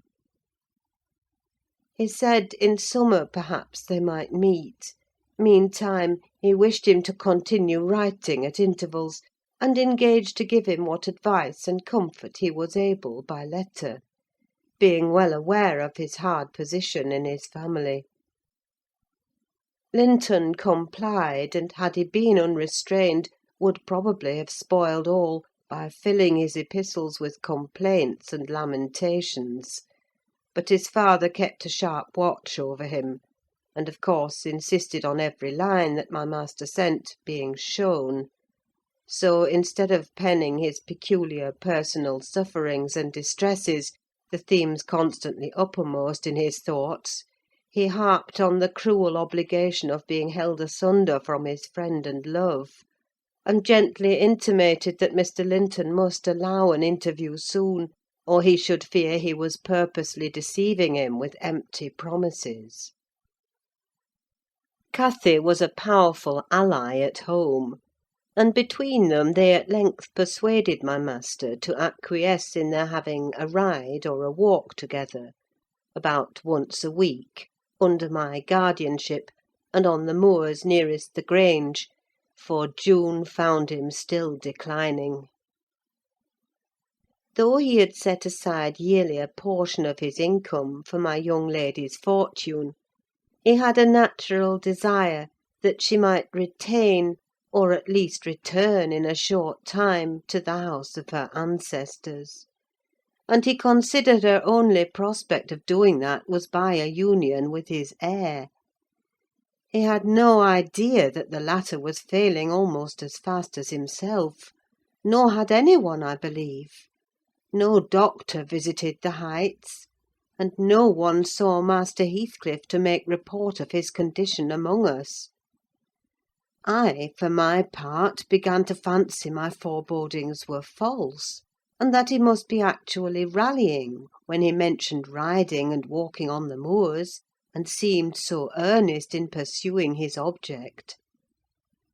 I could not picture a father treating a dying child as tyrannically and wickedly as I afterwards learned Heathcliff had treated him, to compel this apparent eagerness, his efforts redoubling the more imminently his avaricious and unfeeling plans were threatened with defeat by death.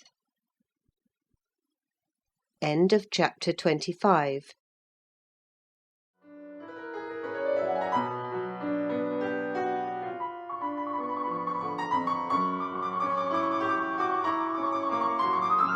Wuthering Heights by Emily Brontë. Chapter 26. Summer was already past its prime when Edgar reluctantly yielded his assent to their entreaties, and Catherine and I set out on our first ride to join her cousin. It was a close, sultry day, devoid of sunshine, but with a sky too dappled and hazy to threaten rain; and our place of meeting had been fixed at the guide stone by the cross-roads.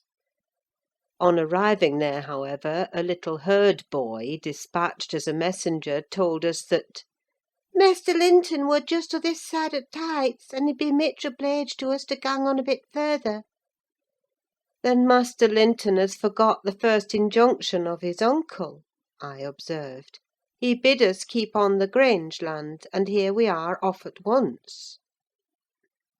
"Well, we'll turn our horses' heads round when we reach him," answered my companion. "Our excursion shall lie towards home." But when we reached him, and that was scarcely a quarter of a mile from his own door, we found he had no horse, and we were forced to dismount and leave ours to graze.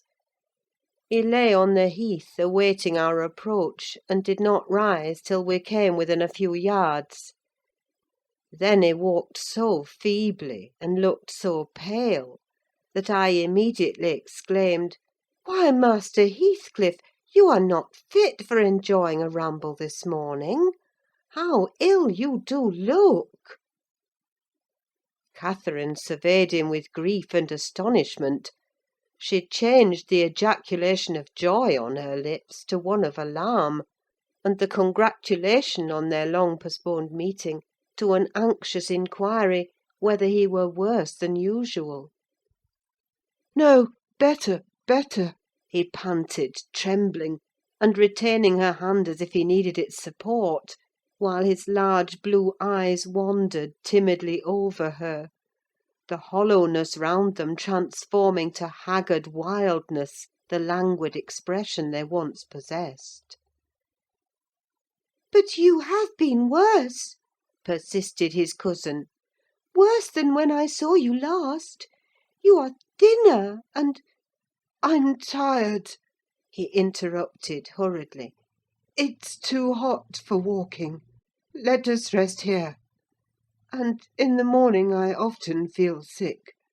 Papa says I grow so fast." Badly satisfied, Cathy sat down, and he reclined beside her. "This is something like your paradise," said she, making an effort at cheerfulness. "You recollect the 2 days we agreed to spend in the place and way each thought pleasantest? This is nearly yours, only there are clouds. But then they are so soft and mellow: it's nicer than sunshine. Next week, if you can, we'll ride down to the Grange Park and try mine." Linton did not appear to remember what she talked of, and he had evidently great difficulty in sustaining any kind of conversation. His lack of interest in the subject she started, and his equal incapacity to contribute to her entertainment, was so obvious that she could not conceal her disappointment. An indefinite alteration had come over his whole person and manner. The pettishness that might be caressed into fondness had yielded to a listless apathy. There was less of the peevish temper of a child which frets and teases on purpose to be soothed, and more of the self-absorbed moroseness of a confirmed invalid, repelling consolation, and ready to regard the good-humoured mirth of others as an insult. Catherine perceived, as well as I did, that he held it rather a punishment than a gratification to endure our company, and she made no scruple of proposing presently to depart. That proposal unexpectedly roused Linton from his lethargy, and threw him into a strange state of agitation. He glanced fearfully towards the Heights, begging she would remain another half-hour at least. "But I think," said Cathy, "you'd be more comfortable at home than sitting here; and I cannot amuse you to–day, I see, by my tales and songs and chatter. You have grown wiser than I in these 6 months: you have little taste for my diversions now; or else, if I could amuse you, I'd willingly stay." "Stay to rest yourself," he replied. "And, Catherine, don't think or say that I'm very unwell. It is the heavy weather and heat that make me dull. And I walked about before you came, a great deal for me. Tell uncle I'm in tolerable health, will you?" "I'll tell him that you say so, Linton. I couldn't affirm that you are," observed my young lady, wondering at his pertinacious assertion of what was evidently an untruth. "And be here again next Thursday," continued he, shunning her puzzled gaze; "and give him my thanks for permitting you to come: my best thanks, Catherine. And if you did meet my father, and he asked you about me, don't lead him to suppose that I've been extremely silent and stupid. Don't look sad and downcast, as you are doing: he'll be angry." "I care nothing for his anger," exclaimed Cathy, imagining she would be its object. "But I do," said her cousin, shuddering. "Don't provoke him against me, Catherine, for he is very hard." "Is he severe to you, Master Heathcliff?" I inquired. "Has he grown weary of indulgence, and passed from passive to active hatred?" Linton looked at me, but did not answer. and after keeping her seat by his side another 10 minutes, during which his head fell drowsily on his breast, and he uttered nothing except suppressed moans of exhaustion or pain, Cathy began to seek solace in looking for bilberries and sharing the produce of her researches with me. She did not offer them to him, for she saw further notice would only weary and annoy. "Is it half an hour now, Ellen?" She whispered in my ear at last. "I can't tell why we should stay. He's asleep, and papa will be wanting us back."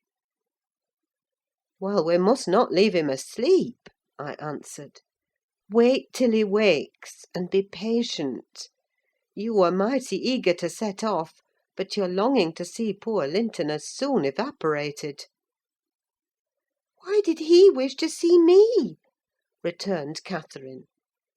"In his crossest humours formerly, I liked him better than I do in his present curious mood.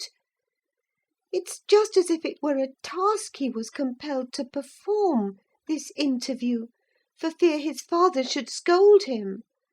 But I'm hardly going to come to give Mr. Heathcliff pleasure, whatever reason he may have for ordering Linton to undergo this penance. And though I'm glad he's better in health, I'm sorry he's so much less pleasant, and so much less affectionate to me." "You think he is in better health, then?" I said. "Yes," she answered, "because he always made such a great deal of his sufferings, you know. He is not tolerably well, as he told me to tell papa, but he's better, very likely." "There you differ with me, Miss Cathy," I remarked. "I should conjecture him to be far worse." Linton here started from his slumber in bewildered terror, and asked if any one had called his name. "No," said Catherine, "unless in dreams. I cannot conceive how you manage to doze out of doors in the morning." I thought I heard my father," he gasped, glancing up to the frowning nab above us. "You're sure nobody spoke?" "Quite sure," replied his cousin. "Only Ellen and I were disputing concerning your health. Are you truly stronger, Linton, than when we separated in winter? If you be, I'm certain one thing is not stronger: your regard for me. Speak, are you?" The tears gushed from Linton's eyes as he answered, "Yes, yes, I am." and still under the spell of the imaginary voice, his gaze wandered up and down to detect its owner. Cathy rose. "For to-day we must part," she said. "And I won't conceal that I have been sadly disappointed with our meeting, though I'll mention it to nobody but you. Not that I stand in awe of Mr. Heathcliff." "Hush!" Murmured Linton, "For God's sake, hush! He's coming!" and he clung to Catherine's arm, striving to detain her; but at that announcement she hastily disengaged herself, and whistled to Minnie, who obeyed her like a dog. "I'll be here next Thursday," she cried, springing to the saddle. "Good–bye! Quick, Ellen!" And so we left him, scarcely conscious of our departure, so absorbed was he in anticipating his father's approach. Before we reached home, Catherine's displeasure softened into a perplexed sensation of pity and regret, largely blended with vague, uneasy doubts about Linton's actual circumstances, physical and social, in which I partook, though I counselled her not to say much, for a second journey would make us better judges. My master requested an account of our ongoings. His nephew's offering of thanks was duly delivered, Miss Cathy gently touching on the rest. I also threw little light on his inquiries, for I hardly knew what to hide and what to reveal. End of chapter 26.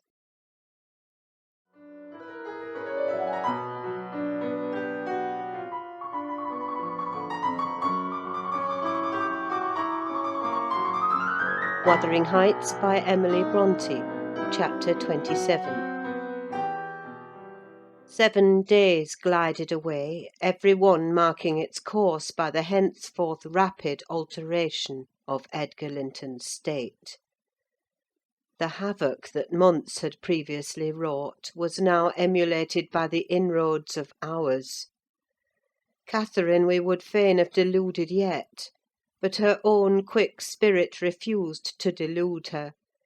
It divined in secret, and brooded on the dreadful probability, gradually ripening into certainty. She had not the heart to mention her ride when Thursday came round. I mentioned it for her, and obtained permission to order her out of doors; for the library, where her father stopped a short time daily, the brief period he could bear to sit up, and his chamber, had become her whole world. She grudged each moment that did not find her bending over his pillow, or seated by his side. Her countenance grew wan with watching and sorrow, and my master gladly dismissed her to what he flattered himself would be a happy change of scene and society, drawing comfort from the hope that she would not now be left entirely alone after his death. He had a fixed idea, I guessed by several observations he let fall, that, as his nephew resembled him in person, he would resemble him in mind; for Linton's letters bore few or no indications of his defective character; and I, through pardonable weakness, refrained from correcting the error, asking myself what good there would be in disturbing his last moments with information that he had neither power nor opportunity to turn to account. We deferred our excursion till the afternoon, a golden afternoon of August, every breath from the hills so full of life that it seemed whoever respired it, though dying, might revive. Catherine's face was just like the landscape, shadows and sunshine flitting over it in rapid succession; but the shadows rested longer, and the sunshine was more transient, and her poor little heart reproached itself for even that passing forgetfulness of its cares. We discerned Linton watching at the same spot he had selected before. My young mistress alighted, and told me that, as she was resolved to stay a very little while, I had better hold the pony, and remain on horseback. But I dissented: I wouldn't risk losing sight of the charge committed to me a minute; so we climbed the slope of heath together. Master Heathcliff received us with greater animation on this occasion: not the animation of high spirits, though, nor yet of joy. It looked more like fear. "It is late," he said, speaking short and with difficulty. "Is not your father very ill? I thought you wouldn't come." Why won't you be candid? cried Catherine, swallowing her greeting. Why cannot you say at once you don't want me? It is strange, Linton, that for the second time you have brought me here on purpose, apparently to distress us both, and for no reason besides." Linton shivered and glanced at her, half supplicating, half ashamed; but his cousin's patience was not sufficient to endure this enigmatical behaviour. "My father is very ill," she said. "And why am I called from his bedside? Why didn't you send to absolve me from my promise, when you wished I wouldn't keep it? Come! I desire an explanation. Playing and trifling are completely banished out of my mind, and I can't dance attendance on your affectations now." "My affectations!" he murmured. "What are they? For heaven's sake, Catherine, don't look so angry. Despise me as much as you please. I am a worthless, cowardly wretch. I can't be scorned enough, but I'm too mean for your anger. Hate my father and spare me for contempt." "Nonsense!" cried Catherine in a passion. "Foolish, silly boy! And there he trembles, as if I were really going to touch him. You needn't bespeak contempt, Linton. Anybody will have it spontaneously at your service. Get off! I shall return home. It is folly dragging you from the hearthstone and pretending— What do we pretend? Let go my frock. If I pitied you for crying and looking so very frightened, you should spurn such pity. Ellen, tell him how disgraceful this conduct is.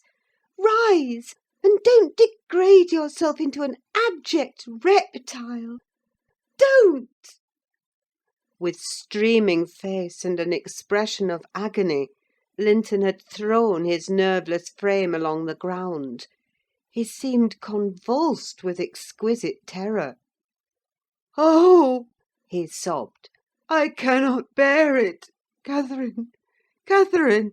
I'm a traitor too, and I dare not tell you. But leave me, and I shall be killed.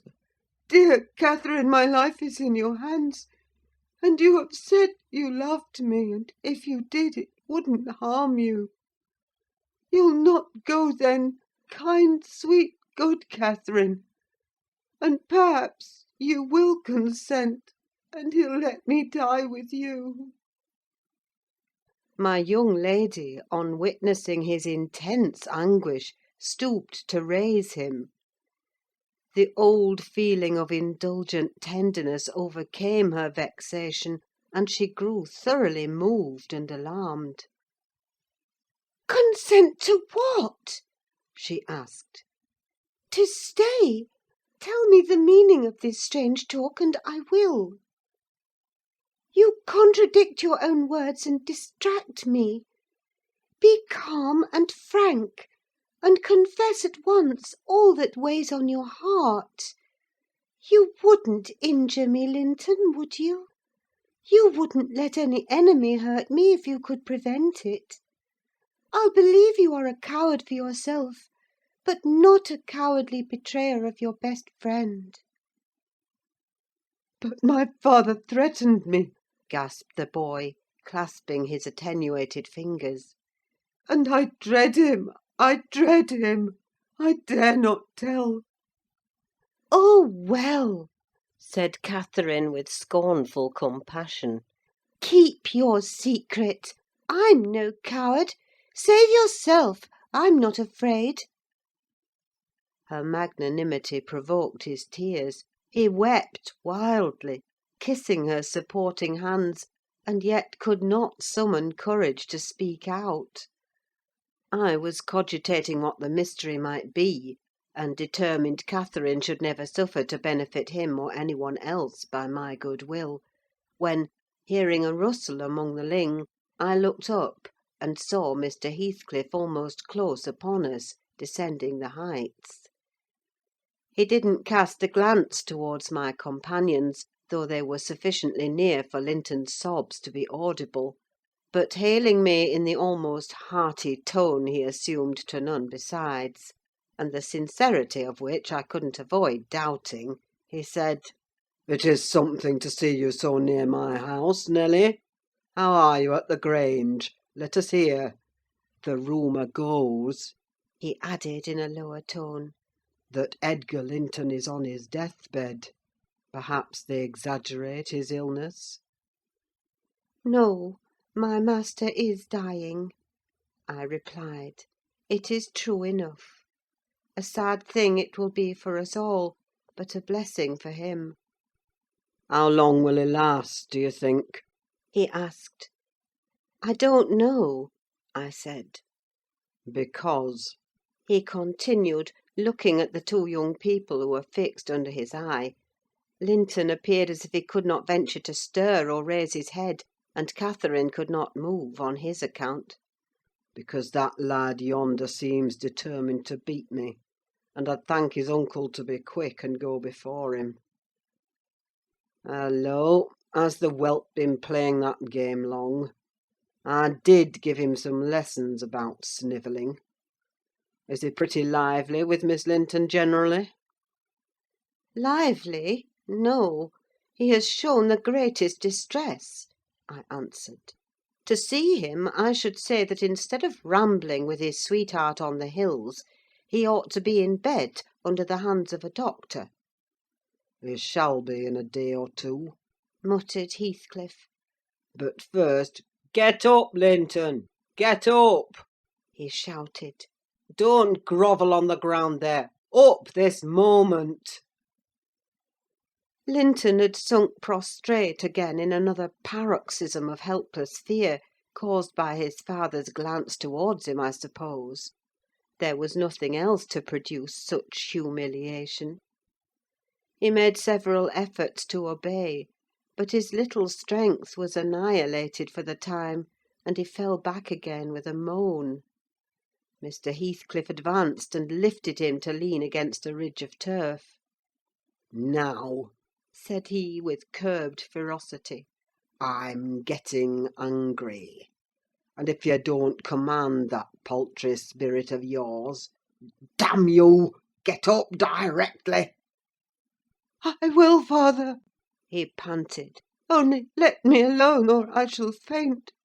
I've done as you wished, I'm sure. Catherine will tell you that I have been cheerful. Ah, keep by me, Catherine. Give me your hand." "Take mine," said his father. "Stand on your feet. There now. She'll lend you her arm. That's right, look at her. You would imagine I was the devil himself, Miss Linton, to excite such horror. Be so kind as to walk home with him, will you? He shudders if I touch him." "Linton, dear," whispered Catherine. "I can't go to Wuthering Heights. Papa has forbidden me. He'll not harm you. Why are you so afraid?" "I can never re-enter that house," he answered. "I'm not to re-enter it without you." "Stop!" cried his father. "We'll respect Catherine's filial scruples. Nelly, take him in, and I'll follow your advice concerning the doctor without delay." "You'll do well," replied I; "but I must remain with my mistress. To mind your son is not my business." "You are very stiff," said Heathcliff. "I know that; but he'll force me to pinch the baby and make it scream before it moves your charity. Come then, my hero. Are you willing to return, escorted by me?" He approached once more, and made as if he would seize the fragile being; but, shrinking back, Linton clung to his cousin, and implored her to accompany him, with a frantic importunity that admitted no denial. However I disapproved, I couldn't hinder her. Indeed, how could she have refused him herself? What was filling him with dread we had no means of discerning, but there he was, powerless under its grip, and any addition seemed capable of shocking him into idiocy. We reached the threshold, Catherine walked in, and I stood waiting till she had conducted the invalid to a chair, expecting her out immediately, when Mr. Heathcliff, pushing me forward, exclaimed, "My house is not stricken with the plague, Nelly, and I have a mind to be hospitable to-day. Sit down, and allow me to shut the door." He shut and locked it also. I started. "You shall have tea before you go home," he added. "I'm by myself. Hareton is gone with some cattle to the Lees, and Zillah and Joseph are off on a journey of pleasure; and though I'm used to being alone, I'd rather have some interesting company if I can get it. Miss Linton, take your seat by him. I give you what I have. The present is hardly worth accepting, but I have nothing else to offer. It is Linton, I mean. How she does stare! It's odd what a savage feeling I have to anything that seems afraid of me. Had I been born where laws are less strict and tastes less dainty, I should treat myself to a slow vivisection of those two as an evening's amusement. He drew in his breath, struck the table, and swore to himself. By hell, I hate them.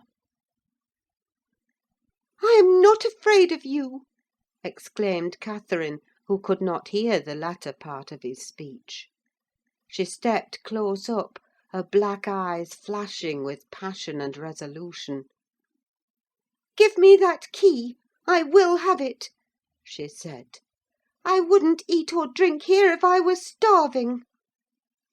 Heathcliff had the key in his hand that remained on the table. He looked up, seized with a sort of surprise at her boldness, or possibly reminded by her voice and glance of the person from whom she inherited it. She snatched at the instrument and half succeeded in getting it out of his loosened fingers, but her action recalled him to the present. He recovered it speedily. Now, Catherine Linton, He said, stand off, or I shall knock you down, and that will make Mrs. Dean mad. regardless of this warning, she captured his closed hand and its contents again. We will go, She repeated, exerting her utmost efforts to cause the iron muscles to relax, and finding that her nails made no impression, she applied her teeth pretty sharply. Heathcliff glanced at me a glance that kept me from interfering a moment. Catherine was too intent on his fingers to notice his face. He opened them suddenly, and resigned the object of dispute; but ere she had well secured it, he seized her with the liberated hand, and pulling her on his knee, administered with the other a shower of terrific slaps on both sides of the head, each sufficient to have fulfilled his threat, had she been able to fall. At this diabolical violence I rushed on him furiously. You villain! I began to cry. You villain! A touch on the chest silenced me.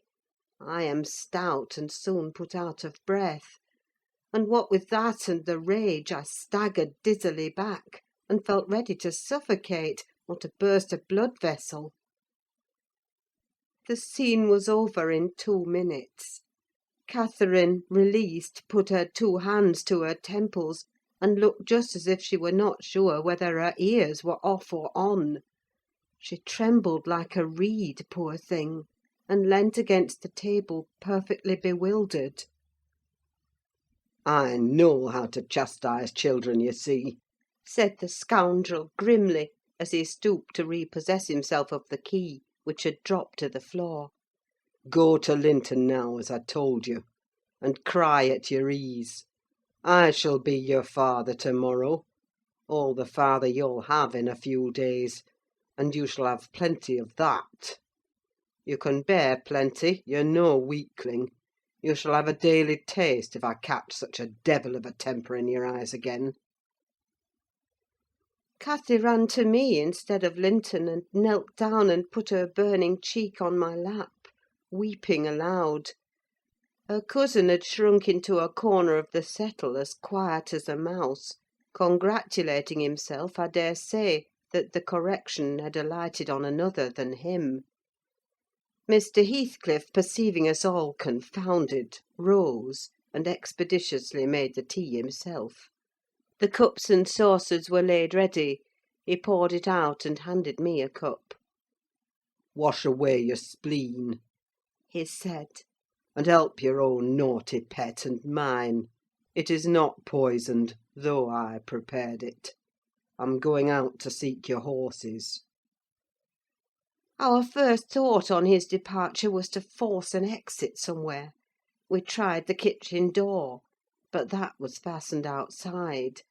We looked at the windows: they were too narrow for even Cathy's little figure. "Master Linton," I cried, seeing we were regularly imprisoned, "you know what your diabolical father is after, and you shall tell us, or I'll box your ears as he has done your cousin's." "Yes, Linton, you must tell," said Catherine. "It was for your sake I came, and it will be wickedly ungrateful if you refuse." "Give me some tea, I'm thirsty, and then I'll tell you," he answered. "Mrs. Dean, go away. I don't like you standing over me. Now, Catherine, you're letting your tears fall into my cup. I won't drink that. Give me another." Catherine pushed another to him and wiped her face. I felt disgusted at the little wretch's composure, since he was no longer in terror for himself. The anguish he had exhibited on the moor subsided as soon as ever he entered Wuthering Heights, so I guessed he had been menaced with an awful visitation of wrath if he failed in decoying us there, and that accomplished, he had no further immediate fears. "Papa wants us to be married," he continued, after sipping some of the liquid. "And he knows your papa wouldn't let us marry now, and he's afraid of my dying if we wait. So we are to be married in the morning, and you are to stay here all night; and if you do as he wishes, you shall return home next day, and take me with you." "Take you with her, pitiful changeling!" I exclaimed. "You marry? Why, the man is mad, or he thinks us fools every one. And do you imagine that beautiful young lady, that healthy, hearty girl, will tie herself to a little perishing monkey like you? Are you cherishing the notion that anybody, let alone Miss Catherine Linton, would have you for a husband? You want whipping for bringing us in here at all, with your dastardly puling tricks. And don't look so silly now. I've a very good mind to shake you severely for your contemptible treachery and your imbecile conceit." I did give him a slight shaking, but it brought on the cough, and he took to his ordinary resource of moaning and weeping, and Catherine rebuked me. "Stay all night? No," she said, looking slowly round. "Ellen, I'll burn that door down, but I'll get out." And she would have commenced the execution of her threat directly, but Linton was up in alarm for his dear self again. He clasped her in his two feeble arms, sobbing, "Won't you have me and save me? Not let me come to the Grange? Oh, darling Catherine, you mustn't go and leave after all. You must obey my father, you must." "I must obey my own," she replied, "and relieve him from this cruel suspense. The whole night! What would he think? He'll be distressed already. I'll either break or burn a way out of the house. Be quiet! You're in no danger; but if you hinder me, Linton, I love papa better than you." The mortal terror he felt of Mr. Heathcliff's anger restored to the boy his coward's eloquence. Catherine was near distraught. Still, she persisted that she must go home, and tried entreaty in her turn, persuading him to subdue his selfish agony. While they were thus occupied, our gaoler re-entered. "Your beasts have trotted off," He said. "and now, Linton, snivelling again. What has she been doing to you? Come, come, have done and get to bed. In a month or two, my lad, you'll be able to pay her back her present tyrannies with a vigorous hand. You're pining for pure love, are you not? Nothing else in the world. And she shall have you. There, to bed. Zillah won't be here to-night. You must undress yourself. Hush! Hold your noise. Once in your own room, I'll not come near you, you needn't fear. By chance you've managed tolerably. I'll look to the rest." He spoke these words holding the door open for his son to pass, and the latter achieved his exit, exactly as a spaniel might, which suspected the person who attended on it of designing a spiteful squeeze. The lock was resecured. Heathcliff approached the fire where my mistress and I stood silent. Catherine looked up and instinctively raised her hand to her cheek. His neighbourhood revived a painful sensation. Anybody else would have been incapable of regarding the childish act with sternness, but he scowled on her and muttered, "Oh, you are not afraid of me? Your courage is well disguised. You seem damnably afraid." I am afraid now, she replied, because if I stay, papa will be miserable. And how can I endure making him miserable when he... Mr. Heathcliff, let me go home. I promised to marry Linton. Papa would like me to, and I love him. Why should you wish to force me to do what I'll willingly do of myself? "Let him dare to force you!" I cried. "There's law in the land, thank God there is, though we be in an out-of-the-way place. I'd inform if he were my own son, and it's felony without benefit of clergy." "Silence!" said the ruffian. "To the devil with your clamour! I don't want you to speak. Miss Linton, I shall enjoy myself remarkably in thinking your father will be miserable. I shall not sleep for satisfaction. You could have hit on no surer way of fixing your residence under my roof for the next 24 hours than informing me that such an event would follow.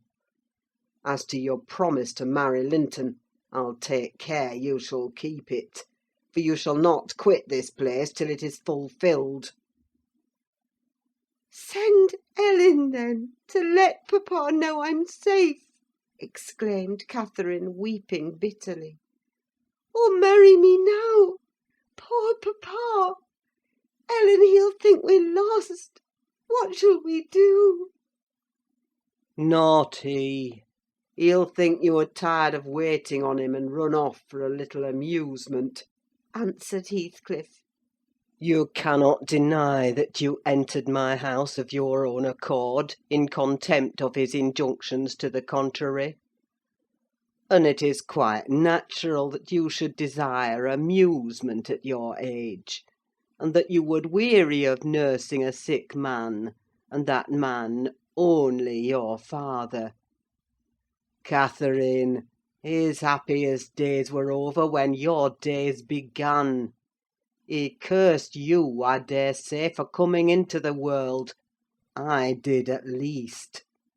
And it would just do if he cursed you as he went out of it. I join him. I don't love you. How should I? Weep away.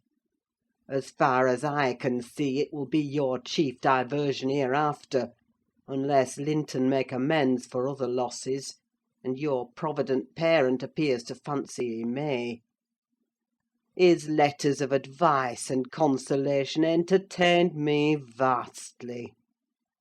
In his last he recommended my jewel to be careful of his, and kind to her when he got her.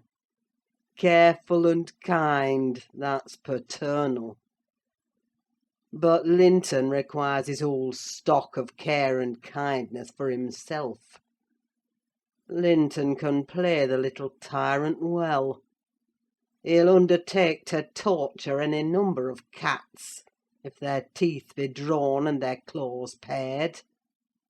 You'll be able to tell his uncle fine tales of his kindness when you get home again, I assure you.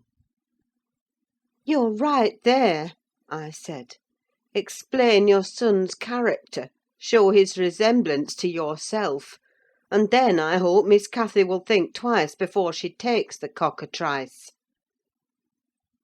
"I don't much mind speaking of his amiable qualities now," he answered, "because she must either accept him or remain a prisoner, and you along with her till your master dies. I can detain you both quite concealed here. If you doubt, encourage her to retract her word, and you'll have an opportunity of judging." "I'll not retract my word," said Catherine. "I'll marry him within this hour, if I may go to Thrushcross Grange afterwards. Mr. Heathcliff, you are a cruel man, but you're not a fiend; and you won't, from mere malice, destroy irrevocably all my happiness. If papa thought I had left him on purpose, and if he died before I returned, could I bear to live? I've given over crying, but I'm going to kneel here at your knee, and I'll not get up, and I'll not take my eyes from your face till you look back at me. No, don't turn away! Do look! You'll see nothing to provoke you. I don't hate you. I'm not angry that you struck me. Have you never loved anybody in all your life, uncle? Never? Ah, you must look once. I'm so wretched, you can't help being sorry and pitying me." "Keep your heft fingers off and move, or I'll kick you," cried Heathcliff, brutally repulsing her. "I'd rather be hugged by a snake. How the devil can you dream of fawning on me? I detest you!" He shrugged his shoulders, shook himself indeed, as if his flesh crept with aversion, and thrust back his chair, while I got up and opened my mouth to commence a downright torrent of abuse. But I was rendered dumb in the middle of the first sentence by a threat that I should be shown into a room by myself the very next syllable I uttered. It was growing dark: we heard a sound of voices at the garden gate. Our host hurried out instantly. He had his wits about him, we had not. There was a talk of 2 or 3 minutes, and he returned alone. "I thought it had been your cousin Hareton," I observed to Catherine. "I wish he would arrive. Who knows but he might take our part?" "It was 3 servants sent to seek you from the Grange," said Heathcliff, overhearing me. "You should have opened a lattice and called out, but I could swear that chit is glad you didn't. She's glad to be obliged to stay, I'm certain." At learning the chance we had missed, we both gave vent to our grief without control, and he allowed us to wail on till 9 o'clock. Then he bid us go upstairs through the kitchen to Zilla's chamber, and I whispered my companion to obey. Perhaps we might contrive to get through the window there, or into a garret, or out by its skylight. The window, however, was narrow like those below, and the garret trap was safe from our attempts, for we were fastened in as before. We neither of us lay down. Catherine took her station by the lattice, and watched anxiously for morning, a deep sigh being the only answer I could obtain to my frequent entreaties that she would try to rest. I seated myself in a chair and rocked to and fro, passing harsh judgment on my many derelictions of duty, from which, it struck me then, all the misfortunes of my employers sprang. It was not the case in reality, I am aware, but it was in my imagination that dismal night, and I thought Heathcliff himself less guilty than I. At 7 o'clock he came and inquired if Miss Linton had risen. She ran to the door immediately, and answered, "Yes." "Here, then," he said, opening it and pulling her out. I rose to follow, but he turned the lock again. I demanded my release. "Be patient," he replied. "I'll send up your breakfast in a while." I thumped on the panels and rattled the latch angrily, and Catherine asked why I was still shut up. He answered I must try to endure it another hour, and they went away. I endured it 2 or 3 hours. At length I heard a footstep, not Heathcliff's. "I brought you something to eat," said a voice. "Open door." Complying eagerly, I beheld Hareton, laden with food enough to last me all day. "Tak it," he added, thrusting the tray into my hand. "Stay 1 minute," I began. "Nay," cried he, and retired, regardless of any prayers I could pour forth to detain him. And there I remained enclosed the whole day, and the whole of the next night, and another, and another. 5 nights and 4 days I remained altogether, seeing nobody but Hareton once every morning, and he was a model of a gaoler, surly and dumb and deaf to every attempt at moving his sense of justice or compassion. End of chapter 27.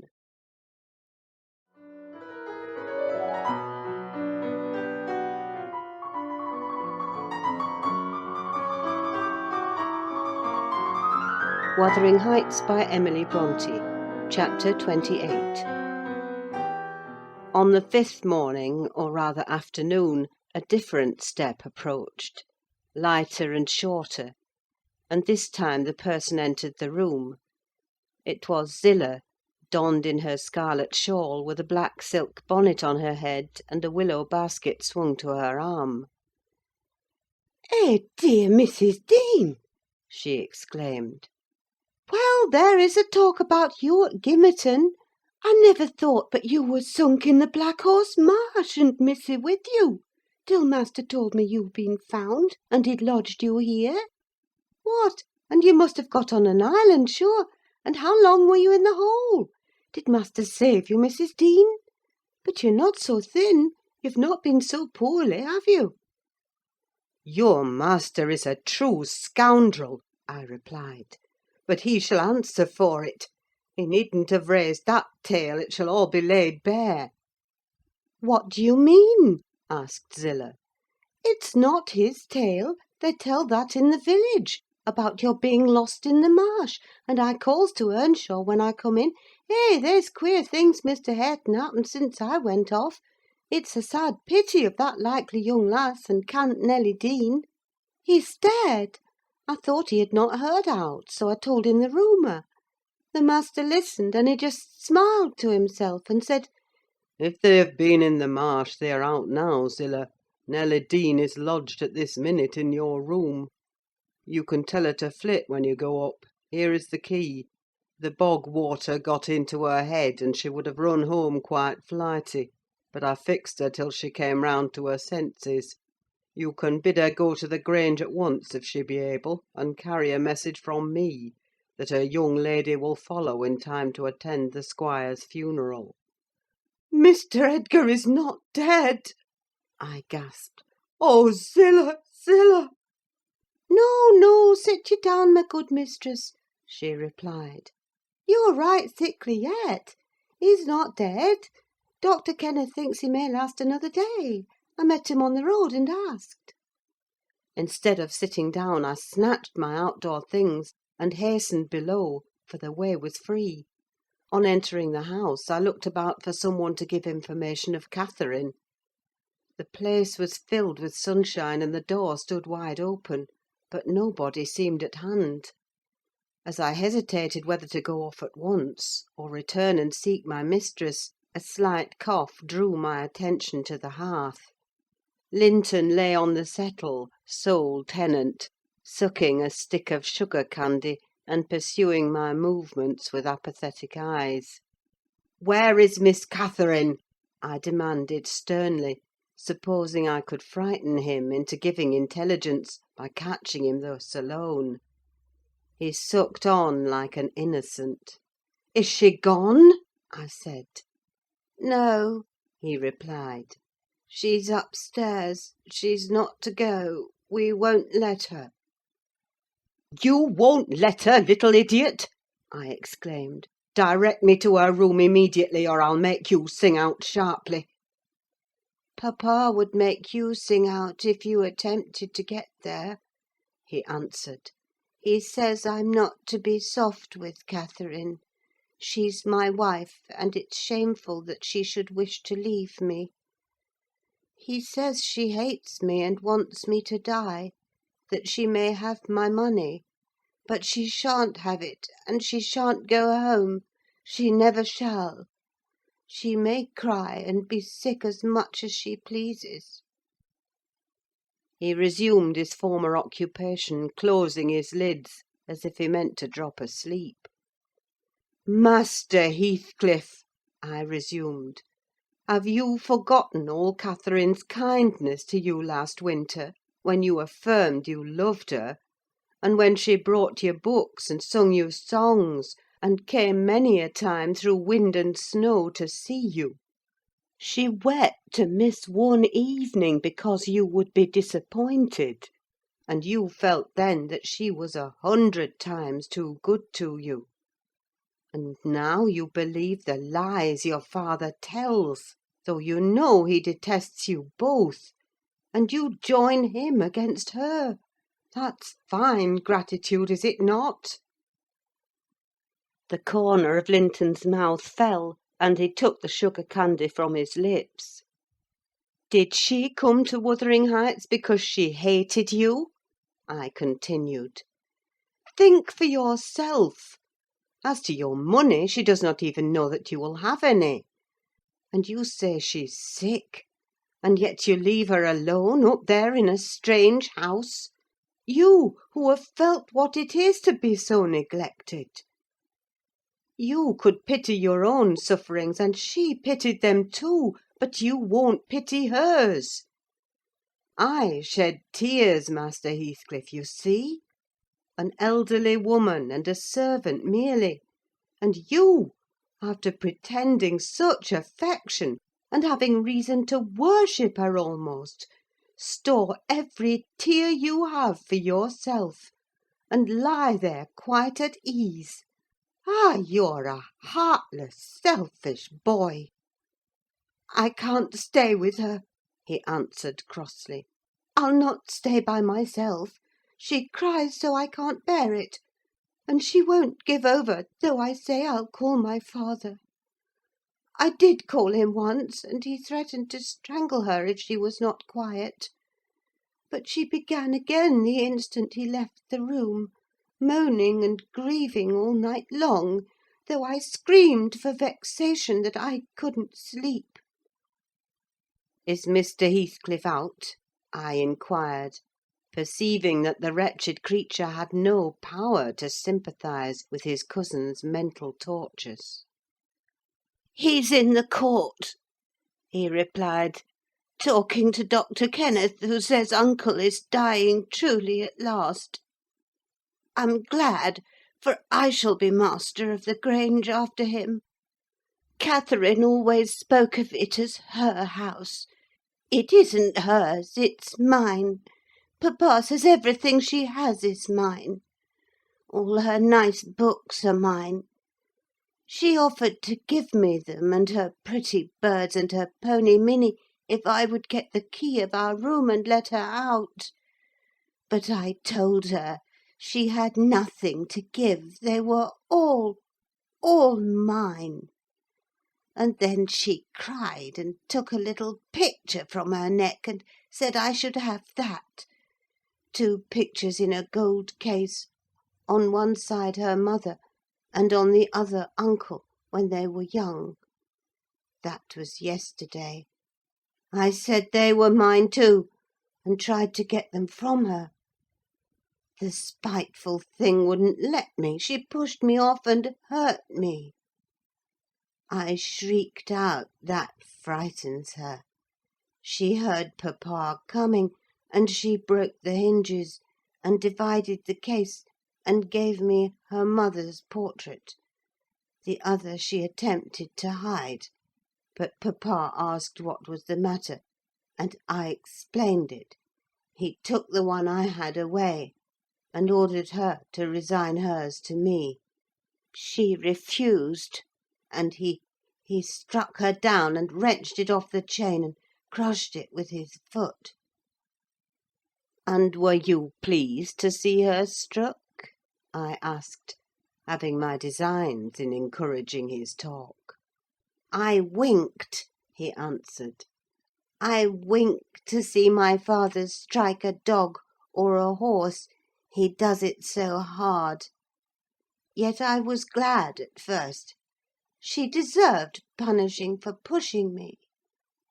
But when papa was gone, she made me come to the window and showed me her cheek, cut on the inside against her teeth, and her mouth filling with blood.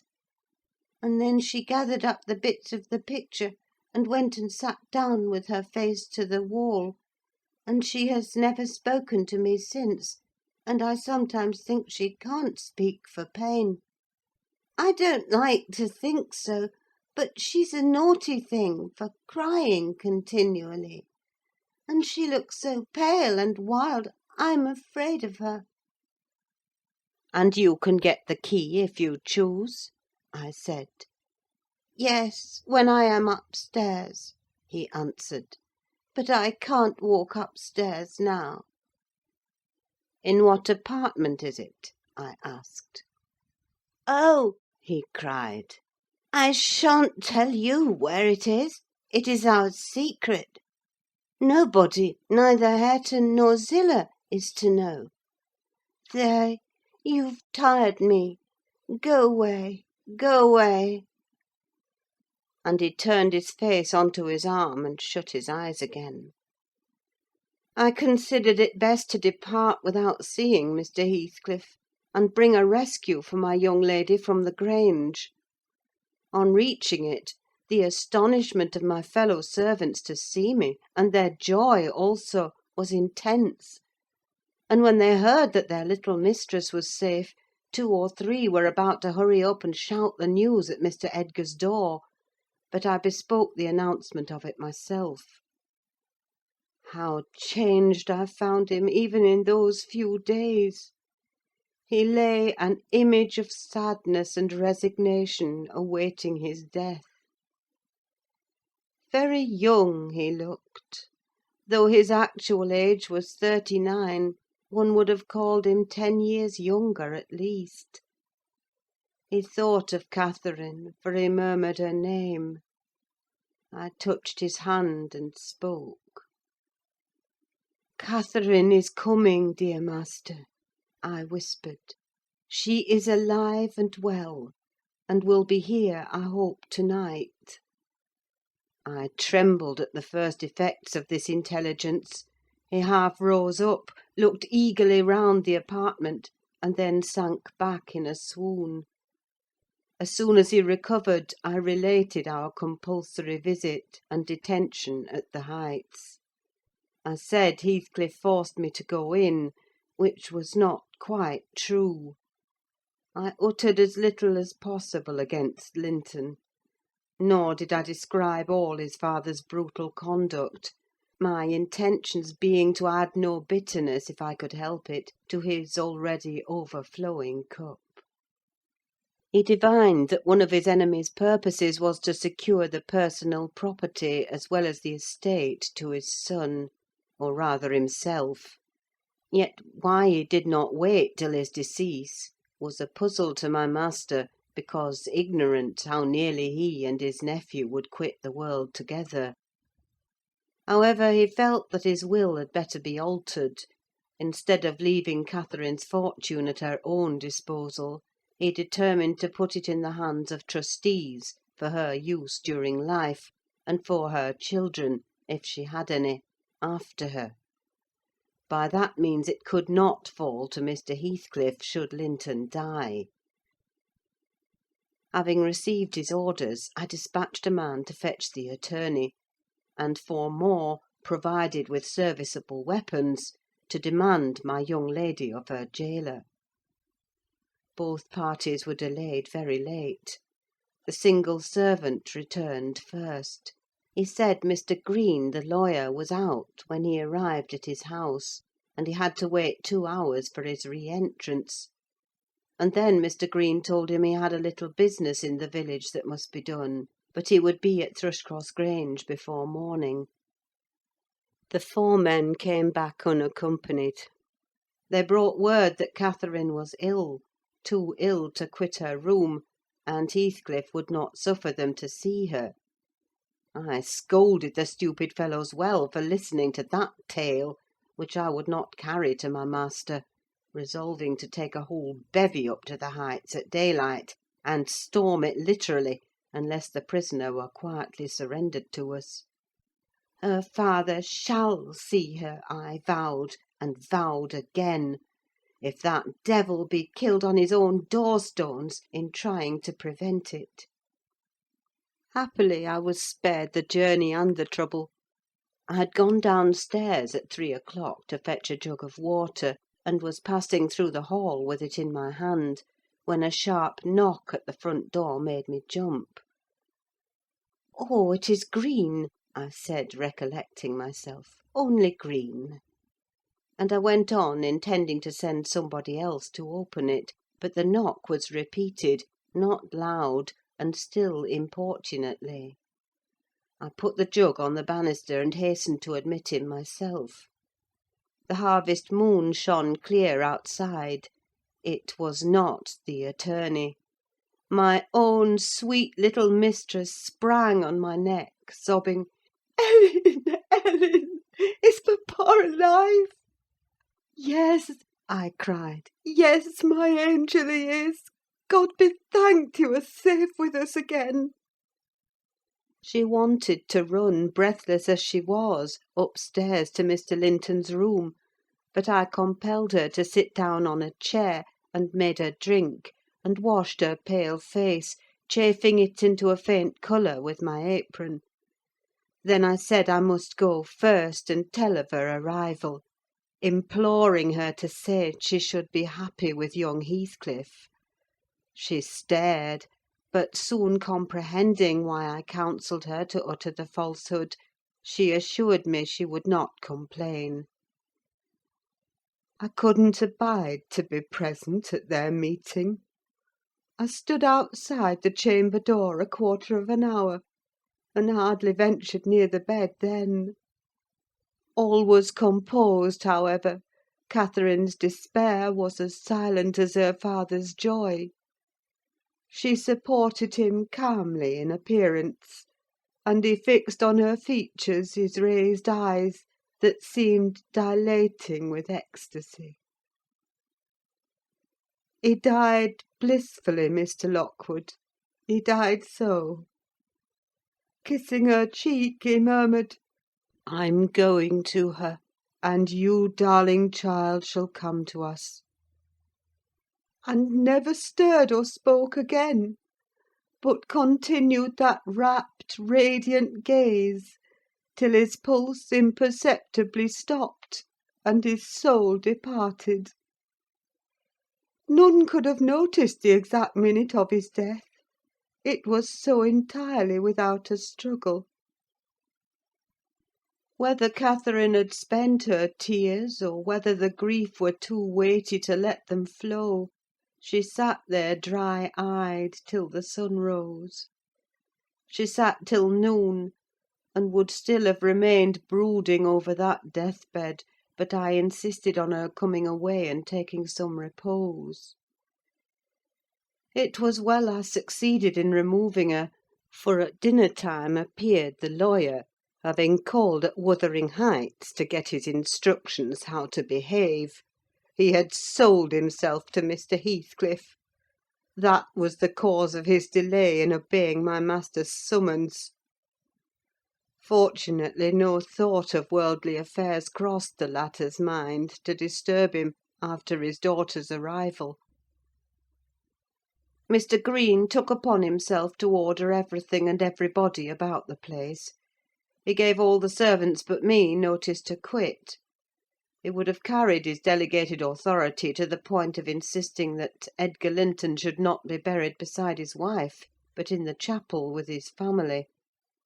There was the will, however, to hinder that, and my loud protestations against any infringement of its directions. The funeral was hurried over. Catherine, Mrs. Linton Heathcliff now, was suffered to stay at the Grange till her father's corpse had quitted it. She told me that her anguish had at last spurred Linton to incur the risk of liberating her. She heard the men I sent disputing at the door, and she gathered the sense of Heathcliff's answer. It drove her desperate. Linton, who had been conveyed up to the little parlour soon after I left, was terrified into fetching the key before his father reascended. He had the cunning to unlock and relock the door without shutting it; and when he should have gone to bed, he begged to sleep with Hareton, and his petition was granted for once. Catherine stole out before break of day. She dared not try the doors, lest the dogs should raise an alarm. She visited the empty chambers and examined their windows, and luckily, lighting on her mother's, she got easily out of its lattice and on to the ground, by means of the fir tree close by. Her accomplice suffered for his share in the escape, notwithstanding his timid contrivances. End of chapter 28.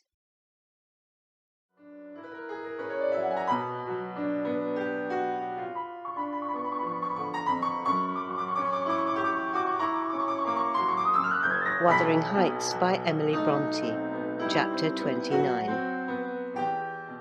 The evening after the funeral, my young lady and I were seated in the library, now musing mournfully, one of us despairingly, on our loss, now venturing conjectures as to the gloomy future. We had just agreed the best destiny which could await Catherine would be a permission to continue resident at the Grange, at least during Linton's life, he being allowed to join her there, and I to remain as housekeeper. That seemed rather too favourable an arrangement to be hoped for, and yet I did hope, and began to cheer up under the prospect of retaining my home and my employment, and, above all, my beloved young mistress, when a servant, one of the discarded ones not yet departed, rushed hastily in, and said that devil Heathcliff was coming through the court, should he fasten the door in his face. If we had been mad enough to order that proceeding, we had not time. He made no ceremony of knocking or announcing his name: he was master, and availed himself of the master's privilege to walk straight in, without saying a word.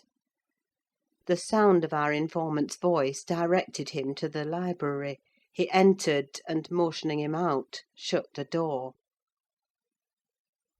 It was the same room into which he had been ushered as a guest 18 years before. The same moon shone through the window, and the same autumn landscape lay outside. We had not yet lighted a candle, but all the apartment was visible, even to the portraits on the wall: the splendid head of Mrs. Linton, and the graceful one of her husband. Heathcliff advanced to the hearth. Time had little altered his person either. There was the same man: his dark face rather sallower and more composed, his frame a stone or two heavier, perhaps, and no other difference. Catherine had risen with an impulse to dash out when she saw him. "Stop!" he said, arresting her by the arm. "No more runnings away. Where would you go? I'm come to fetch you home, and I hope you'll be a dutiful daughter, and not encourage my son to further disobedience. I was embarrassed how to punish him when I discovered his part in the business. It's such a cobweb: a pinch would annihilate him. But you'll see by his look that he has received his due. I brought him down one evening the day before yesterday, and just set him in a chair, and never touched him afterwards. I sent Hareton out, and we had the room to ourselves. In 2 hours I called Joseph to carry him up again, and since then my presence is as potent on his nerves as a ghost, and I fancy he sees me often, though I am not near. Hareton says he wakes and shrieks in the night by the hour together, and calls you to protect him from me. And whether you like your precious mate or not, you must come. Is your concern now. I yield all my interest in him to you." "Why not let Catherine continue here," I pleaded, "and send Master Linton to her? As you hate them both, you'd not miss them. They can only be a daily plague to your unnatural heart." "I'm seeking a tenant for the Grange," he answered, "and I want my children about me, to be sure. Besides, that lass owes me her services for her bread. I'm not going to nurture her in luxury and idleness after Linton is gone. Make haste and get ready now, and don't oblige me to compel you." "I shall," said Catherine. "Linton is all I have to love in the world; and though you have done what you could to make him hateful to me, and me to him, you cannot make us hate each other. And I defy you to hurt him when I am by, and I defy you to frighten me." "You are a boastful champion," replied Heathcliff; "but I don't like you well enough to hurt him. You shall get the full benefit of the torment as long as it lasts. It is not I who will make him hateful to you: it is his own sweet spirit. He's as bitter as gall at your desertion and its consequences. Don't expect thanks for this noble devotion. I heard him draw a pleasant picture to Zillah of what he would do if he were as strong as I. The inclination is there, and his very weakness will sharpen his wits to find a substitute for strength." "I know he has a bad nature," said Catherine. "He's your son; but I'm glad I've a better to forgive it. And I know he loves me, and for that reason I love him. Mr. Heathcliff, you have nobody to love you; and, however miserable you make us, we shall still have the revenge of thinking that your cruelty arises from your greater misery. You are miserable, are you not? Lonely like the devil, and envious like him? Nobody loves you. Nobody will cry for you when you die. I wouldn't be you." Catherine spoke with a kind of dreary triumph. She seemed to have made up her mind to enter into the spirit of her future family, and draw pleasure from the griefs of her enemies. "You shall be sorry to be yourself presently," said her father-in-law, "if you stand there another minute. Begone, witch, and get your things." She scornfully withdrew. In her absence, I began to beg for Zillah's place at the Heights, offering to resign mine to her; but he would suffer it on no account. He bid me be silent, and then, for the first time, allowed himself a glance round the room and a look at the pictures. Having studied Mrs. Linton's, he said, "I shall have that home. Not because I need it, but—" He turned abruptly to the fire, and continued with what, for lack of a better word, I must call a smile. "I'll tell you what I did yesterday. I got the sexton who was digging Linton's grave to remove the earth off her coffin lid, and I opened it. I thought once I would have stayed there. When I saw her face again, it is hers yet. He had hard work to stir me, but he said it would change if the air blew on it, and so I struck one side of the coffin loose and covered it up. Not Linton's side, damn him! I wish he'd been soldered in lead. And I bribed the sexton to pull it away when I'm laid there, and slide mine out too. I'll have it made so. And then, by the time Linton gets to us, he'll not know which is which." "You were very wicked, Mr. Heathcliff!" I exclaimed. "Were you not ashamed to disturb the dead?" "I disturbed nobody, Nelly," he replied. "and I gave some ease to myself. I shall be a great deal more comfortable now, and you will have a better chance of keeping me underground when I get there. Disturbed her? No! She has disturbed me, night and day, through 18 years. Incessantly, remorselessly, till yesternight. And yesternight I was tranquil. I dreamt I was sleeping the last sleep by that sleeper, with my heart stopped and my cheek frozen against hers." "And if she had been dissolved into earth, or worse, what would you have dreamt of then?" I said. "Of dissolving with her, and being more happy still," he answered. "Do you suppose I dread any change of that sort? I expected such a transformation on raising the lid; but I'm better pleased that it should not commence till I share it. Besides, unless I had received a distinct impression of her passionless features, that strange feeling would hardly have been removed. It began oddly. You know I was wild after she died, and eternally, from dawn to dawn, praying her to return to me her spirit. I have a strong faith in ghosts. I have a conviction that they can and do exist among us. The day she was buried, there came a fall of snow. In the evening I went to the churchyard. It blew bleak as winter; all round was solitary.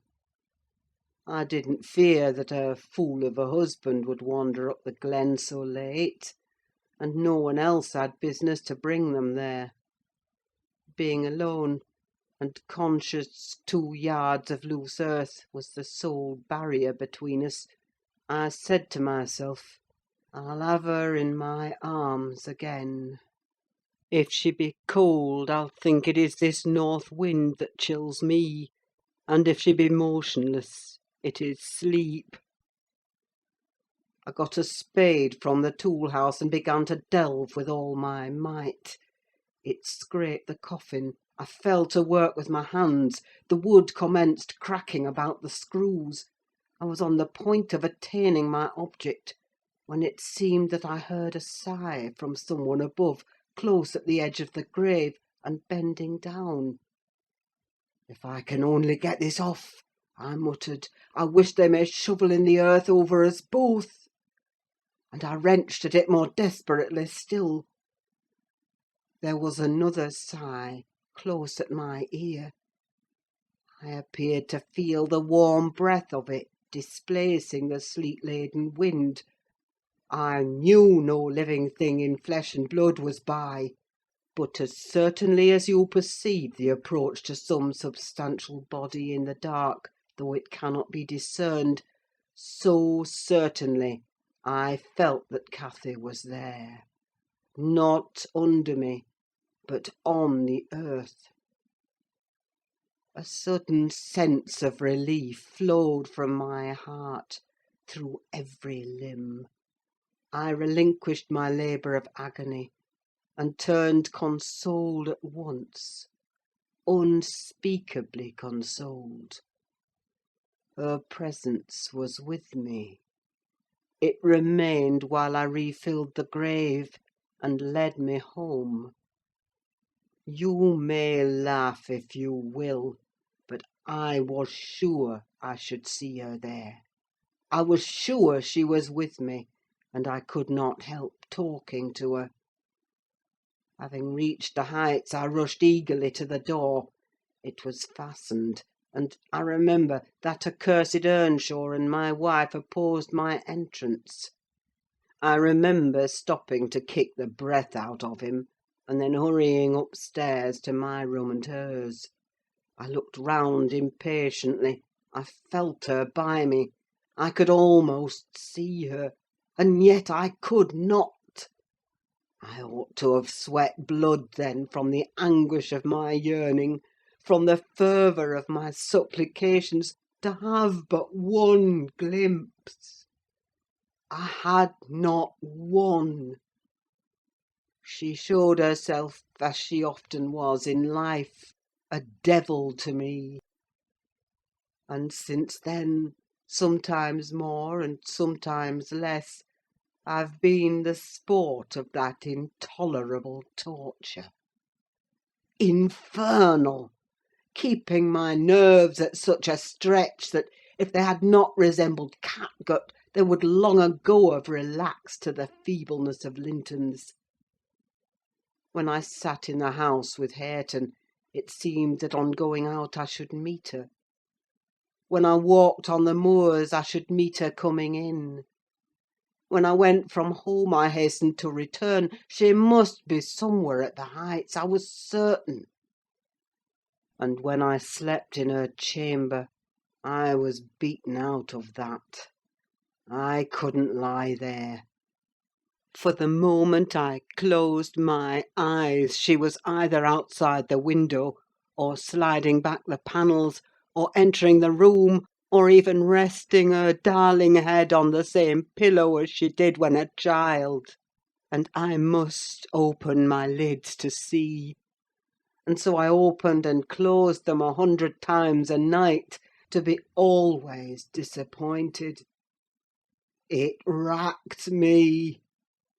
I've often groaned aloud till that old rascal Joseph no doubt believed that my conscience was playing the fiend inside of me. Now, since I've seen her, I'm pacified a little. It was a strange way of killing. Not by inches, but by fractions of hairbreadths, to beguile me with the spectre of a hope through 18 years. Mr. Heathcliff paused and wiped his forehead. His hair clung to it wet with perspiration.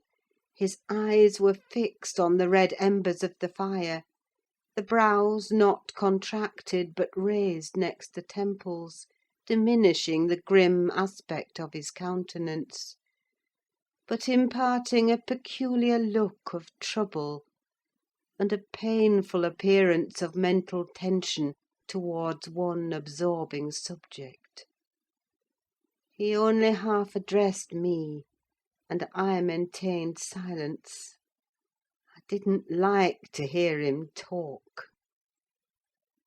After a short period he resumed his meditation on the picture, took it down, and leant it against the sofa, to contemplate it at better advantage; and while so occupied, Catherine entered, announcing that she was ready, when her pony should be saddled. Send that over to-morrow, Said Heathcliff to me; then turning to her, he added, You may do without your pony. It is a fine evening, and you'll need no ponies at Wuthering Heights. For what journeys you take, your own feet will serve you. Come along. "Good-bye, Ellen," whispered my dear little mistress. As she kissed me, her lips felt like ice. "Come and see me, Ellen. Don't forget." Take care you do no such thing, Mrs. Dean. said her new father. When I wish to speak to you, I'll come here. I want none of your prying at my house. He signed her to precede him, and, casting back a look that cut my heart, she obeyed. I watched them from the window walk down the garden. Heathcliff fixed Catherine's arm under his, though she disputed the act at first, evidently. and with rapid strides he hurried her into the alley whose trees concealed them. End of chapter 29.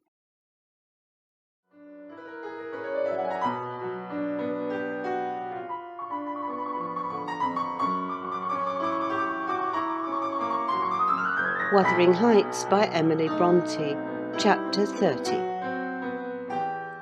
I have paid a visit to the Heights, but I have not seen her since she left. Joseph held the door in his hand when I called to ask after her, and wouldn't let me pass. He said Mrs. Linton was thrang, and the master was not in. Zillah has told me something of the way they go on, otherwise I should hardly know who was dead and who living. She thinks Catherine haughty, and does not like her, I can guess by her talk. My young lady asked some aid of her when she first came, but Mr. Heathcliff told her to follow her own business, and let his daughter-in-law look after herself; and Zillah willingly acquiesced, being a narrow-minded, selfish woman. Catherine evinced a child's annoyance at this neglect, repaid it with contempt, and thus enlisted my informant among her enemies as securely as if she had done her some great wrong.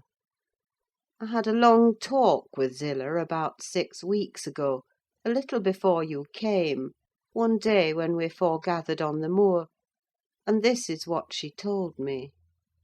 "The first thing Mrs. Linton did," she said, "on her arrival at the Heights, was to run upstairs without even wishing good evening to me and Joseph. She shut herself into Linton's room, and remained till morning. Then, while the master and Earnshaw were at breakfast, she entered the house, and asked all in a quiver if the doctor might be sent for: her cousin was very ill." We know that, answered Heathcliff. but his life is not worth a farthing, and I won't spend a farthing on him. "But I cannot tell how to do," she said; "and if nobody will help me, he'll die." Walk out of the room, cried the master. and let me never hear a word more about him. None here care what becomes of him. If you do, act the nurse; if you do not, lock him up and leave him. Then she began to bother me, and I said I'd had enough plague with the tiresome thing. We each had our tasks, and hers was to wait on Linton. Mr. Heathcliff bid me leave that labour to her. How they managed together I can't tell. I fancy he fretted a great deal, and moaned himself night and day, and she had precious little rest, one could guess by her white face and heavy eyes. She sometimes came into the kitchen all wildered like, and looked as if she would fain beg assistance. But I was not going to disobey the master. I never dare disobey him, Mrs. Dean. And though I thought it wrong that Kenneth should not be sent for, it was no concern of mine either to advise or complain, and I always refused to meddle. Once or twice, after we had gone to bed, I've happened to open my door again and seen her sitting crying on the stairs top, and then I've shut myself in quick for fear of being moved to interfere. I did pity her then, I'm sure; still I didn't wish to lose my place, you know. At last, one night, she came boldly into my chamber, and frightened me out of my wits by saying, 'Tell Mr. Heathcliff that his son is dying. I'm sure he is this time. Get up instantly and tell him.' Having uttered this speech, she vanished again. I lay a quarter of an hour listening and trembling. Nothing stirred. The house was quiet. 'She's mistaken,' I said to myself.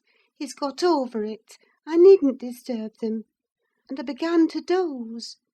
But my sleep was marred a second time by a sharp ringing of the bell, the only bell we have, put up on purpose for Linton; and the master called to me to see what was the matter, and inform them that he wouldn't have that noise repeated. I delivered Catherine's message.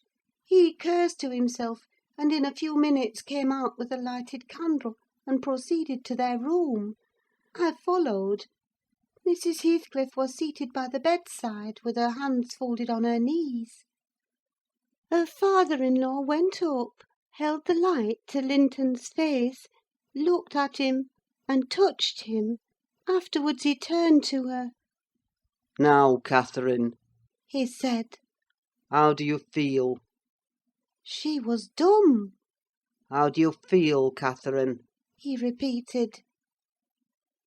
"He's safe, and I'm free," she answered. "I should feel well, but," she continued, with a bitterness she couldn't conceal, "you have left me so long to struggle against death alone, that I feel and see only death. I feel like death." And she looked like it too. I gave her a little wine. Hareton and Joseph, who had been wakened by the ringing and the sound of feet, and heard our talk from outside, now entered. Joseph was fain, I believe, of the lad's removal. Hareton seemed a thought bothered, though he was more taken up with staring at Catherine than thinking of Linton. But the master bid him get off to bed again. We didn't want his help. He afterwards made Joseph remove the body to his chamber, and told me to return to mine, and Mrs. Heathcliff remain by herself. In the morning he sent me to tell her she must come down to breakfast. She had undressed and appeared going to sleep, and said she was ill, at which I hardly wondered. I informed Mr. Heathcliff, and he replied, "Well, let her be till after the funeral, and go up now and then to get her what is needful; and as soon as she seems better, tell me." Cathy stayed upstairs a fortnight, according to Zillah, who visited her twice a day, and would have been rather more friendly, but her attempts at increasing kindness were proudly and promptly repelled. Heathcliff went up once to show her Linton's will. He had bequeathed the whole of his, and what had been her, movable property to his father.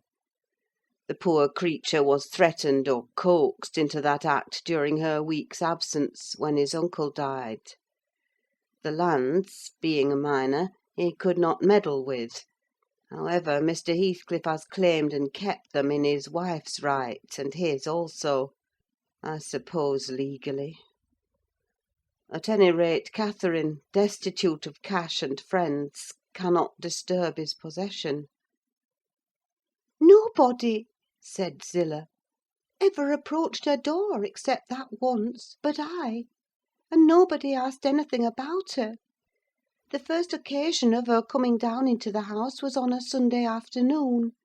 She had cried out, when I carried up her dinner, that she couldn't bear any longer being in the cold; and I told her the master was going to Thrushcross Grange, and Earnshaw and I needn't hinder her from descending. So, as soon as she heard Heathcliff's horse trot off, she made her appearance, donned in black, and her yellow curls combed back behind her ears as plain as a Quaker: she couldn't comb them out. Joseph and I generally go to chapel on Sundays." The kirk, you know, has no minister now," explained Mrs. Dean; "and they call the Methodist or Baptist place, I can't say which it is, at Gimmerton, a chapel." "Joseph had gone," she continued, "but I thought it proper to bide at home. Young folks are always the better for an elder's overlooking, and Hareton, with all his bashfulness, isn't a model of nice behaviour. I let him know that his cousin would very likely sit with us, and she had been always used to see the Sabbath respected, so he had as good leave his guns and bits of indoor work alone while she stayed. He coloured up at the news, and cast his eyes over his hands and clothes. The train oil and gunpowder were shoved out of sight in a minute. I saw he meant to give her his company, and I guessed by his way he wanted to be presentable; so, laughing, as I durst not laugh when the master is by, I offered to help him, if he would, and joked at his confusion. He grew sullen and began to swear. Now, Mrs. Dean," Zillah went on, seeing me not pleased by her manner. You happen think your young lady too fine for Mr. Hareton, and happen you're right. But I own I should love well to bring her pride a peg lower. And what will all her learning and her daintiness do for her now? She's as poor as you or I. Poorer, I'll be bound, you're saying, and I'm doing my little all that road. Hareton allowed Zillah to give him her aid, and she flattered him into a good humour; so when Catherine came, half forgetting her former insults, he tried to make himself agreeable by the housekeeper's account. Missus walked in, she said, as chill as an icicle and as high as a princess. I got up and offered her my seat in the armchair. No, she turned up her nose at my civility. Earnshaw rose too, and bid her come to the settle and sit close by the fire. He was sure she was starved. I've been starved a month and more, she answered, resting on the word as scornful as she could. And she got a chair for herself and placed it at a distance from both of us. Having sat till she was warm, she began to look round, and discovered a number of books on the dresser. She was instantly upon her feet again, stretching to reach them, but they were too high up. Her cousin, after watching her endeavours a while, at last summoned courage to help her. She held her frock, and he filled it with the first that came to hand. That was a great advance for the lad. She didn't thank him, still he felt gratified that she had accepted his assistance, and ventured to stand behind as she examined them, and even to stoop and point out what struck his fancy in certain old pictures which they contained, nor was he daunted by the saucy style in which she jerked the page from his finger. He contented himself with going a bit farther back, and looking at her instead of the book. She continued reading, or seeking for something to read. His attention became by degrees quite centred in the study of her thick, silky curls. Her face he couldn't see, and she couldn't see him. And perhaps not quite awake to what he did, but attracted like a child to a candle, at last he proceeded from staring to touching. He put out his hand and stroked one curl, as gently as if it were a bird. He might have stuck a knife into her neck, she started round in such a taking. "Get away this moment! How dare you touch me? Why are you stopping there?" she cried, in a tone of disgust. "I can't endure you! I'll go upstairs again if you come near me." Mr. Hareton recoiled, looking as foolish as he could do.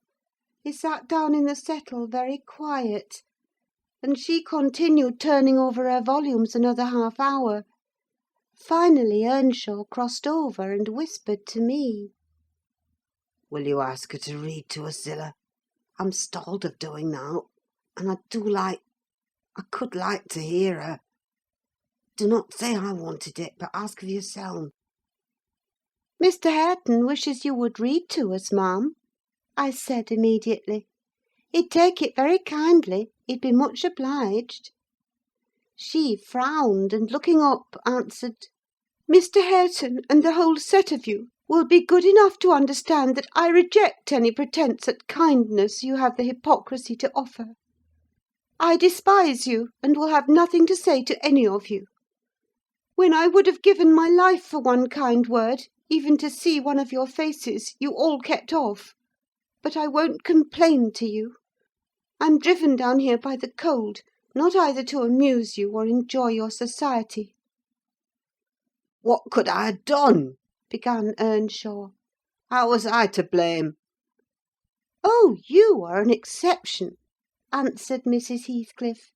"I never missed such a concern as you." "But I offered more than once, and asked," he said, kindling up at her pertness. "I asked Mr. Heathcliff to let me wake for you." "Be silent!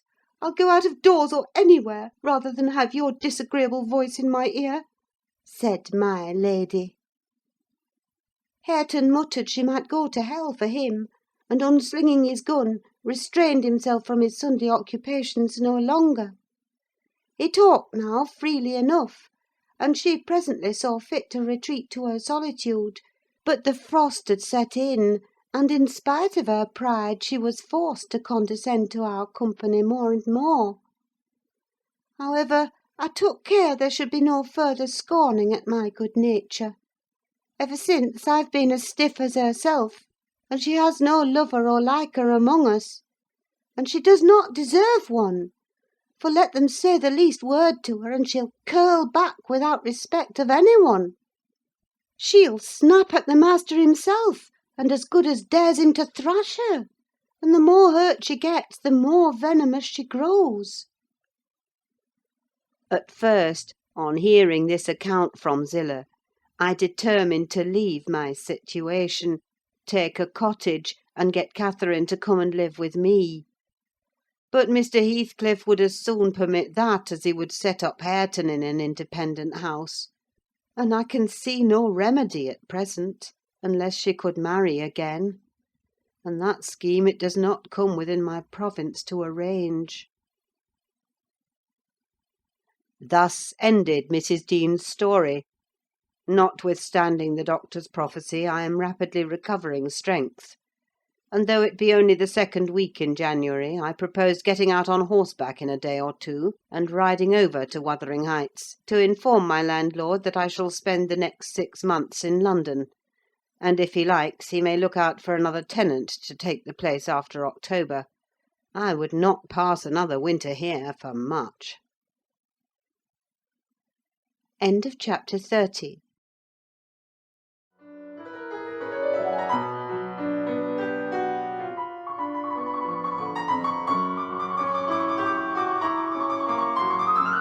Wuthering Heights by Emily Brontë, Chapter 31.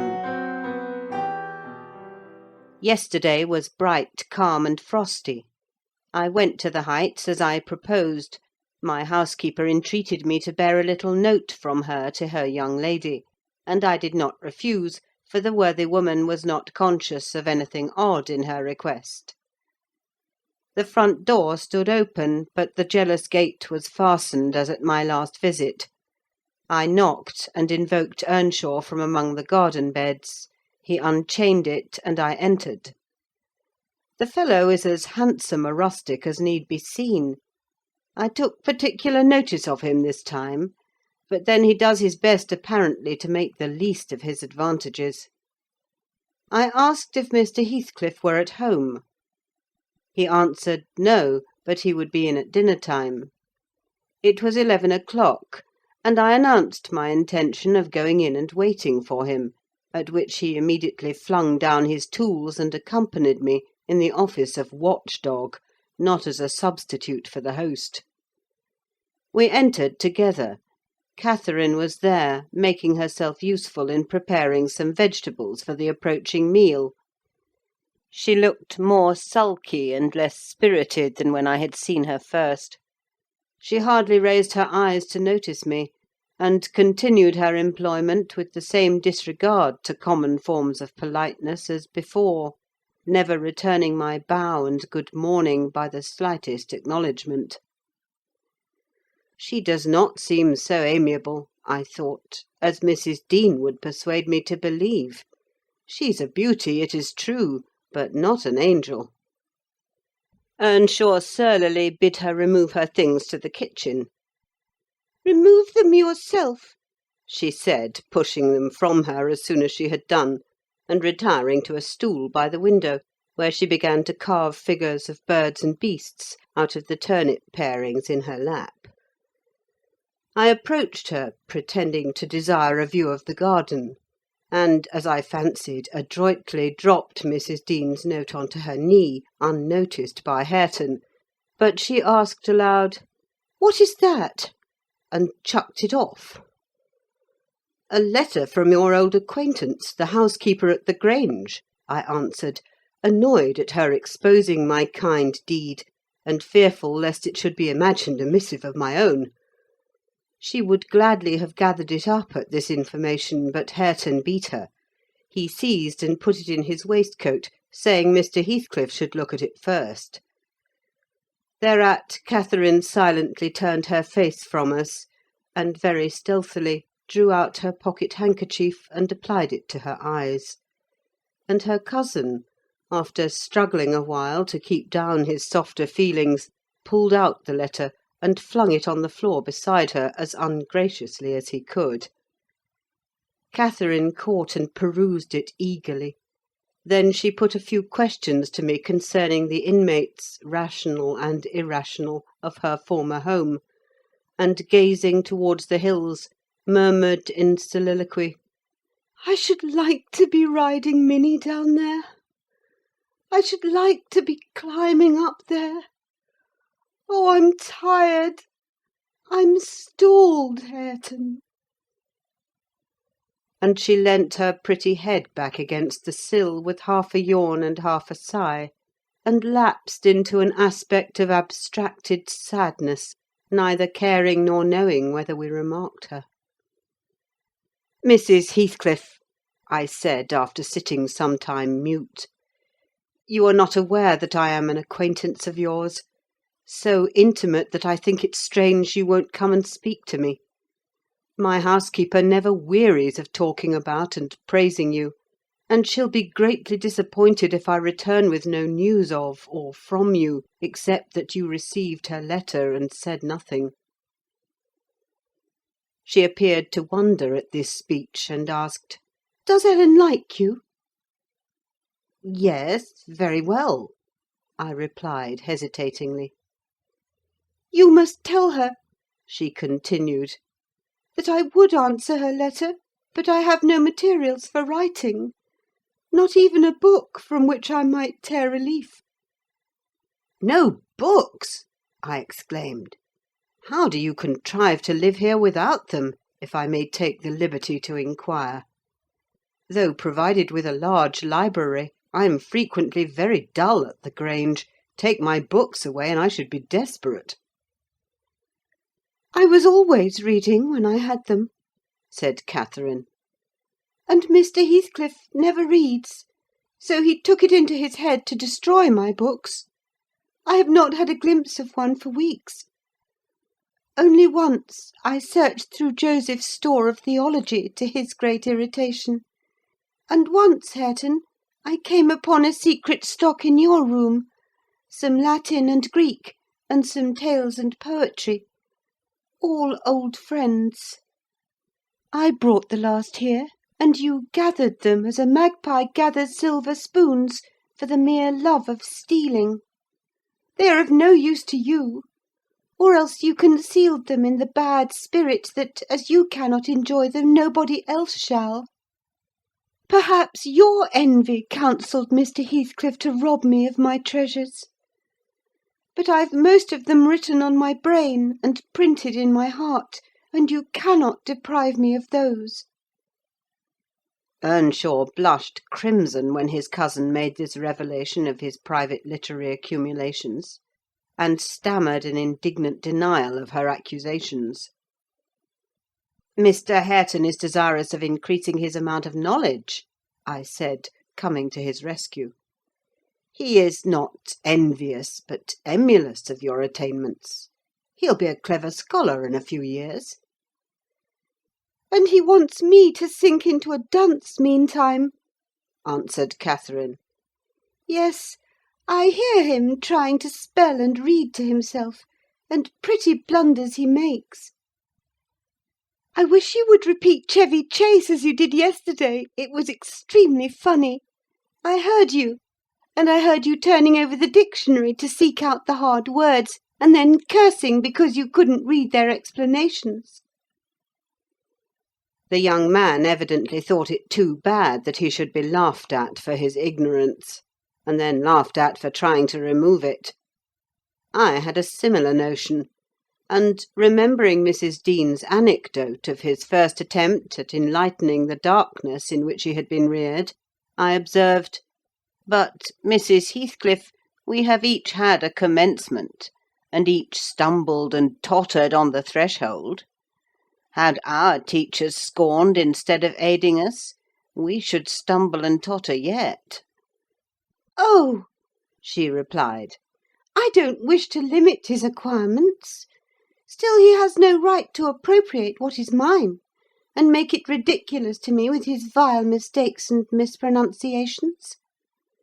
Those books, both prose and verse, are consecrated to me by other associations, and I hate to have them debased and profaned in his mouth. Besides, of all, he has selected my favourite pieces that I love the most to repeat, as if out of deliberate malice." Hareton's chest heaved in silence a minute. He laboured under a severe sense of mortification and wrath, which it was no easy task to suppress. I rose, and, from a gentlemanly idea of relieving his embarrassment, took up my station in the doorway, surveying the external prospect as I stood. He followed my example and left the room, but presently reappeared, bearing 6 volumes in his hands, which he threw into Catherine's lap, exclaiming, "Take them! I never want to hear or read or think of them again." "I won't have them now," she answered. "I shall connect them with you, and hate them."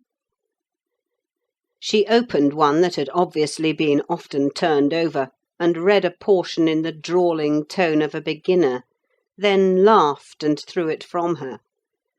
"And listen," she continued provokingly, commencing a verse of an old ballad in the same fashion. But his self-love would endure no further torment.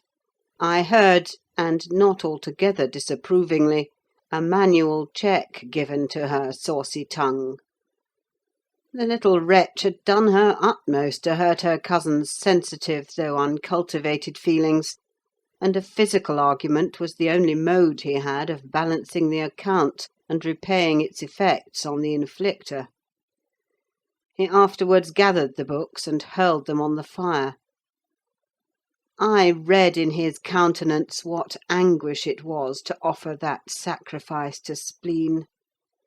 I fancied that as they consumed, he recalled the pleasure they had already imparted, and the triumph and ever-increasing pleasure he had anticipated from them; and I fancied I guessed the incitement to his secret studies also. He had been content with daily labour and rough animal enjoyments, till Catherine crossed his path. Shame at her scorn, and hope of her approval, were his first prompters to higher pursuits; and instead of guarding him from one and winning him to the other, his endeavours to raise himself had produced just the contrary result. "Yes, that's all the good that such a brute as you can get from them!" cried Catherine, sucking her damaged lip and watching the conflagration with indignant eyes. "You'd better hold your tongue now," he answered fiercely; and his agitation precluded further speech. He advanced hastily to the entrance, where I made way for him to pass; but, ere he had crossed the door-stones, Mr. Heathcliff, coming up the causeway, encountered him, and laying hold of his shoulder, asked, "What's to do now, my lad?" "Naught, naught," he said, and broke away to enjoy his grief and anger in solitude. Heathcliff gazed after him and sighed. "It will be odd if I thwart myself," he muttered, unconscious that I was behind him. "But when I look for his father in his face, I find her every day more. How the devil is he so like? I can hardly bear to see him." He bent his eyes to the ground and walked moodily in. There was a restless, anxious expression in his countenance I had never remarked there before, and he looked sparer in person. His daughter-in-law, on perceiving him through the window, immediately escaped to the kitchen, so that I remained alone. "I'm glad to see you out of doors again, Mr. Lockwood," he said, in reply to my greeting. "From selfish motives, partly. I don't think I could readily supply your loss in this desolation. I've wondered more than once what brought you here. "An idle whim, I fear, sir," was my answer. "Or else an idle whim is going to spirit me away. I shall set out for London next week, and I must give you warning that I feel no disposition to retain Thrushcross Grange beyond the 12 months I agreed to rent it. I believe I shall not live there any more." Oh, indeed, you're tired of being banished from the world, are you? he said. But if you be coming to plead off paying for a place you won't occupy, your journey is useless. I never relent in exacting my due from anyone. "I'm coming to plead off nothing about it," I exclaimed, considerably irritated. "Should you wish it, I'll settle with you now." And I drew my note-book from my pocket. No, no, He replied coolly. you'll leave sufficient behind to cover your debts if you fail to return. I'm not in such a hurry. Sit down and take your dinner with us. A guest that is safe from repeating his visit can generally be made welcome. Catherine, bring the things in. Where are you? Catherine reappeared, bearing a tray of knives and forks. You may get your dinner with Joseph, muttered Heathcliff aside, and remain in the kitchen till he is gone. She obeyed his directions very punctually. Perhaps she had no temptation to transgress. Living among clowns and misanthropists, she probably cannot appreciate a better class of people when she meets them. With Mr. Heathcliff grim and saturnine on the one hand, and Hareton absolutely dumb on the other, I made a somewhat cheerless meal, and bade adieu early. I would have departed by the back way to get a last glimpse of Catherine, and annoy old Joseph, but Hareton received orders to lead up my horse, and my host himself escorted me to the door, so I could not fulfil my wish. How dreary life gets over in that house, I reflected while riding down the road. What a realisation of something more romantic than a fairy tale it would have been for Mrs. Linton Heathcliff, had she and I struck up an attachment as her good nurse desired, and migrated together into the stirring atmosphere of the town. End of chapter 31.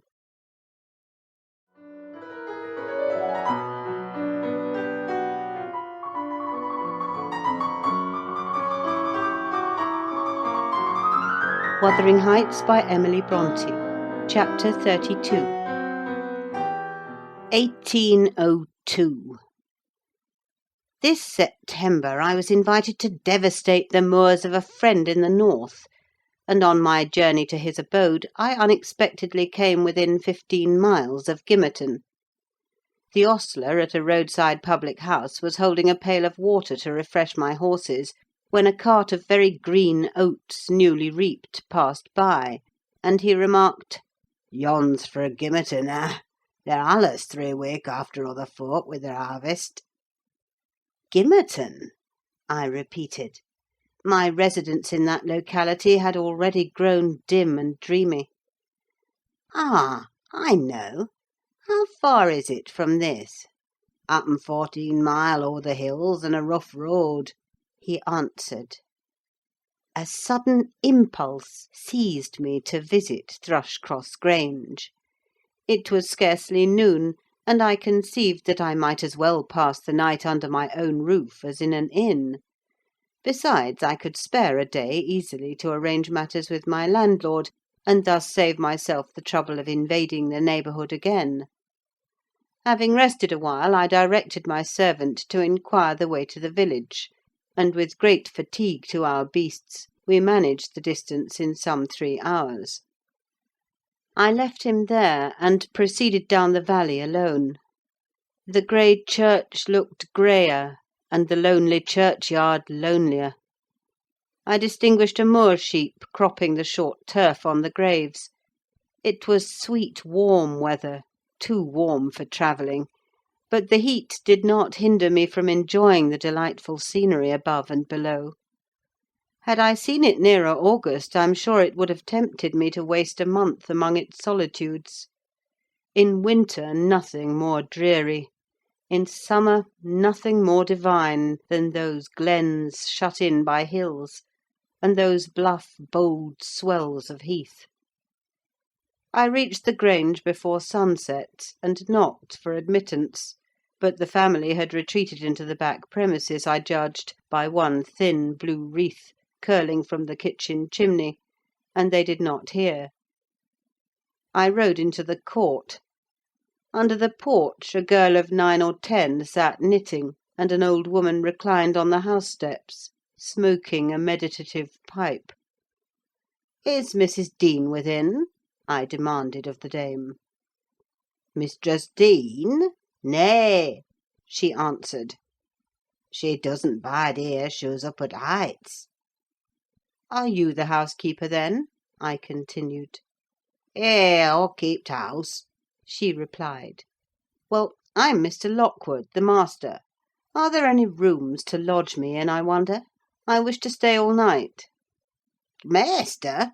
she cried in astonishment. "Wait, whoever knew ya were coming? Ya should ha' sent word. There's nowt nother dry nor mensful about place, nowt there isn't."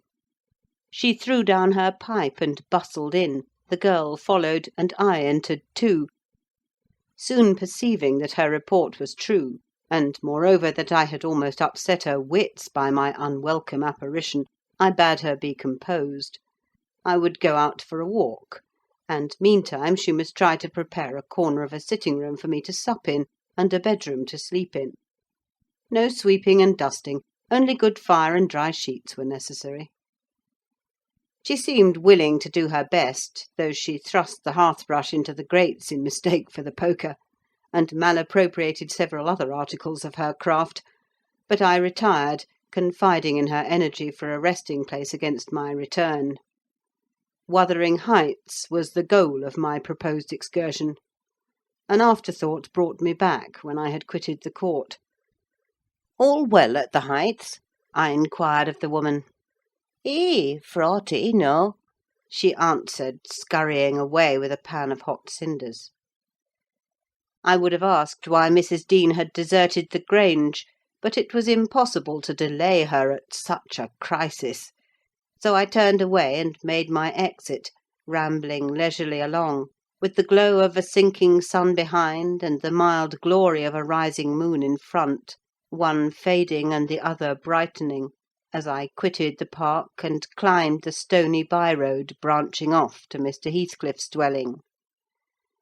Before I arrived in sight of it, all that remained of day was a beamless amber light along the west; but I could see every pebble on the path, and every blade of grass, by that splendid moon. I had neither to climb the gate nor to knock; it yielded to my hand. That is an improvement, I thought.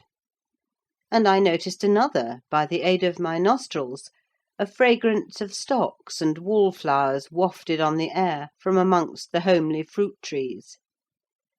Both doors and lattices were open, and yet, as is usually the case in a coal district, a fine red fire illumined the chimney. The comfort which the eye derives from it renders the extra heat endurable. But the house of Wuthering Heights is so large that the inmates have plenty of space for withdrawing out of its influence; and accordingly what inmates there were had stationed themselves not far from one of the windows. I could both see them and hear them talk before I entered, and looked and listened in consequence, being moved thereto by a mingled sense of curiosity and envy that grew as I lingered. "Contrary!" said a voice as sweet as a silver bell. "That for the 3rd time, you dunce! I'm not going to tell you again. Recollect, or I'll pull your hair." "Contrary, then," answered another, in deep but softened tones. "And now kiss me for minding so well." "No! Read it over first correctly, without a single mistake." The male speaker began to read. He was a young man, respectably dressed, and seated at a table, having a book before him. His handsome features glowed with pleasure, and his eyes kept impatiently wandering from the page to a small white hand over his shoulder, which recalled him by a smart slap on the cheek whenever its owner detected such signs of inattention. Its owner stood behind, her light shining ringlets blending at intervals with his brown looks as she bent to superintend his studies, and her face— it was lucky he could not see her face, or he would never have been so steady. I could, and I bit my lip in spite at having thrown away the chance I might have had of doing something besides staring at its smiting beauty. The task was done, not free from further blunders, but the pupil claimed a reward, and received at least 5 kisses, which, however, he generously returned. Then they came to the door, and from their conversation I judged they were about to issue out and have a walk on the moors. I supposed I should be condemned in Hareton Earnshaw's heart, if not by his mouth, to the lowest pit in the infernal regions, if I showed my unfortunate person in his neighbourhood then; and feeling very mean and malignant, I skulked round to seek refuge in the kitchen. There was unobstructed admittance on that side also, and at the door sat my old friend Nelly Dean, sewing and singing a song, which was often interrupted from within by harsh words of scorn and intolerance, uttered in far from musical accents. I'd rather by the half have 'em swearing in me lugs from morn to neat nor I can yar siver, said the tenant of the kitchen, in answer to an unheard speech of Nelly's. It's a blazing shame that I cannot open t' blessed book but yar set up them glories of Saturn, and all the flaysome wickednesses that iver were born into the world. Oh, you're a rate nowt, and shoe's another, and that poor lad'll be lost atween ye. Poor lad!" he added with a groan. "He's witched, I'm sartin on't. Oh, Lord, judge 'em, for there's neither law nor justice among we rulers." "No, or we should be sitting in flaming faggots, I suppose," retorted the singer. "But wisht, old man, and read your Bible like a Christian, and never mind me. This is Fairy Annie's wedding, a bonny tune, it goes to a dance." Mrs. Dean was about to recommence when I advanced, and recognising me directly, she jumped to her feet, crying, "Why, bless you, Mr. Lockwood! How could you think of returning in this way? All shut up at Thrushcross Grange. You should have given us notice." "I've arranged to be accommodated there for as long as I shall stay," I answered. "I depart again to-morrow. And how are you transplanted here, Mrs. Dean? Tell me that." "Zillah left, and Mr. Heathcliff wished me to come, soon after you went to London, and stay till you returned. But step in, pray. Have you walked from Gimmerton this evening?" "From the Grange," I replied. "And while they make me lodging-room there, I want to finish my business with your master, because I don't think of having another opportunity in a hurry." "What business, sir?" said Nelly, conducting me into the house. "He's gone out at present, and won't return soon." "About the rent," I answered. "Oh, then it is with Mrs. Heathcliff you must settle," she observed. "Or rather with me. She has not learned to manage her affairs yet, and I act for her. There's nobody else." I looked surprised. "Ah! You have not heard of Heathcliff's death, I see," she continued. "Heathcliff dead!" I exclaimed, astonished. "How long ago?" "3 months since. But sit down and let me take your hat, and I'll tell you all about it. Stop, you have had nothing to eat, have you?" "I want nothing. I have ordered supper at home. You sit down too. I never dreamt of his dying. Let me hear how it came to pass. You say you don't expect them back for some time, the young people? No, I have to scold them every evening for their late rambles, but they don't care for me. At least have a drink of our old ale. It will do you good. You seem weary." She hastened to fetch it before I could refuse, and I heard Joseph asking whether It warn't a crying scandal that she should have followers at her time of life, and then to get them jocks out of master's cellar. He fair shamed to bide still and see it. She did not stay to retaliate, but re-entered in a minute, bearing a reaming silver pint, whose contents I lauded with becoming earnestness; and afterwards she furnished me with the sequel of Heathcliff's history. He had a queer end, as she expressed it. "I was summoned to Wuthering Heights within a fortnight of your leaving us," she said, "and I obeyed joyfully for Catherine's sake. My first interview with her grieved and shocked me. She had altered so much since our separation. Mr. Heathcliff did not explain his reasons for taking a new mind about my coming here. He only told me he wanted me, and he was tired of seeing Catherine. I must make the little parlour my sitting-room, and keep her with me. It was enough if he were obliged to see her once or twice a day. She seemed pleased at this arrangement, and by degrees I smuggled over a great number of books and other articles that had formed her amusement at the Grange, and flattered myself we should get on in tolerable comfort. The delusion did not last long. Catherine, contented at first, in a brief space grew irritable and restless. For one thing, she was forbidden to move out of the garden, and it fretted her sadly to be confined to its narrow bounds as spring drew on. For another, in following the house, I was forced to quit her frequently, and she complained of loneliness. She preferred quarrelling with Joseph in the kitchen to sitting at peace in her solitude.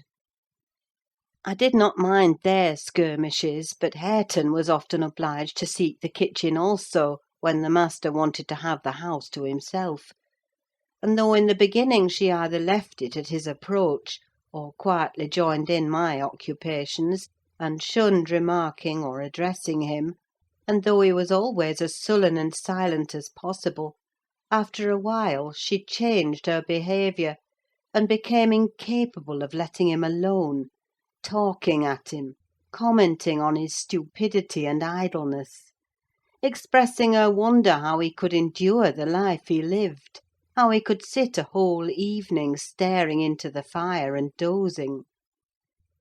"He's just like a dog, is he not, Ellen?" she once observed. "Or a cart-horse. He does his work, eats his food, and sleeps eternally. What a blank, dreary mind he must have! Do you ever dream, Hareton? And if you do, what is it about? But you can't speak to me."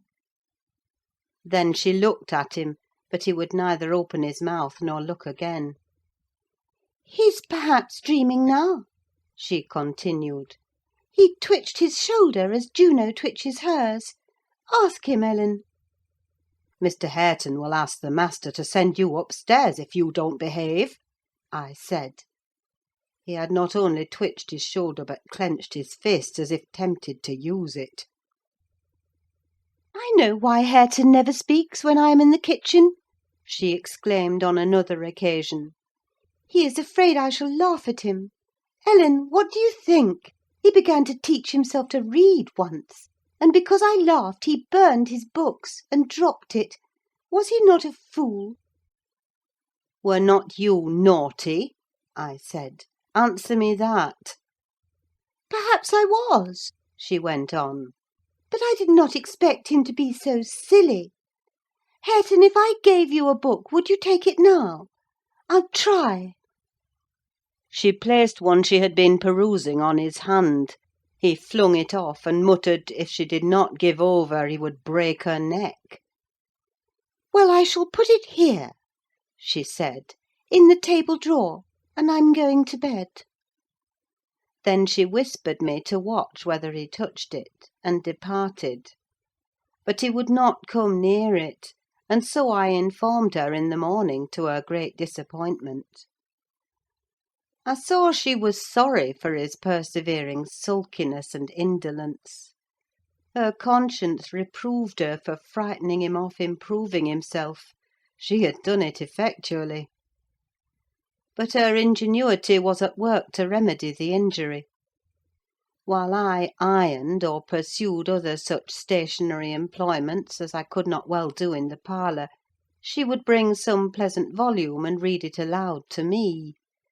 When Hareton was there, she generally paused in an interesting part, and left the book lying about. That she did repeatedly; but he was as obstinate as a mule, and instead of snatching at her bait, in wet weather he took to smoking with Joseph, and they sat like automatons, one on each side of the fire, the elderly happily too deaf to understand her wicked nonsense, as he would have called it, the younger doing his best to seem to disregard it.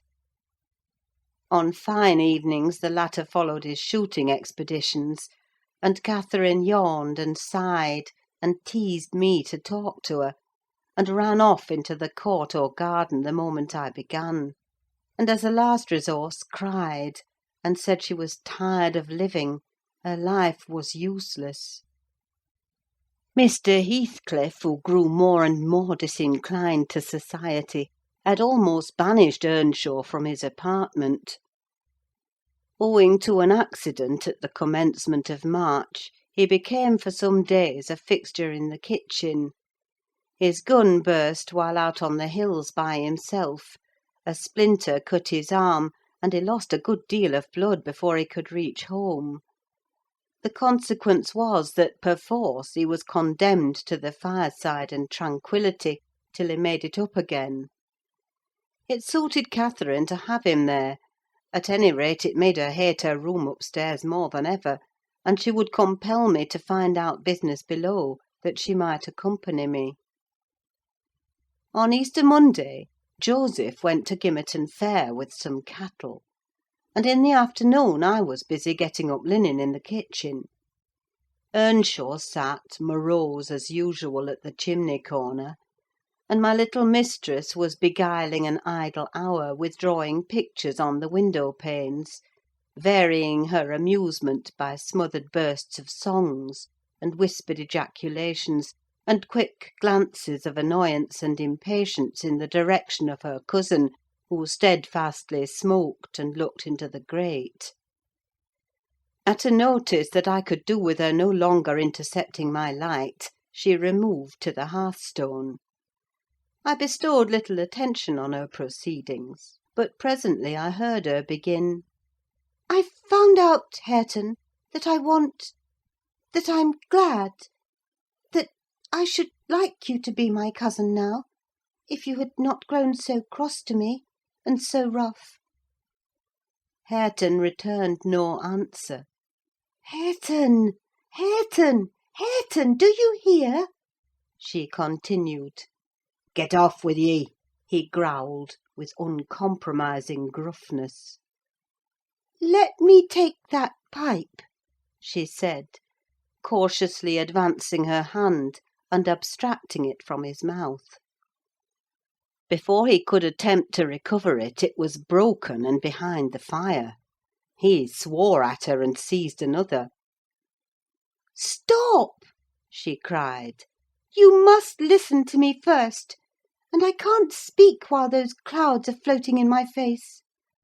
"Will you go to the devil," he exclaimed ferociously, "and let me be?" "No," she persisted, "I won't.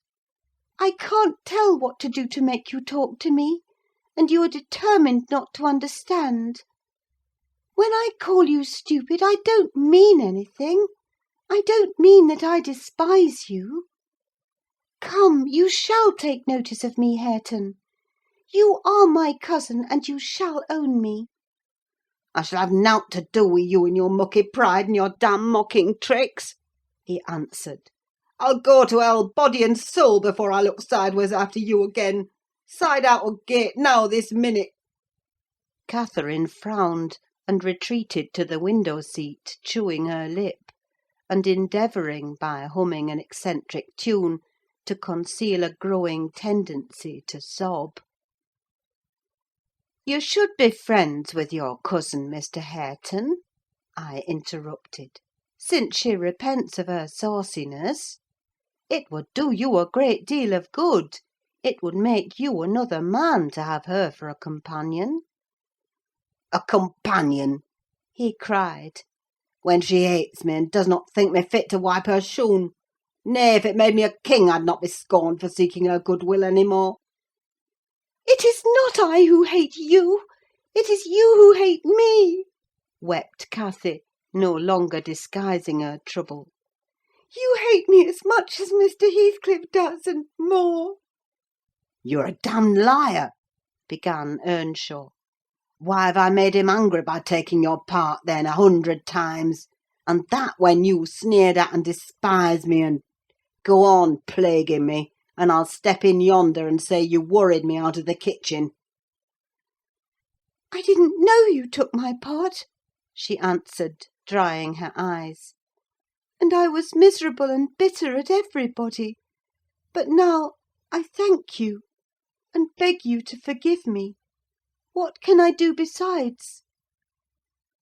She returned to the hearth, and frankly extended her hand.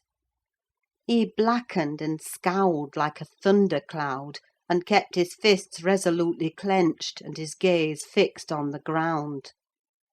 Catherine, by instinct, must have divined it was obdurate perversity, and not dislike, that prompted this dogged conduct; for, after remaining an instant undecided, she stooped, and impressed on his cheek a gentle kiss. The little rogue thought I had not seen her, and drawing back, she took her former station by the window, quite demurely. I shook my head reprovingly, and then she blushed and whispered, "Well, what should I have done, Ellen? He wouldn't shake hands, and he wouldn't look. I must show him some way that I like him, that I want to be friends." Whether the kiss convinced Hareton, I cannot tell. He was very careful, for some minutes, that his face should not be seen, and when he did raise it, he was sadly puzzled where to turn his eyes. Catherine employed herself in wrapping a handsome book neatly in white paper, and having tied it with a bit of ribbon, and addressed it to Mr. Hareton Earnshaw, she desired me to be her ambassadress, and convey the present to its destined recipient. "And tell him, if he'll take it, I'll come and teach him to read it right," she said. "And if he refuse it, I'll go upstairs and never tease him again." I carried it, and repeated the message, anxiously watched by my employer. Hareton would not open his fingers, so I laid it on his knee. He did not strike it off either. I returned to my work. Catherine leant her head and arms on the table till she heard the slight rustle of the covering being removed. Then she stole away, and quietly seated herself beside her cousin. He trembled, and his face glowed. All his rudeness and all his surly harshness had deserted him. He could not summon courage, at first, to utter a syllable in reply to her questioning look, and her murmured petition. "Say you forgive me, Hareton, do! You can make me so happy by speaking that little word." He muttered something inaudible. "And you'll be my friend?" added Catherine, interrogatively. "Nay, you'll be ashamed of me every day of your life," he answered. "And the more ashamed, the more you know me, and I cannot bide it." "So you won't be my friend?" she said, smiling as sweet as honey, and creeping close up. I overheard no further distinguishable talk. but on looking round again, I perceived two such radiant countenances bent over the page of the accepted book, that I did not doubt the treaty had been ratified on both sides, and the enemies were thenceforth sworn allies. The work they studied was full of costly pictures, and those and their position had charm enough to keep them unmoved till Joseph came home. He, poor man, was perfectly aghast at the spectacle of Catherine seated on the same bench with Hareton Earnshaw, leaning her hand on his shoulder, and confounded at his favourite's endurance of her proximity. It affected him too deeply to allow an observation on the subject that night. His emotion was only revealed by the immense sighs he drew as he solemnly spread his large Bible on the table and overlaid it with dirty banknotes from his pocket-book, the produce of the day's transactions. At length he summoned Hareton from his seat. "Tak these into maister, lad," he said, "and bide there. I's gang up to my own raam. This oil's neither mensful nor seemly for us. We mun side out and search another." "Come, Catherine," I said, "we must side out too. I've done my ironing. Are you ready to go?" "It is not 8 o'clock," she answered, rising unwillingly. "Hareton, I'll leave this book upon the chimney-piece, and I'll bring some more to-morrow." "Ony books that you leave, I shall tak into house," said Joseph. "and it'll be mitch if you find 'em again, so you may please yourseln." Cathy threatened that his library should pay for hers, and, smiling as she passed Hareton, went singing upstairs, lighter of heart, I venture to say, than ever she had been under that roof before, except, perhaps, during her earliest visits to Linton. The intimacy thus commenced grew rapidly, though it encountered temporary interruptions. Earnshaw was not to be civilised with a wish, and my young lady was no philosopher, and no paragon of patience. But both their minds tending to the same point, one loving and desiring to esteem, and the other loving and desiring to be esteemed, they contrived in the end to reach it. You see, Mr. Lockwood, it was easy enough to win Mrs. Heathcliff's heart.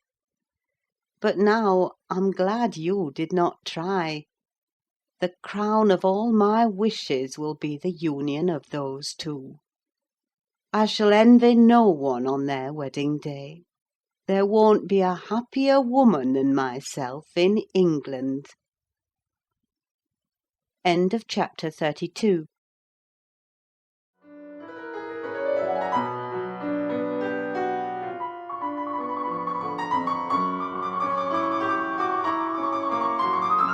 Wuthering Heights by Emily Brontë, Chapter 33.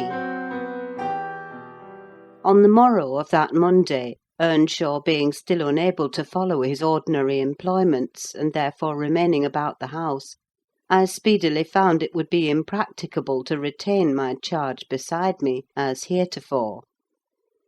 She got downstairs before me, and out into the garden, where she had seen her cousin performing some easy work; and when I went to bid them come to breakfast, I saw she had persuaded him to clear a large space of ground from currant and gooseberry bushes, and they were busy planning together an importation of plants from the Grange. I was terrified at the devastation which had been accomplished in a brief half-hour. The black currant trees were the apple of Joseph's eye, and she had just fixed her choice of flower-bed in the midst of them. "There! That will be all shown to the master," I exclaimed, "the minute it is discovered. And what excuse have you to offer for taking such liberties with the garden? We shall have a fine explosion on the head of it, see if we don't.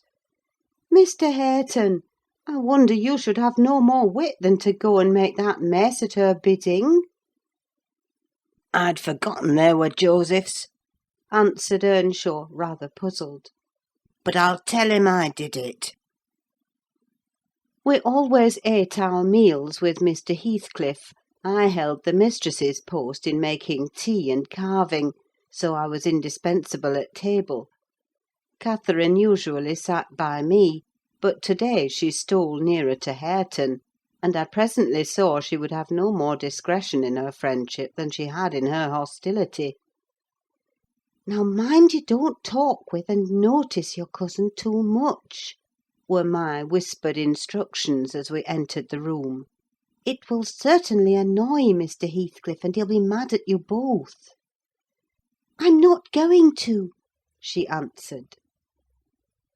The minute after, she had sidled to him, and was sticking primroses in his plate of porridge. He dared not speak to her there, he dared hardly look, and yet she went on teasing till he was twice on the point of being provoked to laugh. I frowned, and then she glanced towards the master, whose mind was occupied on other subjects than his company, as his countenance evinced, and she grew serious for an instant, scrutinising him with deep gravity. Afterwards she turned and recommenced her nonsense. At last Hareton uttered a smothered laugh. Mr. Heathcliff started, his eye rapidly surveyed our faces. Catherine met it with her accustomed look of nervousness and yet defiance, which he abhorred. "It is well you are out of my reach," he exclaimed. "What fiend possesses you to stare back at me continually with those infernal eyes? Down with them, and don't remind me of your existence again. I thought I had cured you of laughing." "It was me," muttered Hareton. "What do you say?" demanded the master. Hareton looked at his plate, and did not repeat the confession. Mr. Heathcliff looked at him a bit, and then silently resumed his breakfast and his interrupted musing. We had nearly finished, and the two young people prudently shifted wider asunder, so I anticipated no further disturbance during that sitting, when Joseph appeared at the door, revealing by his quivering lip and furious eyes that the outrage committed on his precious shrubs was detected. He must have seen Cathy and her cousin about the spot before he examined it, for while his jaws worked like those of a cow chewing its cud, and rendered his speech difficult to understand, he began, "I mun have my wage, and I mun go. I had aimed to dee where I'd sarved for 60 year, and I thought I'd lug my books up into garret and all my bits of stuff, and they should have t' kitchen to theirseln, for t' sake o' quietness. It were hard to gie up my own Harston, but I thought I could do that. But Nash has ta'en my garden from me, and by thy heart, maister, I cannot stand it. Ya may bend to the yoke an ye will, I'm noan used to it, and an old man doesn't soon get used to new barthens. I'd rather earn my bite and my sup wi' hammer in t' road." Now, idiot," interrupted Heathcliff. "cut it short. What's your grievance? I'll interfere in no quarrels between you and Nelly. She may thrust you into the coal-hole for anything I care." "It's no Nelly," answered Joseph. "I shouldn't shift for Nelly, nasty ill newt as shoo is. Thank God, shoo cannot steal t' soul o' nob'dy. Shoo were niver so handsome but what a body might look at her 'bout winking. It's yon flaysome, graceless queen that's witched our lad, wi' her bold een and her forrard ways, till nay, it fair brusts my heart.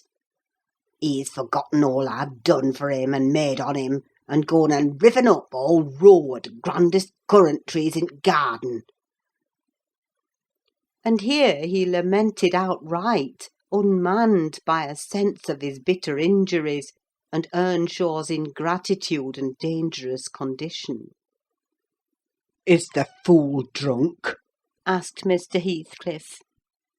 Hareton, is it you he's finding fault with? "I've pulled up 2 or 3 bushes," replied the young man, "but I'm going to set 'em again," And why have you pulled them up? said the master.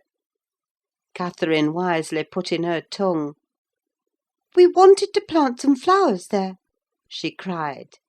"I'm the only person to blame, for I wished him to do it." And who the devil gave you leave to touch a stick about the place?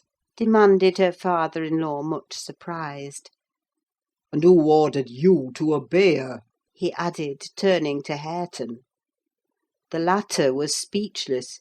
His cousin replied, "You shouldn't grudge a few yards of earth for me to ornament, when you have taken all my land." Your land, insolent slut! You never had any. said Heathcliff. "And my money," She continued, returning his angry glare, and meantime biting a piece of crust, the remnant of her breakfast. Silence! He exclaimed. Get done and begone. "And Hareton's land, and his money," pursued the reckless thing. "Hareton and I are friends now, and I shall tell him all about you." The master seemed confounded a moment. He grew pale and rose up, eyeing her all the while with an expression of mortal hate. "If you strike me, Hareton will strike you," she said, "so you may as well sit down." If Hareton does not turn you out of the room, I'll strike him to hell. thundered Heathcliff. Damnable witch! Dare you pretend to rouse him against me? Off with her, do you hear? Fling her into the kitchen. I'll kill her, Ellen Dean, if you let her come into my sight again. Hareton tried under his breath to persuade her to go. Drag her away. He cried savagely. Are you staying to talk? And he approached to execute his own command.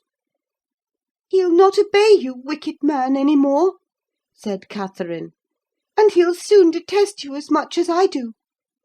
"Whisht, whisht!" muttered the young man reproachfully. "I will not hear you speak so to him. Have done!" "But you won't let him strike me?" she cried. Come, then. He whispered earnestly. It was too late. Heathcliff had caught hold of her. Now you go, He said to Earnshaw. accursed witch. This time she has provoked me when I could not bear it, and I'll make her repent it for ever. He had his hand in her hair. Hareton attempted to release her locks, entreating him not to hurt her that once. Heathcliff's black eyes flashed. He seemed ready to tear Catherine in pieces, and I was just worked up to risk coming to the rescue, when of a sudden his fingers relaxed. He shifted his grasp from her head to her arm, and gazed intently in her face.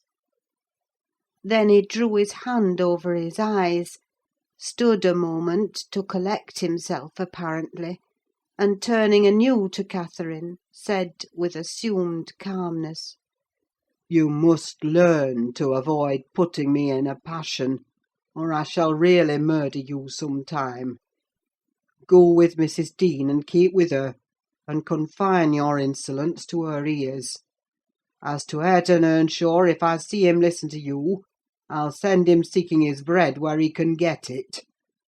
Your love will make him an outcast and a beggar. Nelly, take her, and leave me, all of you, leave me! I led my young lady out. She was too glad of her escape to resist. The other followed, and Mr. Heathcliff had the room to himself till dinner. I had counselled Catherine to dine upstairs, but as soon as he perceived her vacant seat, he sent me to call her.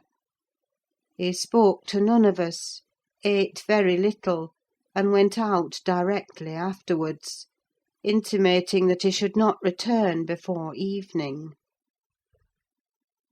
The two new friends established themselves in the house during his absence, where I heard Hareton sternly check his cousin on her offering a revelation of her father-in-law's conduct to his father. He said he wouldn't suffer a word to be uttered in his disparagement.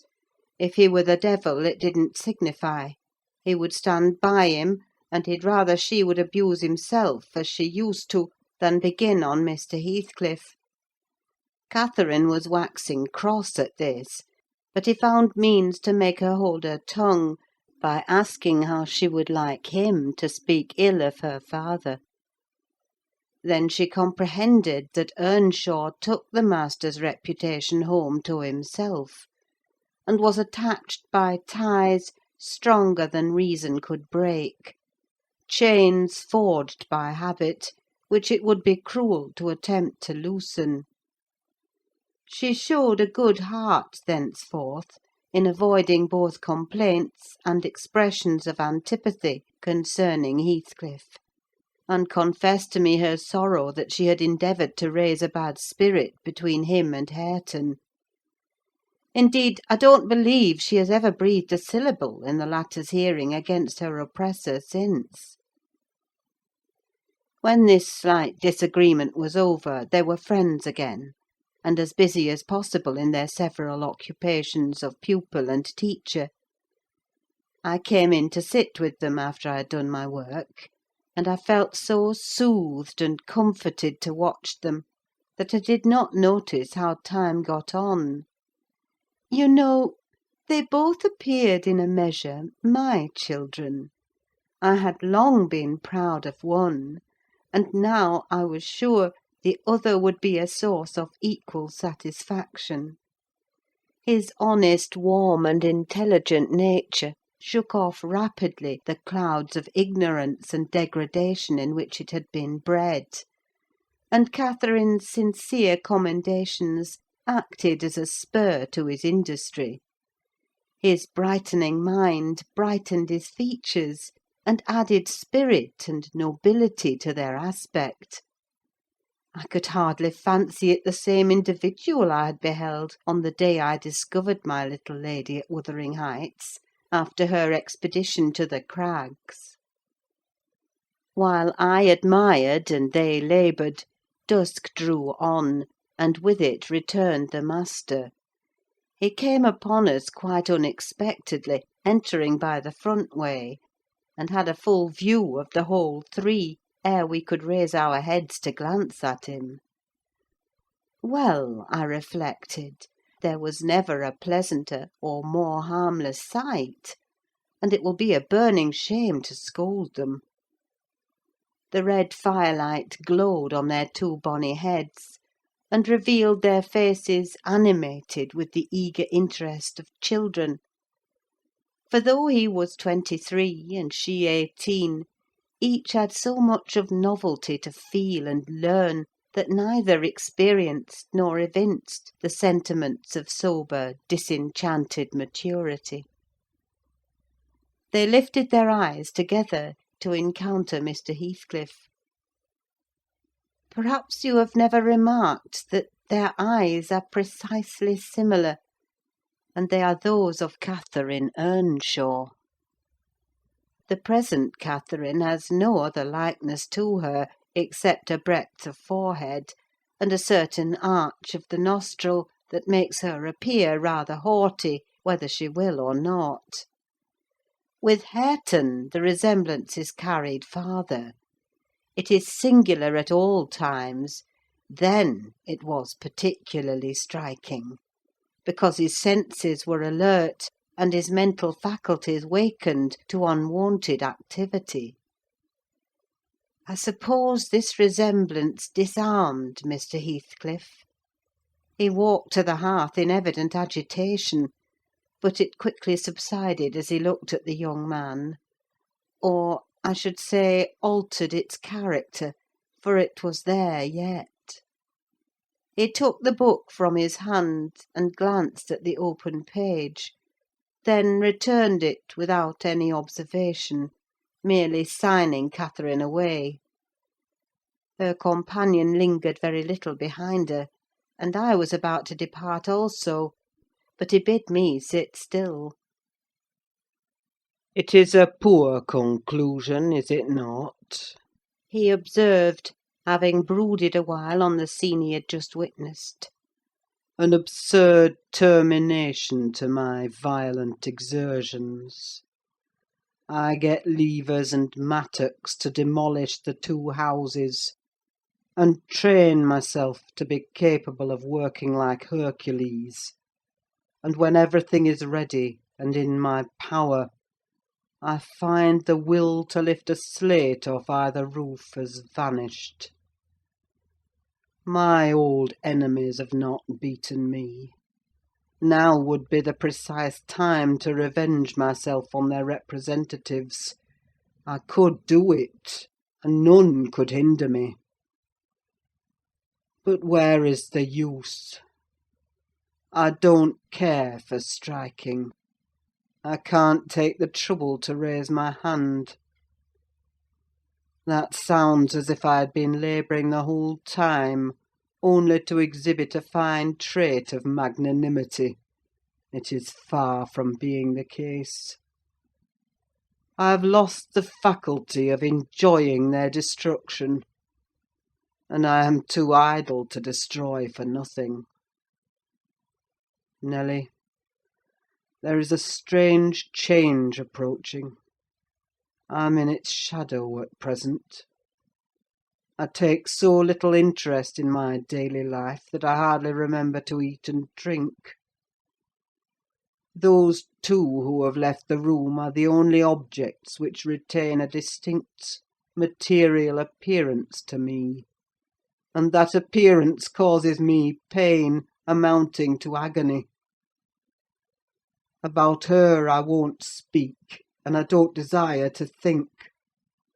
But I earnestly wish she were invisible. Her presence invokes only maddening sensations. He moves me differently. And yet, if I could do it without seeming insane, I'd never see him again.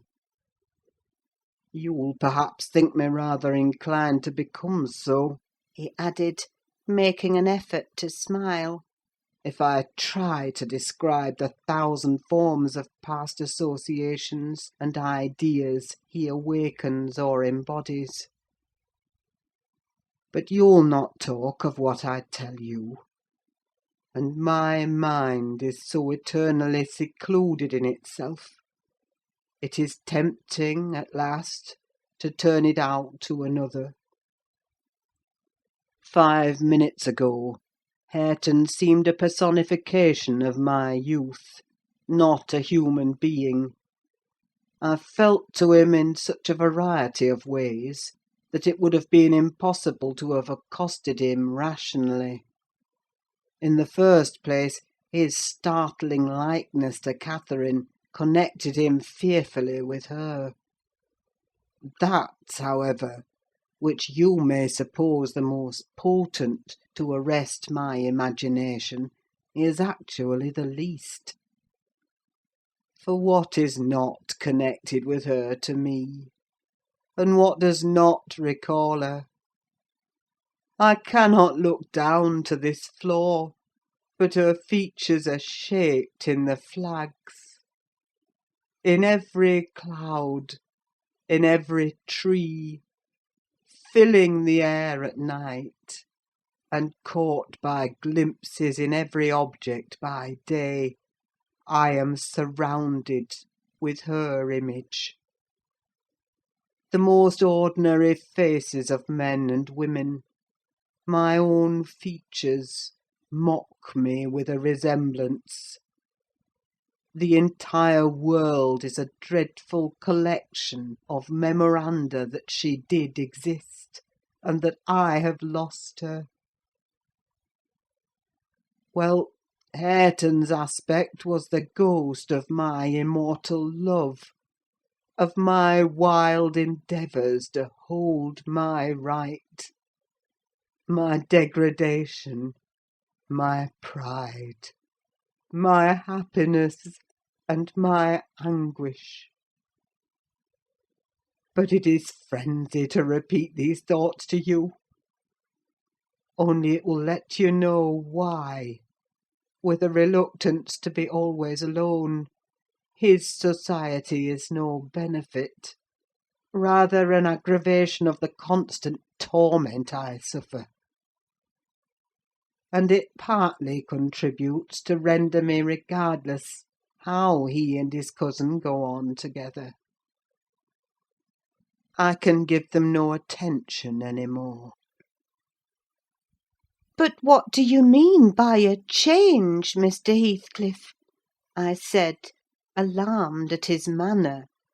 Though he was neither in danger of losing his senses nor dying, according to my judgment, he was quite strong and healthy; and as to his reason, from childhood he had a delight in dwelling on dark things and entertaining odd fancies.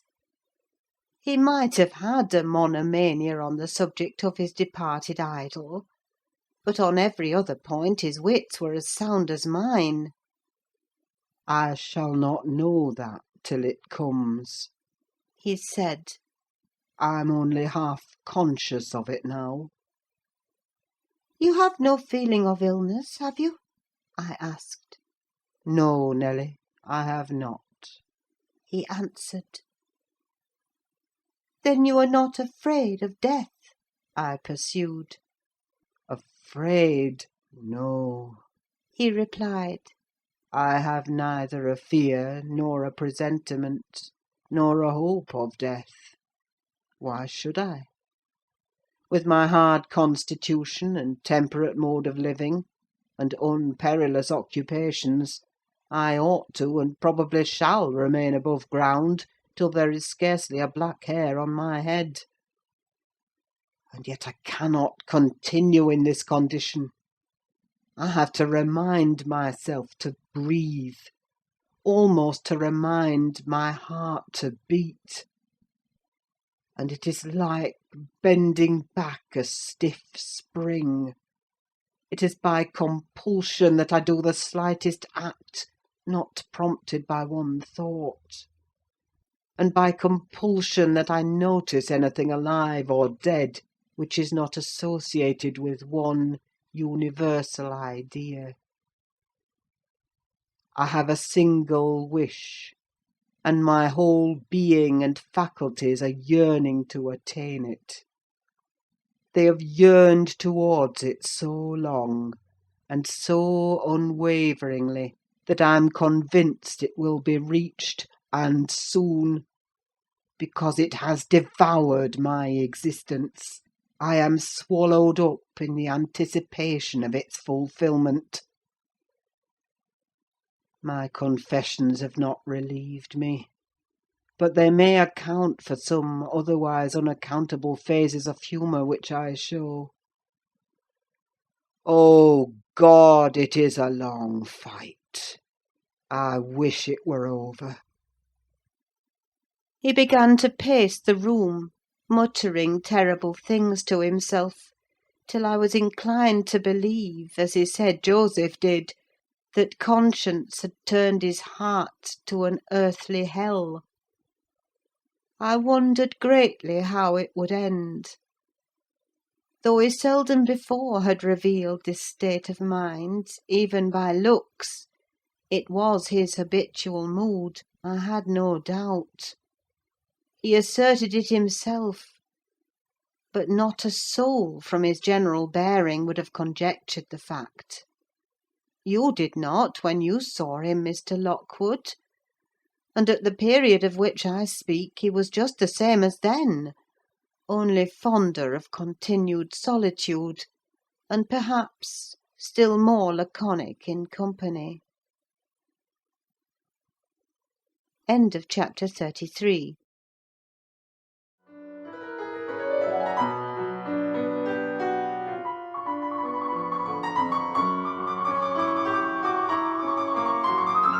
Wuthering Heights by Emily Brontë. Chapter 34. For some days after that evening Mr. Heathcliff shunned meeting us at meals. Yet he would not consent formally to exclude Hareton and Cathy. He had an aversion to yielding so completely to his feelings, choosing rather to absent himself, and eating once in 24 hours seemed sufficient sustenance for him. One night, after the family were in bed, I heard him go downstairs and out at the front door. I did not hear him re-enter, and in the morning I found he was still away. We were in April then. The weather was sweet and warm, the grass as green as showers and sun could make it, and the 2 dwarf apple trees near the southern wall in full bloom. After breakfast, Catherine insisted on my bringing a chair and sitting with my work under the fir trees at the end of the house; and she beguiled Hareton, who had perfectly recovered from his accident, to dig and arrange her little garden, which was shifted to that corner by the influence of Joseph's complaints. I was comfortably revelling in the spring fragrance around, and the beautiful soft blue overhead, when my young lady, who had run down near the gate to procure some primrose roots for a border, returned only half laden, and informed us that Mr. Heathcliff was coming in. "And he spoke to me," she added, with a perplexed countenance. "What did he say?" asked Hareton. "He told me to be gone as fast as I could," she answered. "But he looked so different from his usual look that I stopped a moment to stare at him." "How?" he inquired. "Why, almost bright and cheerful. No, almost nothing. Very much excited, and wild and glad," she replied. "Night walking amuses him, then," I remarked, affecting a careless manner, in reality as surprised as she was, and anxious to ascertain the truth of her statement; for to see the master looking glad would not be an everyday spectacle. I framed an excuse to go in. Heathcliff stood at the open door. He was pale and he trembled, yet certainly he had a strange, joyful glitter in his eyes that altered the aspect of his whole face. "Will you have some breakfast?" I said. "You must be hungry, rambling about all night." I wanted to discover where he had been, but I did not like to ask directly. "No, I'm not hungry," he answered, averting his head, and speaking rather contemptuously, as if he guessed I was trying to divine the occasion of his good humour. I felt perplexed. I didn't know whether it were not a proper opportunity to offer a bit of admonition. "I don't think it right to wander out of doors," I observed, "instead of being in bed. It is not wise, at any rate this moist season. I daresay you'll catch a bad cold or a fever. You have something the matter with you now." "Nothing but what I can bear," he replied. "and with the greatest pleasure, provided you'll leave me alone. Get in, and don't annoy me." I obeyed, and in passing, I noticed he breathed as fast as a cat. Yes, I reflected to myself, we shall have a fit of illness. I cannot conceive what he has been doing. That noon he sat down to dinner with us, and received a heaped-up plate from my hands, as if he intended to make amends for previous fasting. "I've neither cold nor fever, Nelly," he remarked, in allusion to my morning's speech. "and I'm ready to do justice to the food you give me." He took his knife and fork, and was going to commence eating, when the inclination appeared to become suddenly extinct. He laid them on the table, looked eagerly towards the window, then rose and went out. We saw him walking to and fro in the garden while we concluded our meal, and Earnshaw said he'd go and ask why he would not dine. He thought we had grieved him some way. Well, is he coming? cried Catherine when her cousin returned. Nay, he answered, but he's not angry. He seemed rarely pleased, indeed, only I made him impatient by speaking to him twice, and then he bid me be off to you. He wondered how I could want the company of anybody else. I set his plate to keep warm on the fender, and after an hour or two he re-entered, when the room was clear, in no degree calmer, the same unnatural, it was unnatural, appearance of joy under his black brows, the same bloodless hue, and his teeth visible now and then in a kind of smile, his frame shivering, not as one shivers with chill or weakness, but as a tight stretched cord vibrates, a strong thrilling rather than trembling. I will ask what is the matter, I thought, or who should? And I exclaimed, "Have you heard any good news, Mr. Heathcliff? You look uncommonly animated." Where should good news come from to me? He said. I'm animated with hunger, and seemingly I must not eat. "Your dinner is here," I returned. "Why won't you get it?" I don't want it now. He muttered hastily. I'll wait till supper. And Nelly, once for all, let me beg you to warn Hareton and the other away from me. I wish to be troubled by nobody. I wish to have this place to myself. "Is there some new reason for this banishment?" I inquired. "Tell me why you are so queer, Mr. Heathcliff. Where were you last night? I'm not putting the question through idle curiosity, but—" You are putting the question through very idle curiosity, he interrupted with a laugh. Yet I'll answer it. Last night I was on the threshold of hell. Today I am within sight of my heaven. I have my eyes on it, hardly 3 feet to sever me. And now you'd better go. You'll neither see nor hear anything to frighten you if you refrain from prying." Having swept the hearth and wiped the table, I departed, more perplexed than ever. He did not quit the house again that afternoon, and no one intruded on his solitude, till, at 8 o'clock, I deemed it proper, though unsummoned, to carry a candle and his supper to him. He was leaning against the ledge of an open lattice, but not looking out. His face was turned to the interior gloom. The fire had smouldered to ashes. The room was filled with the damp, mild air of the cloudy evening, and so still that not only the murmur of the beck down Gimmerton was distinguishable, but its ripples and its gurgling over the pebbles, or through the large stones which it could not cover. I uttered an ejaculation of discontent at seeing the dismal grate, and commenced shutting the casements, one after another, till I came to his. "Must I close this?" I asked, in order to rouse him, for he would not stir. The light flashed on his features as I spoke. Oh, Mr. Lockwood, I cannot express what a terrible start I got by the momentary view. Those deep black eyes, that smile and ghastly paleness!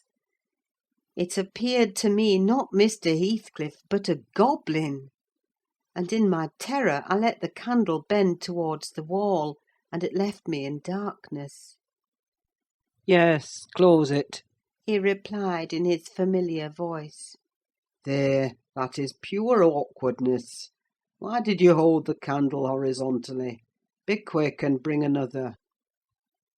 I hurried out in a foolish state of dread, and said to Joseph, "The master wishes you to take him a light and rekindle the fire. for I dared not go in myself again just then. Joseph rattled some fire into the shovel and went, but he brought it back immediately with the supper tray in his other hand, explaining that Mr. Heathcliff was going to bed, and he wanted nothing to eat till morning. We heard him mount the stairs directly. He did not proceed to his ordinary chamber, but turned into that with the panelled bed.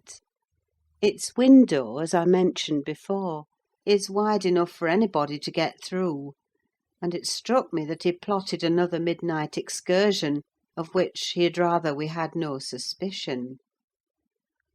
"Is he a ghoul or a vampire?" I mused. I had read of such hideous incarnate demons. And then I set myself to reflect how I had tended him in infancy, and watched him grow to youth, and followed him almost through his whole course, and what absurd nonsense it was to yield to that sense of horror. But where did he come from, the little dark thing, harboured by a good man to his bane? Muttered superstition, as I dozed into unconsciousness.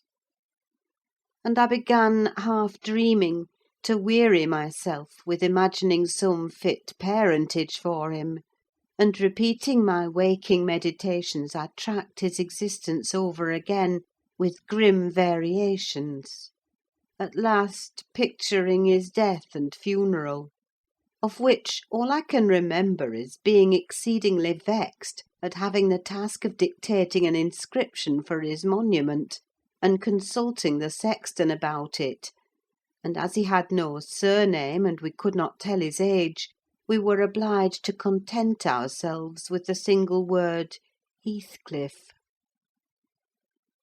That came true. We were. If you enter the kirkyard, you'll read on his headstone only that, and the date of his death. Dawn restored me to common sense.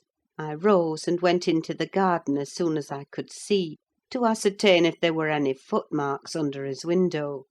There were none. He has stayed at home, I thought, and he'll be all right to-day. I prepared breakfast for the household, as was my usual custom, but told Hareton and Catherine to get theirs ere the master came down, for he lay late. They preferred taking it out of doors under the trees, and I set a little table to accommodate them. On my re-entrance I found Mr. Heathcliff below. He and Joseph were conversing about some farming business. He gave clear, minute directions concerning the matter discussed, but he spoke rapidly, and turned his head continually aside, and had the same excited expression, even more exaggerated. When Joseph quitted the room, he took his seat in the place he generally chose, and I put a basin of coffee before him. He drew it nearer, and then rested his arms on the table, and looked at the opposite wall, as I supposed, surveying one particular portion, up and down, with glittering, restless eyes, and with such eager interest that he stopped breathing during half a minute together. "Come now," I exclaimed, pushing some bread against his hand. "Eat and drink that while it is hot. It has been waiting near an hour." He didn't notice me, and yet he smiled. I'd rather have seen him gnash his teeth than smile so. "Mr. Heathcliff, master!" I cried. "Don't, for God's sake, stare as if you saw an unearthly vision." "Don't, for God's sake, shout so loud," he replied. "Turn round and tell me, are we by ourselves?" "Of course," was my answer. "Of course we are." Still, I involuntarily obeyed him, as if I was not quite sure. With a sweep of his hand he cleared a vacant space in front among the breakfast things, and leant forward to gaze more at his ease.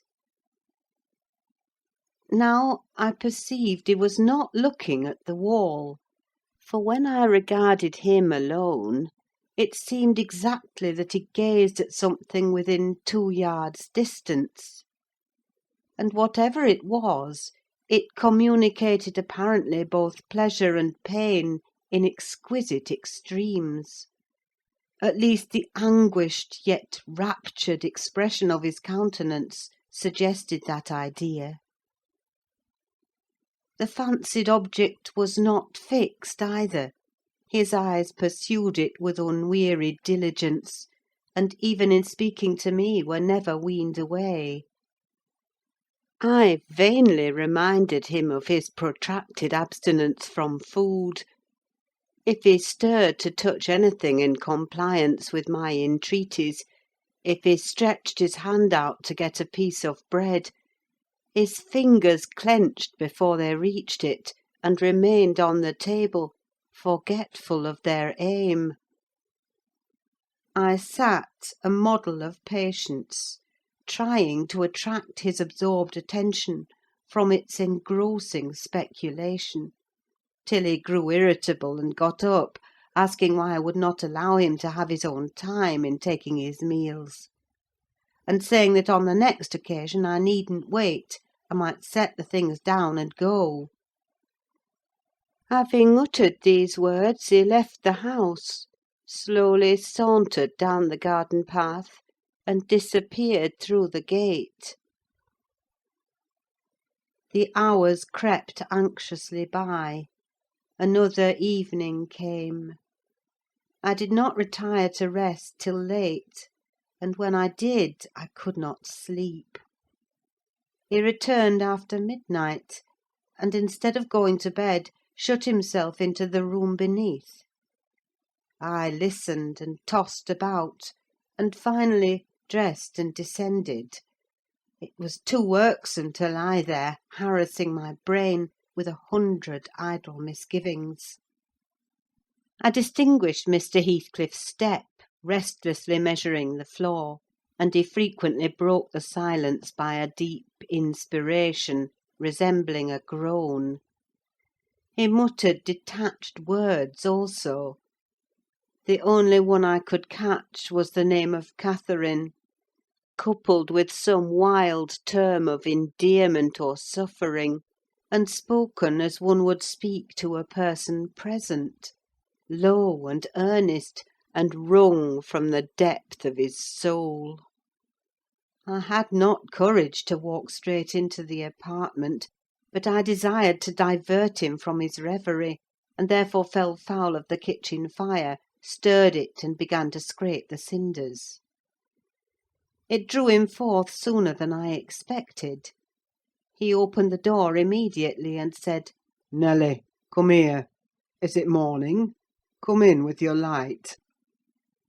"It is striking 4," I answered. "You want a candle to take upstairs. You might have lit one at this fire." No, I don't wish to go upstairs, he said. Come in and kindle me a fire, and do anything there is to do about the room. "I must blow the coals red first, before I can carry any," I replied, getting a chair and the bellows. He roamed to and fro meantime, in a state approaching distraction, his heavy sighs succeeding each other so thick as to leave no space for common breathing between. When day breaks, I'll send for Green, he said. I wish to make some legal inquiries of him while I can bestow a thought on those matters, and while I can act calmly. I have not written my will yet, and how to leave my property I cannot determine. I wish I could annihilate it from the face of the earth. "I would not talk so, Mr. Heathcliff," I interposed. "Let your will be a while. You'll be spared to repent of your many injustices yet. I never expected that your nerves would be disordered. They are, at present, marvellously so, however, and almost entirely through your own fault. The way you've passed these 3 last days might knock up a Titan. do take some food and some repose. You need only look at yourself in a glass to see how you require both. Your cheeks are hollow, and your eyes bloodshot, like a person starving with hunger and going blind with loss of sleep. It is not my fault that I cannot eat or rest, He replied. I assure you it is through no settled designs. I'll do both as soon as I possibly can. But you might as well bid a man struggling in the water rest within arm's length of the shore. I must reach it first, and then I'll rest. Well, never mind, Mr. Green. As to repenting of my injustices, I've done no injustice, and I repent of nothing. I'm too happy, and yet I'm not happy enough. My soul's bliss kills my body, but does not satisfy itself. Happy, master! I cried. Strange happiness! If you would hear me without being angry, I might offer some advice that would make you happier. What is that? He asked. Give it. You are aware, Mr. Heathcliff, I said, that from the time you were 13 years old, you have lived a selfish, unchristian life, and probably hardly had a Bible in your hands during all that period. You must have forgotten the contents of the book, and you may not have space to search it now. Could it be hurtful to send for someone? Some minister of any denomination, it does not matter which, to explain it, and show you how very far you have erred from its precepts, and how unfit you will be for its heaven, unless a change takes place before you die. I'm rather obliged than angry, Nelly, He said, for you remind me of the manner in which I desire to be buried. It is to be carried to the churchyard in the evening. You and Hareton may, if you please, accompany me, and mind particularly to notice that the sexton obeys my directions concerning the 2 coffins. No minister need come, nor need anything be said over me. I tell you I have nearly attained my heaven, and that of others is altogether unvalued and uncoveted by me. And supposing you persevered in your obstinate fast and died by that means, and they refused to bury you in the precincts of the kirk, I said, shocked at his godless indifference, how would you like it? They won't do that, He replied. If they did, you must have me removed secretly, and if you neglect it, you shall prove, practically, that the dead are not annihilated. As soon as he heard the other members of the family stirring, he retired to his den, and I breathed freer. But in the afternoon, while Joseph and Hareton were at their work, he came into the kitchen again, and, with a wild look, bid me come and sit in the house.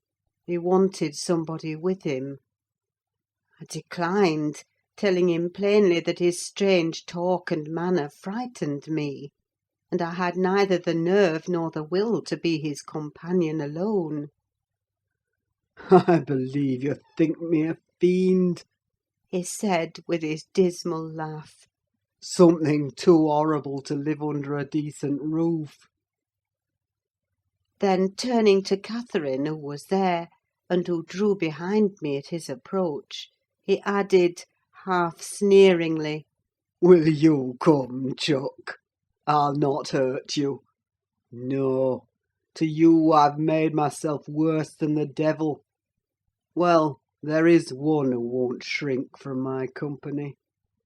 By God, she's relentless. Oh, damn it! It's unutterably too much for flesh and blood to bear, even mine. he solicited the society of no one more. At dusk he went into his chamber. Through the whole night, and far into the morning, we heard him groaning and murmuring to himself. Hareton was anxious to enter, but I bid him fetch Mr. Kenneth, and he should go in and see him. When he came, and I requested admittance and tried to open the door, I found it locked. And Heathcliff bid us be damned: he was better, and would be left alone. So the doctor went away. The following evening was very wet. Indeed, it poured down till day dawn; and as I took my morning walk round the house, I observed the master's window swinging open, and the rain driving straight in. He cannot be in bed, I thought; those showers would drench him through. He must either be up or out; but I'll make no more ado, I'll go boldly and look. Having succeeded in obtaining entrance with another key, I ran to unclose the panels, for the chamber was vacant. Quickly pushing them aside, I peeped in. Mr. Heathcliff was there, laid on his back. His eyes met mine so keen and fierce, I started, and then he seemed to smile. I could not think him dead, but his face and throat were washed with rain, the bedclothes dripped, and he was perfectly still. The lattice, flapping to and fro, had grazed one hand that rested on the sill. No blood trickled from the broken skin, and when I put my fingers to it, I could doubt no more. He was dead and stark. I hasped the window. I combed his black long hair from his forehead. I tried to close his eyes, to extinguish, if possible, that frightful, lifelike gaze of exultation before anyone else beheld it. They would not shut. They seemed to sneer at my attempts, and his parted lips and sharp white teeth sneered too. Taken with another fit of cowardice, I cried out for Joseph. Joseph shuffled up and made a noise, but resolutely refused to meddle with him.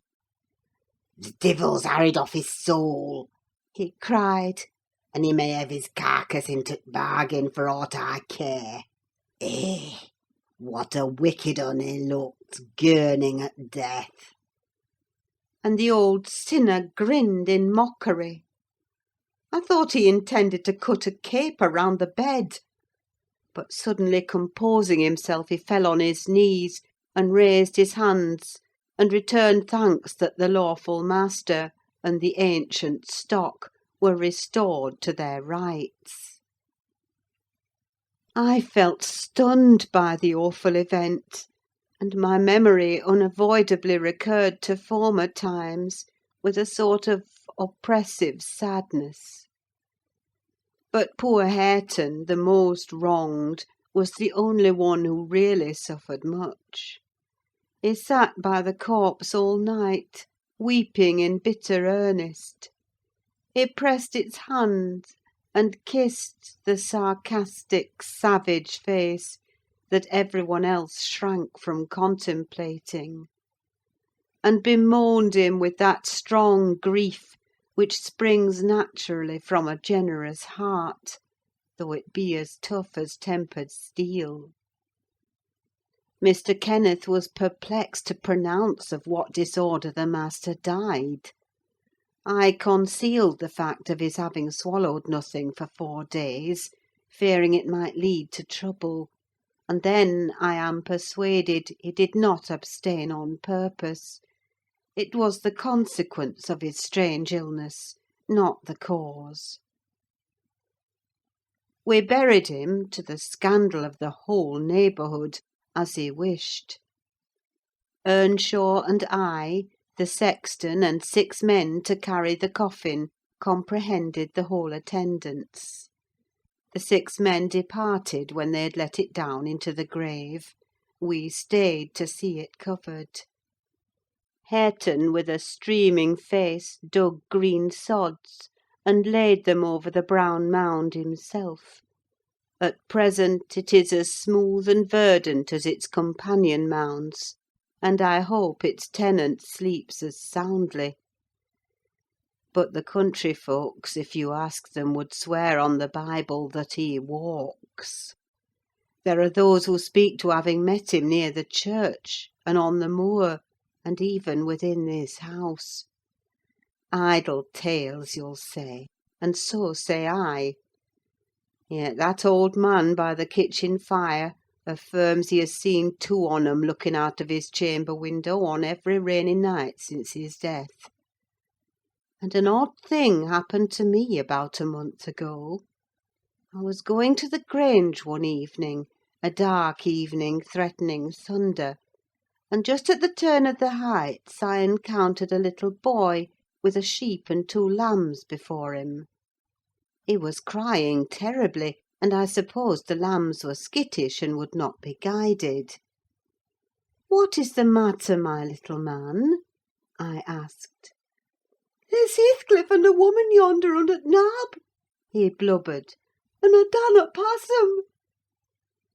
I saw nothing, but neither the sheep nor he would go on, so I bid him take the road lower down.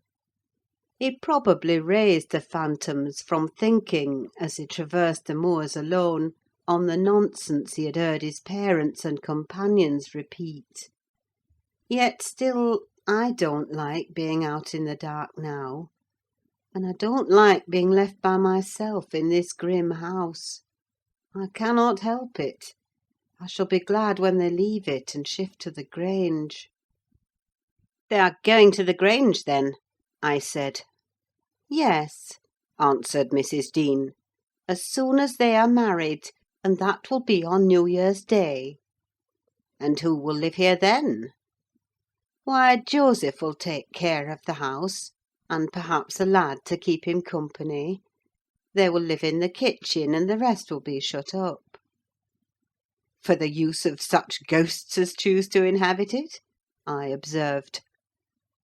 "No, Mr. Lockwood," said Nelly, shaking her head. "I believe the dead are at peace, but it is not right to speak of them with levity." At that moment the garden gate swung to. The ramblers were returning.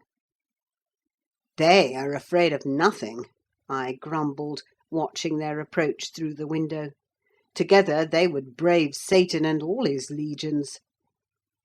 As they stepped onto the door-stones and halted to take a last look at the moon, or more correctly, at each other by her light, I felt irresistibly impelled to escape them again, and pressing a remembrance into the hand of Mrs. Dean, and disregarding her expostulations at my rudeness, I vanished through the kitchen as they opened the house door, and so should have confirmed Joseph in his opinion of his fellow-servant's gay indiscretions, had he not fortunately recognised me for a respectable character by the sweet ring of a sovereign at his feet. My walk home was lengthened by a diversion in the direction of the kirk. When beneath its walls, I perceived decay had made progress even in 7 months. Many a window showed black gaps deprived of glass, and slates jutted off here and there beyond the right line of the roof, to be gradually worked off in coming autumn storms. I sought, and soon discovered, the 3 headstones on the slope next the moor, the middle one grey and half buried in the heath, Edgar Linton's only harmonised by the turf and moss creeping up its foot, Heathcliff's still bare. I lingered round them under that benign sky, watched the moths fluttering among the heath and harebells, listened to the soft wind breathing through the grass, and wondered how anyone could ever imagine unquiet slumbers for the sleepers in that quiet earth. End of chapter 34, and end of Wuthering Heights by Emily Brontë.